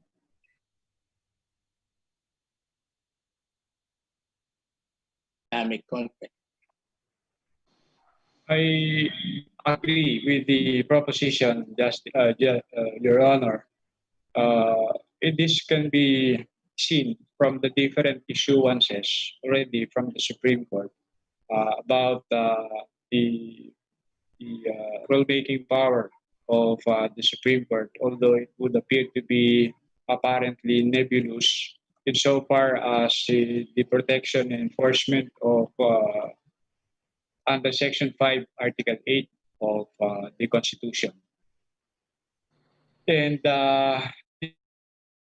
be implemented, and the Supreme Court already came out with a series of issuances, such as the Rito Comparo, Ibis Data, and the Rito Kalikasan, to name a few. Because in response to the usual recurring problem of extrajudicial killings, the former Chief Justice Puno spearheaded this rule on Rito Comparo. And this in response to the social clamor for the appropriate remedy to address the apparent vacuum in the forensic canvas. because I remember a professor of mine then who became the executive secretary of during the after the EDSA revolution.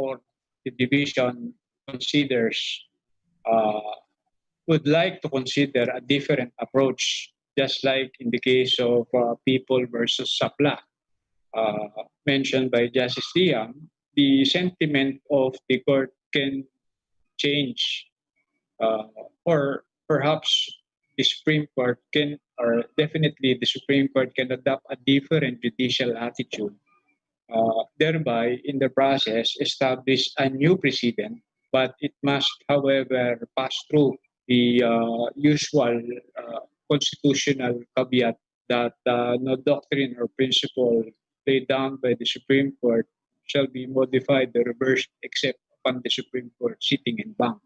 So, in that sense, I am inclined to believe that the Supreme Court is not necessarily bound by a precedent because it can adopt a different posture later.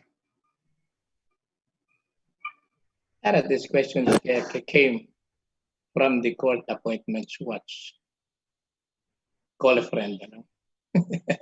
And you mentioned about People versus Sapla. I seldom, especially in the light of this pandemic, it's very difficult really to make any physical uh, association with colleagues. So I really don't know. I don't have any, I don't participate in any social media like any Facebook or what, because I don't have any Facebook account to begin with. And it's not that I'm averse to freedom of association, but we all know for a fact that this freedom of association includes the freedom not to associate. So it's just a matter of preference, Your Honor. So I really do not know a critical feedback, none that I know of, Your Honor. Even before the pandemic? Yes, Your Honor. Because I do not ask any of my colleagues about any perception that they may have regarding my personality or what. All right, my last question, Justice. Do you have any regrets? None. Why? None, Your Honor. Well, I am satisfied with, in totality, Your Honor. Perhaps the most that I can think of is simply the absence of my parents when I passed the bar. How I wish they were still around then. Although my mother was there, but my father was no longer there. What was then the occupation of your father? He was also a When he was, lawyer. he was also a lawyer, a practicing one, Yes. a government employee. He was a practitioner, Your Honor. All right, that was my last and final questions. Thank you again, and good luck again. Thank you. Justice. Thank you, Your Honor. Thank you, Judge Ilaw. I thank you. Welcome. The next to interview the candidate is the Honorable Justice Jose Catral Mendoza. Justice Mendoza, sir. Good afternoon. Good afternoon, Justice. Good afternoon, Justice Peralta. I have a few questions because I already interviewed you before, and the questions of my colleagues were too extensive already and comprehensive. I just want to ask about your view earlier. You defined what is a living constitution. If you would be appointed, what would you be? Originalist or a believer in the living constitution?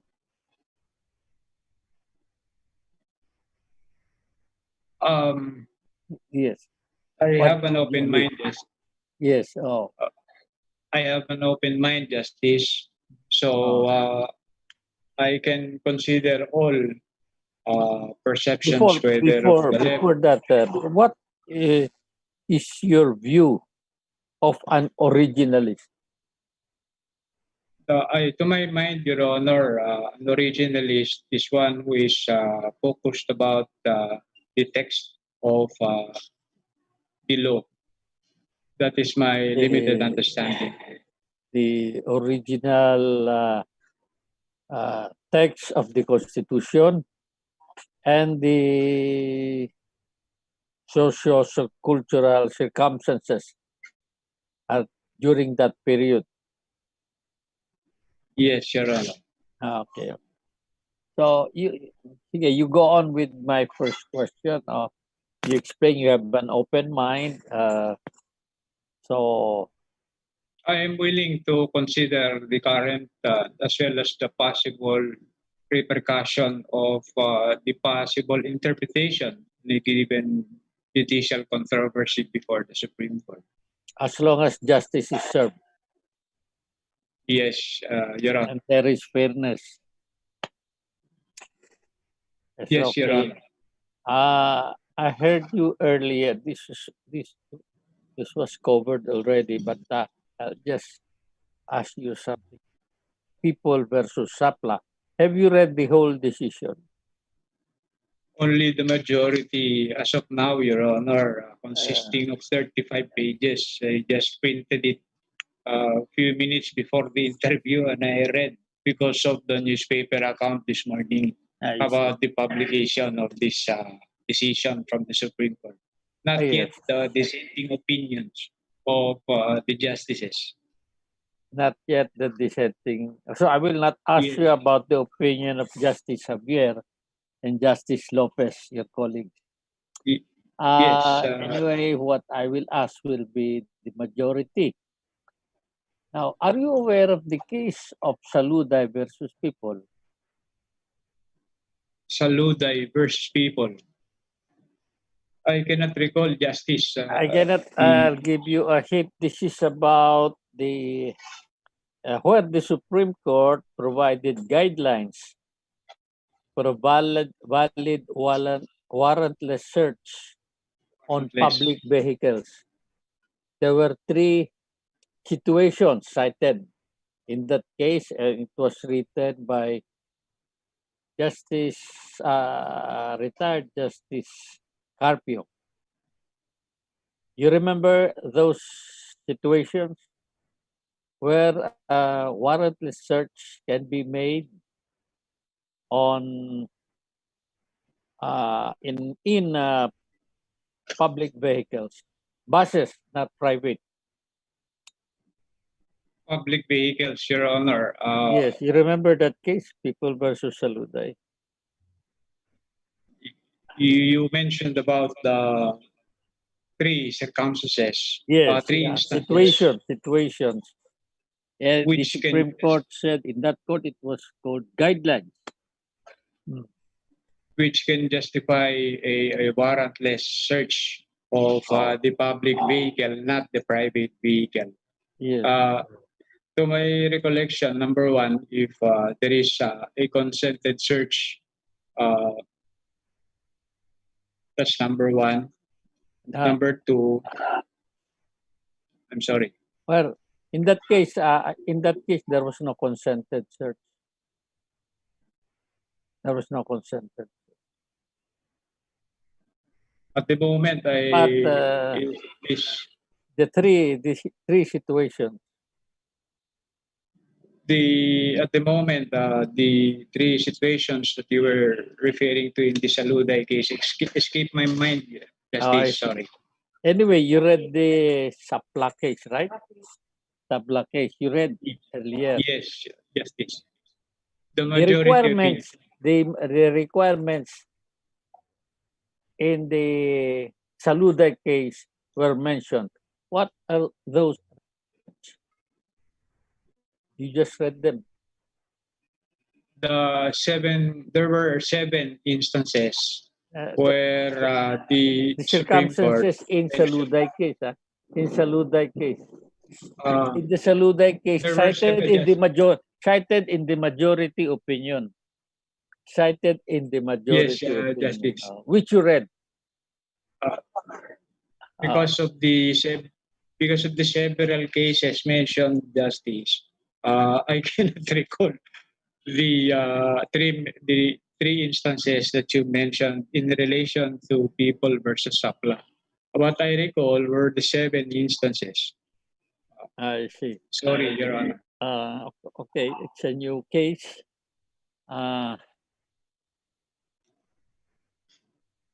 But since you are not familiar with the Saluday case, I don't think I can follow up with my other questions.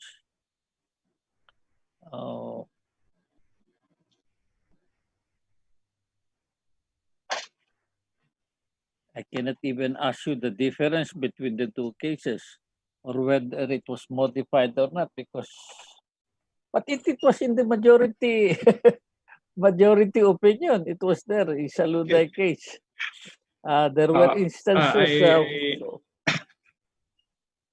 I mentioned Justice. I just read the majority decision, a few minutes before the session started. Because I'm sorry if I cannot recall the 3 instances. Anyway, it's good reading. You read the majority, the 2 dissenting, and the 2 concurring. It's about searches, warrantless searches on public vehicles. Yes. Yes. Yes. Or maybe the Chief Justice is listening. You know this case, People versus Oakland. Do you know the ruling there? Written by the Chief Justice. Ponente is the Chief Justice. He will be voting. Yeah. There were several cases mentioned, Justice. If you're referring to People versus Apla, I cannot recall Yes, I'm not asking. I'm not asking about. I left Sapla na. I left Saluday na. I'm going to Oakland. I cannot recall, This is an old sorry. case. Oh, okay. If you need not recall because it's very difficult to recall all cases. What is the rule on airport searches? Administrative searches. As to airport searches, I think there is a case, People versus Gerard something. It's a foreign name, and the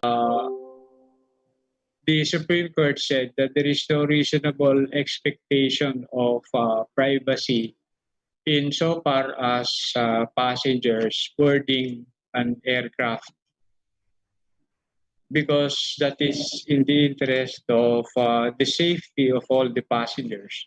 And I think, to my recollection, in that particular case, there was a consent even to the search that was conducted. And what happened?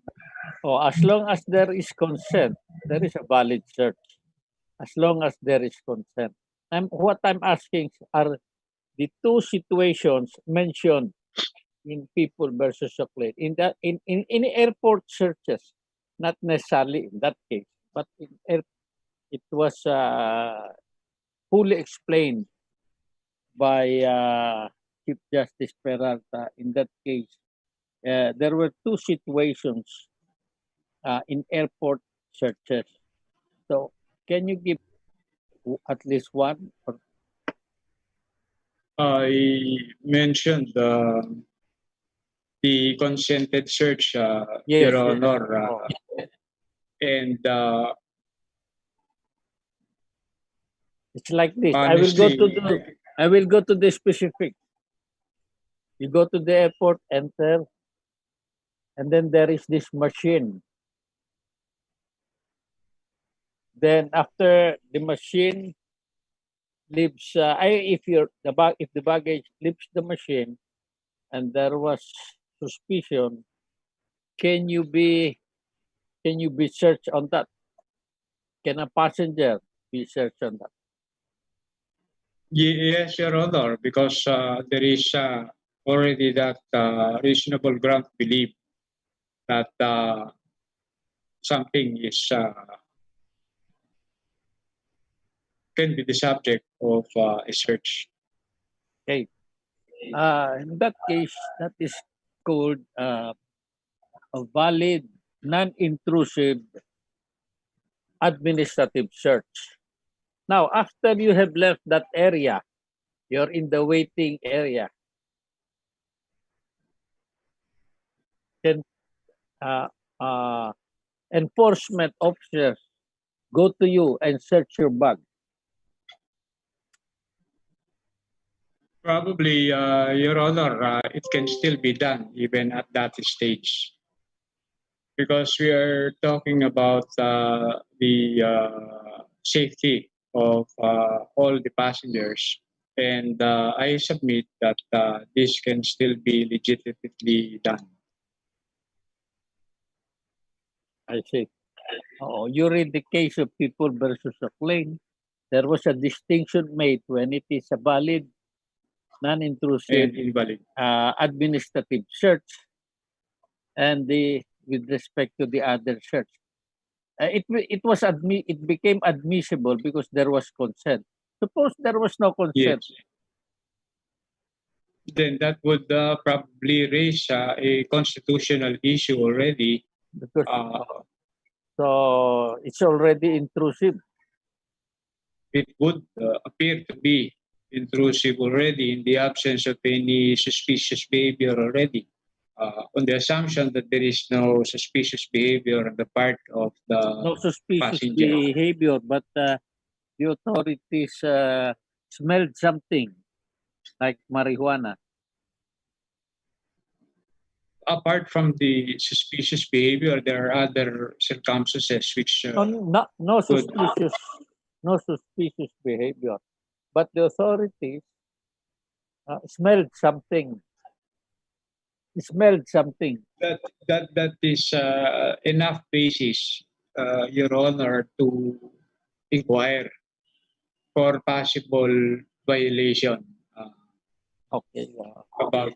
That will be my last question, Justice. Thank you. I do not know if Chief Justice will ask you about that case of Auckland, but I suggest you review that Auckland case, that Saluday case, and the last case which you are reading now. Thank you very much, Thank you, Justice. Justice. Your excuse. Thank you. Thank you, Thank Justice. you. Thank you, Justice Mendoza, sir. Thank you. Yes. Justice Peralta, good luck. Thank you. The next candidate for interview will be Justice Nina Antonio Valenzuela. The first to interview the candidate will be the Honorable Judge Franklin J. De Monteverde. Judge De Monteverde, sir.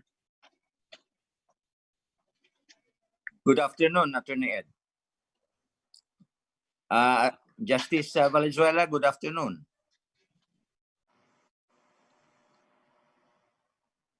Can you hear me, Ed? Justice Valenzuela, may we ask you to unmute your audio? We cannot hear you po. Unmute, she said. There, oh, you're unmuted already, Justice. We can hear you. Oh, okay. Yeah, okay. She said. Thank you, Justice. Okay, I'm okay. Okay na po, Judge. Okay. Good afternoon, Justice Valenzuela. Good afternoon, Judge De Monteverde, sir. Oh, I still cannot see you on screen. Okay, nandiyan na. Good afternoon again. Good afternoon. Now, Justice, you were requested to come back for another interview because the last time you were scheduled, I was not able to make it. There was a big brownout dito sa Bacolod, which lasted until the early evening. Ngayon, kanina nagka-brownout din. Kaya lang ngayon may ilaw na. So at least I can ask you some few questions. Yes, Which Your Honor. questions, some of them, I believe, were asked already by some of the members of the council. But for the records, I wish to propound some clarificatory questions lang. Okay, Yes, huh? So let's go directly to this opposition filed by Conrado Fernandez and Jeremy Tio, dated December 3, 2018. Are you aware of this opposition? No, Your Honor. It's the first time I'm hearing about it. Ganon. Yes, Your Honor. It appears on your record. So I would suggest that you get in touch with our office, no? And I do not know those persons, Your Honor, sir. so for the record lang ba? Na? Yes, sir. Kasi nakalabas sa kwan mo eh. Sa record mo. May I get it again, Your Honor, please? Sige. What's the name, sir? Conrado Fernandez and Jeremy Tio, T-I-O. Thank you, Your Honor. December 3, 2018. That's my birthday, Your Honor. Ganon? Sige. Anyway, let's go to the other one. Yes, Your Honor. Itong pending case mo, no? Yes, sir. Docketed as AM number 05-03-159-RTC. This was filed many years ago. Yes, Your Honor. Specifically on March 14, 2005. However, still up for resolution by the Supreme Court. Yes, Your Honor. What's this all about? Right. I didn't know that there was that administrative complaint against me. In the year 2004, I was appointed in this as an RTC judge. Yes, I was promoted from the MTC of Manila. I was appointed to the RTC of Manila. Upon reaching the court, before I began to exercise my judicial functions, I was supposed to, under the rules, conduct an inventory. However, I was unable to conduct an inventory because the RTC branch 28 of Manila had no books of any sort, no records at all. So if I may be candid, I consulted some justices of the Supreme Court because I was appalled by what I saw. And I was advised by justices of the Supreme Court to request in writing judicial audit. At that time, the Chief Justice was Chief Justice Davide. So it was in December that I wrote. I requested for a judicial audit. So it was upon my request that the court was audited. Thereafter, they sent a whole team, and they even sent dog sniffing canine team. Yes, and the actual audit team from the office of the court administrator. Anyway, after like about 2 weeks, they made their report, and they found that all my observations, which I specified in the letter I sent to the Chief Justice, they confirmed and verified all my observations. Thereafter, the then court administrator, Presbítero Velasco, the Honorable Presbítero Velasco, issued. I received a memorandum. There was no IPI case, sir. In the documents that I was that the Supreme Court court administrator's office sent me. It was just an ordinary memorandum detailing to me what was inside the docket. So because they had no docket book. So if I remember correctly, they enumerated 300 And then after that, aside from that, they also, the Office of the Court Administrator directed me to decide cases which had been unresolved way beyond the constitutional periods within which to decide them. And then they also, and then in the same memorandum, I was the Justice Velasco also required me to do an evidence audit because the team did not do the evidence audit. So I complied with all of those. I decided everything. Also, it is important to note that they gave me a list that said that there were the following have been submitted. However, before I started to resolve the cases up for indicated as submitted for decision, I looked at the records and I found out that they were not really submitted for decision for several reasons. Some of them, the TSNs had been missing, gone. They were gone. There was no record, but you saw that there were minutes. So many things that would have resulted in the fact that the case was not deemed submitted for decision, contrary to what was indicated in the report of the judicial audit team. And so I wrote before I started with the judicial part of the job. I wrote all the counsel and the parties in the of all the cases listed, the 300 something identified by the Office of the Court Administrator. I wrote each one and required them to come to the court, go over the records, and indicate in writing to the court whether or not the records of the court was complete as compared to the records that they held. And so after they complied, there I found out again that there were other cases that were incomplete, contrary to the ruling of the Supreme Court, that they were already submitted. And Okay. after that, I decided everything. And I was also required to submit to the court copies of the decisions to the court administrator. I did, however, sir, now the court administrator's office requires me to submit proof.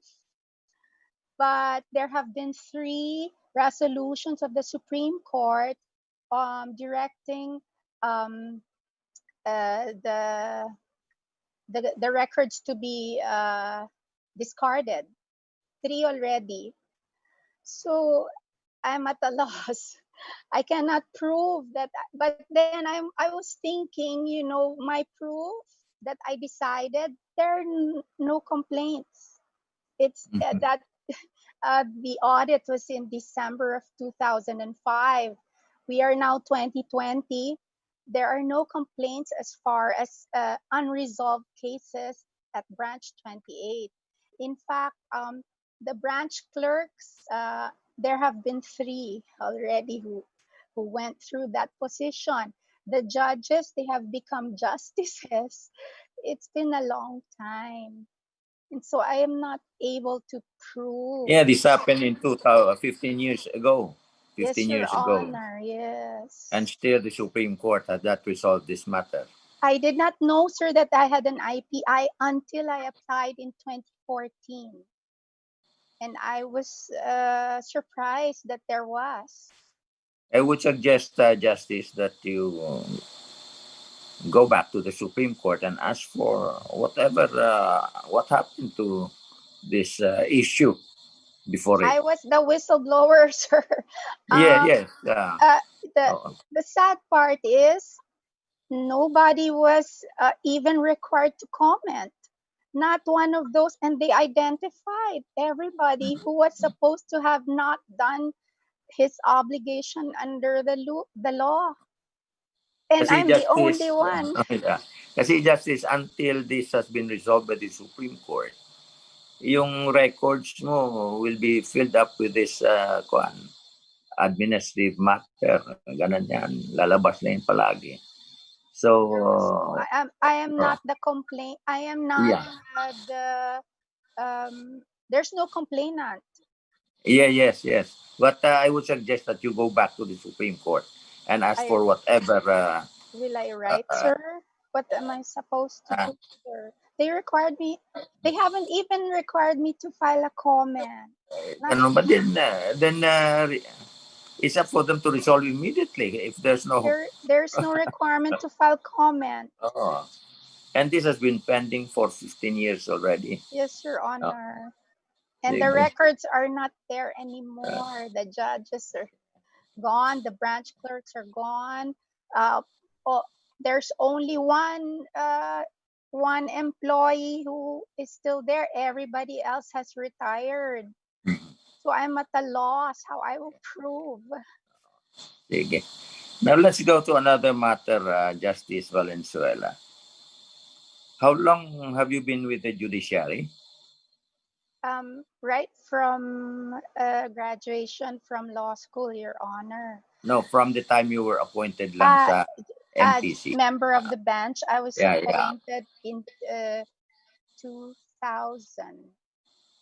2000. Yes, sir. So more or less 20 years in the judiciary. As a judge. Yes.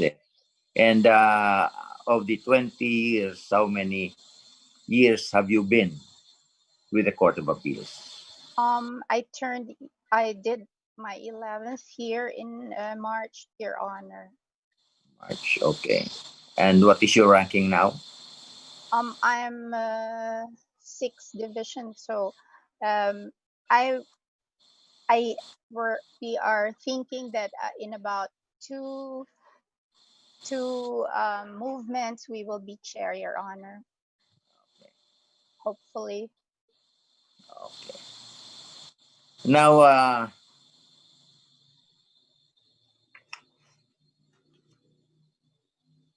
as of January 20 of this year, you had a caseload of 428.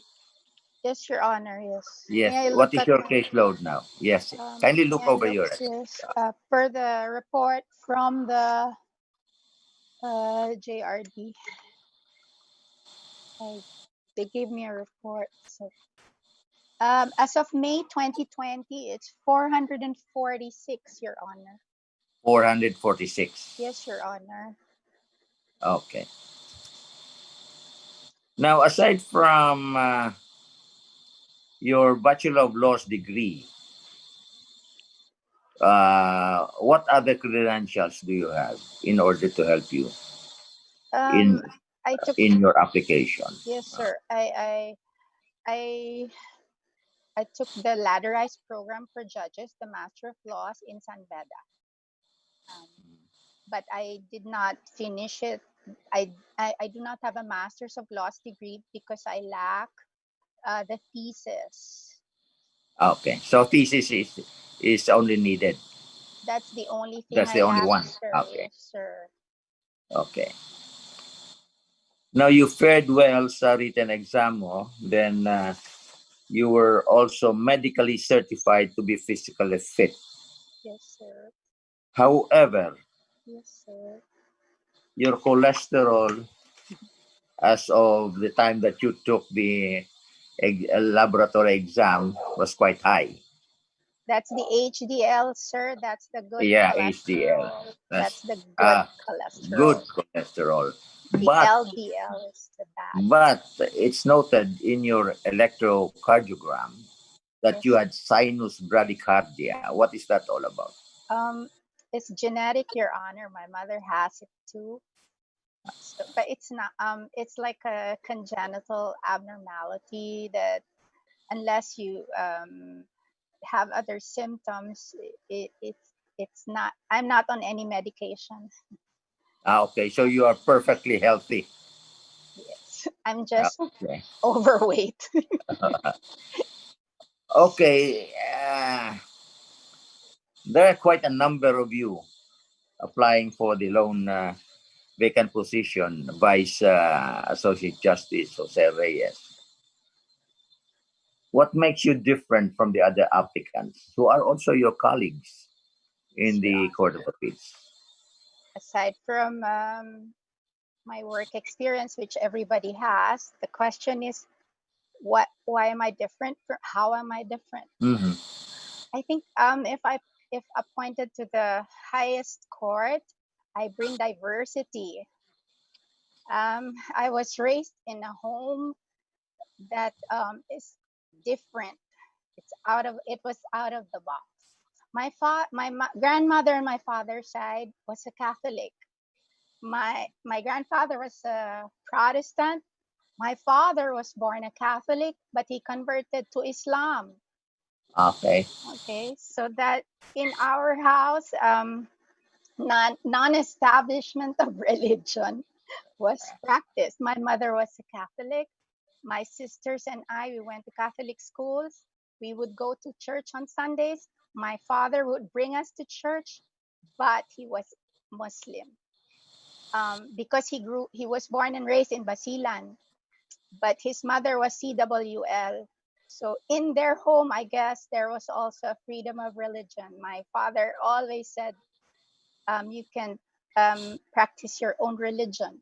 And so from Uh-huh. and then the other thing that's different from me, we are all very hardworking.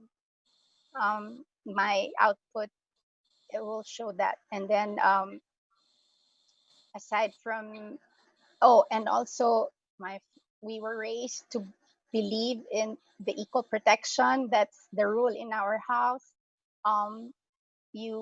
If you did not want to obey, you were given a chance to say why. So Okay. I mean, it is very deeply ingrained in me, all these things. And so I bring diversity. Aside from that, everybody in the Supreme Court is intelligent and took the bar only once. I am intelligent too, but I took the bar twice. Maybe that's a point of view that nobody else has. And so, yes, my father also believed in second chances. My parents believed in second chances. And I think that would be important to a court, and gives the court a different perspective. Not everybody is intelligent and flawless in educational background and taking the exams such as this one. Justice, you spoke of diversity. Yes, sir. I'm sure that in the Court of Appeals, there are the best practices in terms of policies that you are undergoing or doing there. Now, what are these best? What are rather these best practices in terms of policies and procedures that you may wish to share with should in the Supreme Court should you ever be appointed to the position? I am not. I'm not aware if best policies that we have. The reporting, the CAMIS. It's very at the. It's everything is computerized. And highly computerized, so that the CAMIS with a little everybody can see. There's transparency. All the pleadings that are filed are indicated in the CAMIS on real time. So transparency would be very helpful to the highest court, Your Honor. Have you not been appointed as a chairman of a committee in the Court of Appeals? Not yet. Not yet, just vice chair, Your Honor. What if you are going to be shortlisted and eventually appointed to the Supreme Court?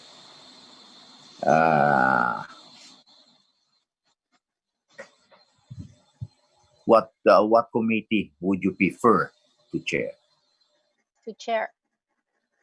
I have this. I always, wonder why the Manila has no court of justice. So maybe I would like to join the Committee on Halls of Justice. Manila has no court of justice. My son was 3 years old when I was there. And up to now, my son is 23. And there is still no Hall of Justice. And Manila is deserving to have one.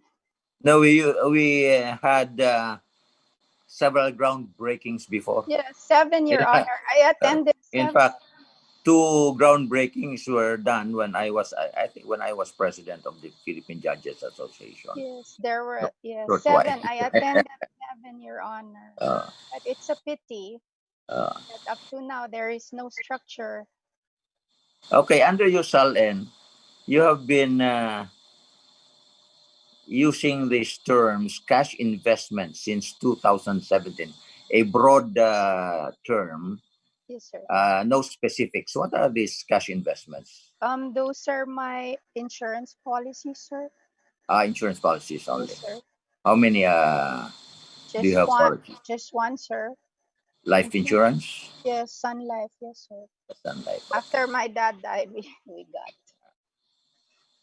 Then earlier, you talk of you having a free religious practices at home.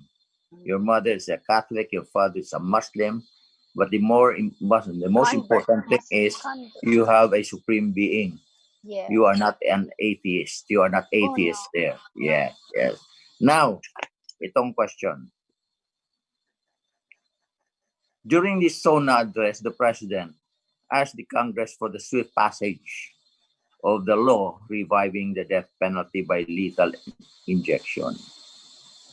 What is your view on this?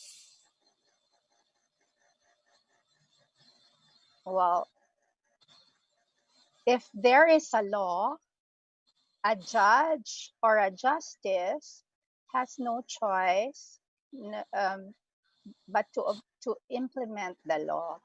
Whatever your moral convictions are would be separate and independent of the implementation of the law. So my moral principles I cannot use when there are laws that should be implemented. Okay. On the other hand, let's go to the pending bill in Congress, the divorce bill. What can you say about it? Again, if there is a law, then I will abide. You know, sir, I don't know. When I was a child, because my father was a Muslim, I was always insecure about him marrying another woman because they were allowed for. So we used to talk about it at home that it doesn't mean that if there's a law, it makes it moral. It doesn't mean that if it is there is a law, it's correct and moral. But my father says moral and legal are two separate things. So that if you ask me from the moral standpoint, I would have to answer that I will not agree to a divorce law. However, if it's from a legal standpoint, it is beyond me. It is upon Congress. If it passes a law, then the law should be implemented by the judicial branch. What kind of a personality do you have in terms of working, especially in a workplace as big as the Court of Appeal? Um, Are you a team worker or are you an individualistic type of person?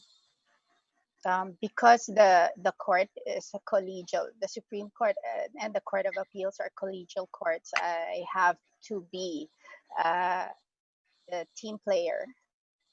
It would be difficult for one to be hard-headed because it is collegial and all the minds will have to study a particular case before everybody decides.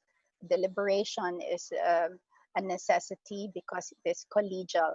Hence, somebody who is unable to work cooperatively and harmoniously with other people would have a difficult time, as well as would be giving the other people a difficult time as well. And that's not good. Okay. Okay, Justice Nina, that was my last question. Thank you, Your Good Honor. luck, and stay safe. Thank you. Thank Okay. you, Your Honor. Thank you, Any Judge. yeah, okay. Thank you, Judge De Monteverde. Ah. The next to interview the candidate will be the Honorable Judge Toribio Ilaw Jr. Judge Ilaw, sir, it's your turn. Good afternoon, Your Honor. Yes, good afternoon, Justice Nina. I'll have only a few, very few questions. Thank you, Your Honor. Okay. All right, considering your latest interview that was only last May Yes, Your Honor. 2020, Yes, Your Honor. is there anything else we do not know about you? Well, I already have said what I think would be that sets me apart from all the other applicants. The way my family background, the home setting. We were raised to work hard, very hard, in fact.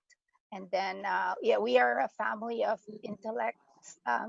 My father would not take anything without argument, and you had to have a serious basis for whatever you wanted in our house. And also, aside from that, yes, the religious freedom that we had, and yes, and there,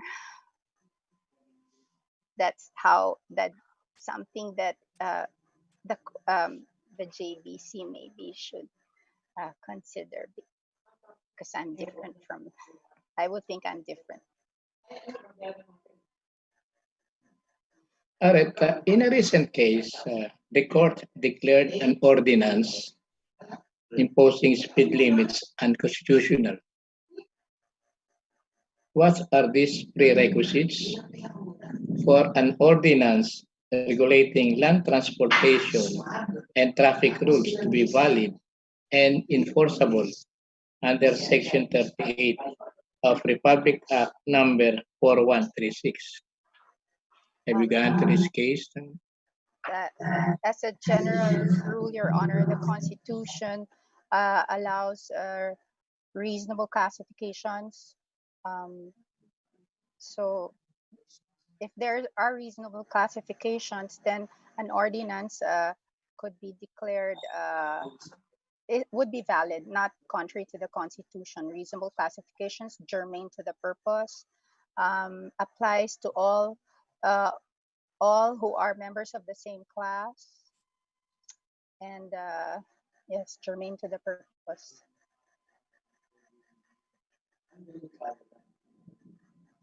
The requisites, still remember? I said three requisites. Germane. You only mentioned about the LG you must first classify. Yes. And the classification must be reasonable, germane to the purpose, Okay. must apply to all who are in the same class, and must, yes, three. All right, thank you. And, all right, my last question. Last question. You're already smiling, Justice. I'm not making hard for you again. All right. Could you teach us something we do not know in the next 2 minutes? Teacher, I do not have a monopoly of knowledge, and I do not know what you do not know, Your Honor, sir. You have to forgive me.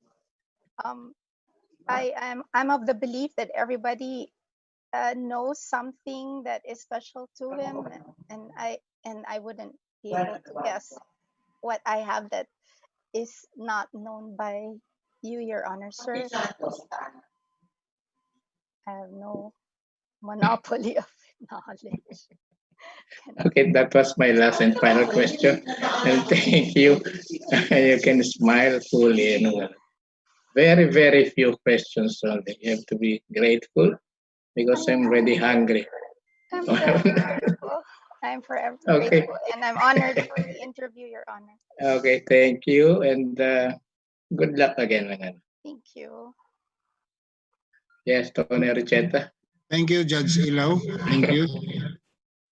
The next to interview the candidate will be the Honorable Justice Jose Catral Mendoza.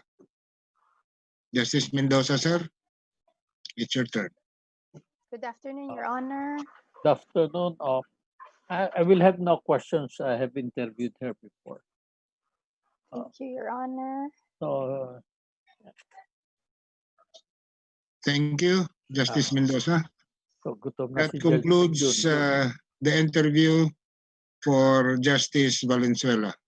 Actually, that concludes the interview for today, Your Honor. Today. Your Honors. Si Justice Tiha wala na. Nag-wave daw siya po Ganun. for Justice Valenzuela. Oo. Nanood na lang ako. Sige. Attorney Lea, andyan ba si Chief? Nandito po siya sa session pero naka-off po yung video niya and naka-mute yung audio niya. Sir Chief Justice, sir? CJ? Wala po. Baka busy. Baka wala na siyang itatanong. Oo. Sabi kasi niya, pag may itatanong siya, Pabalik siya. Yes. Ay, Justice. Face shield.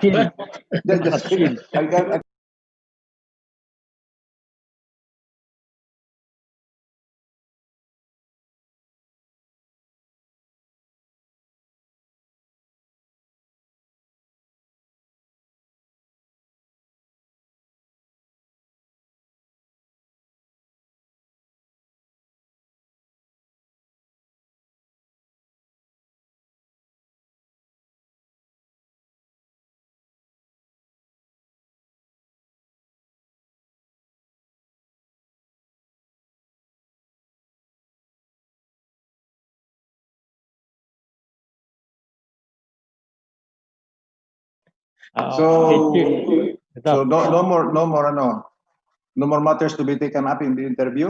So we will now conclude the interview of the candidates in today's proceeding. So let us adjourn then. Thank you. Thank you, Your Honors. Each other. Monday ang online.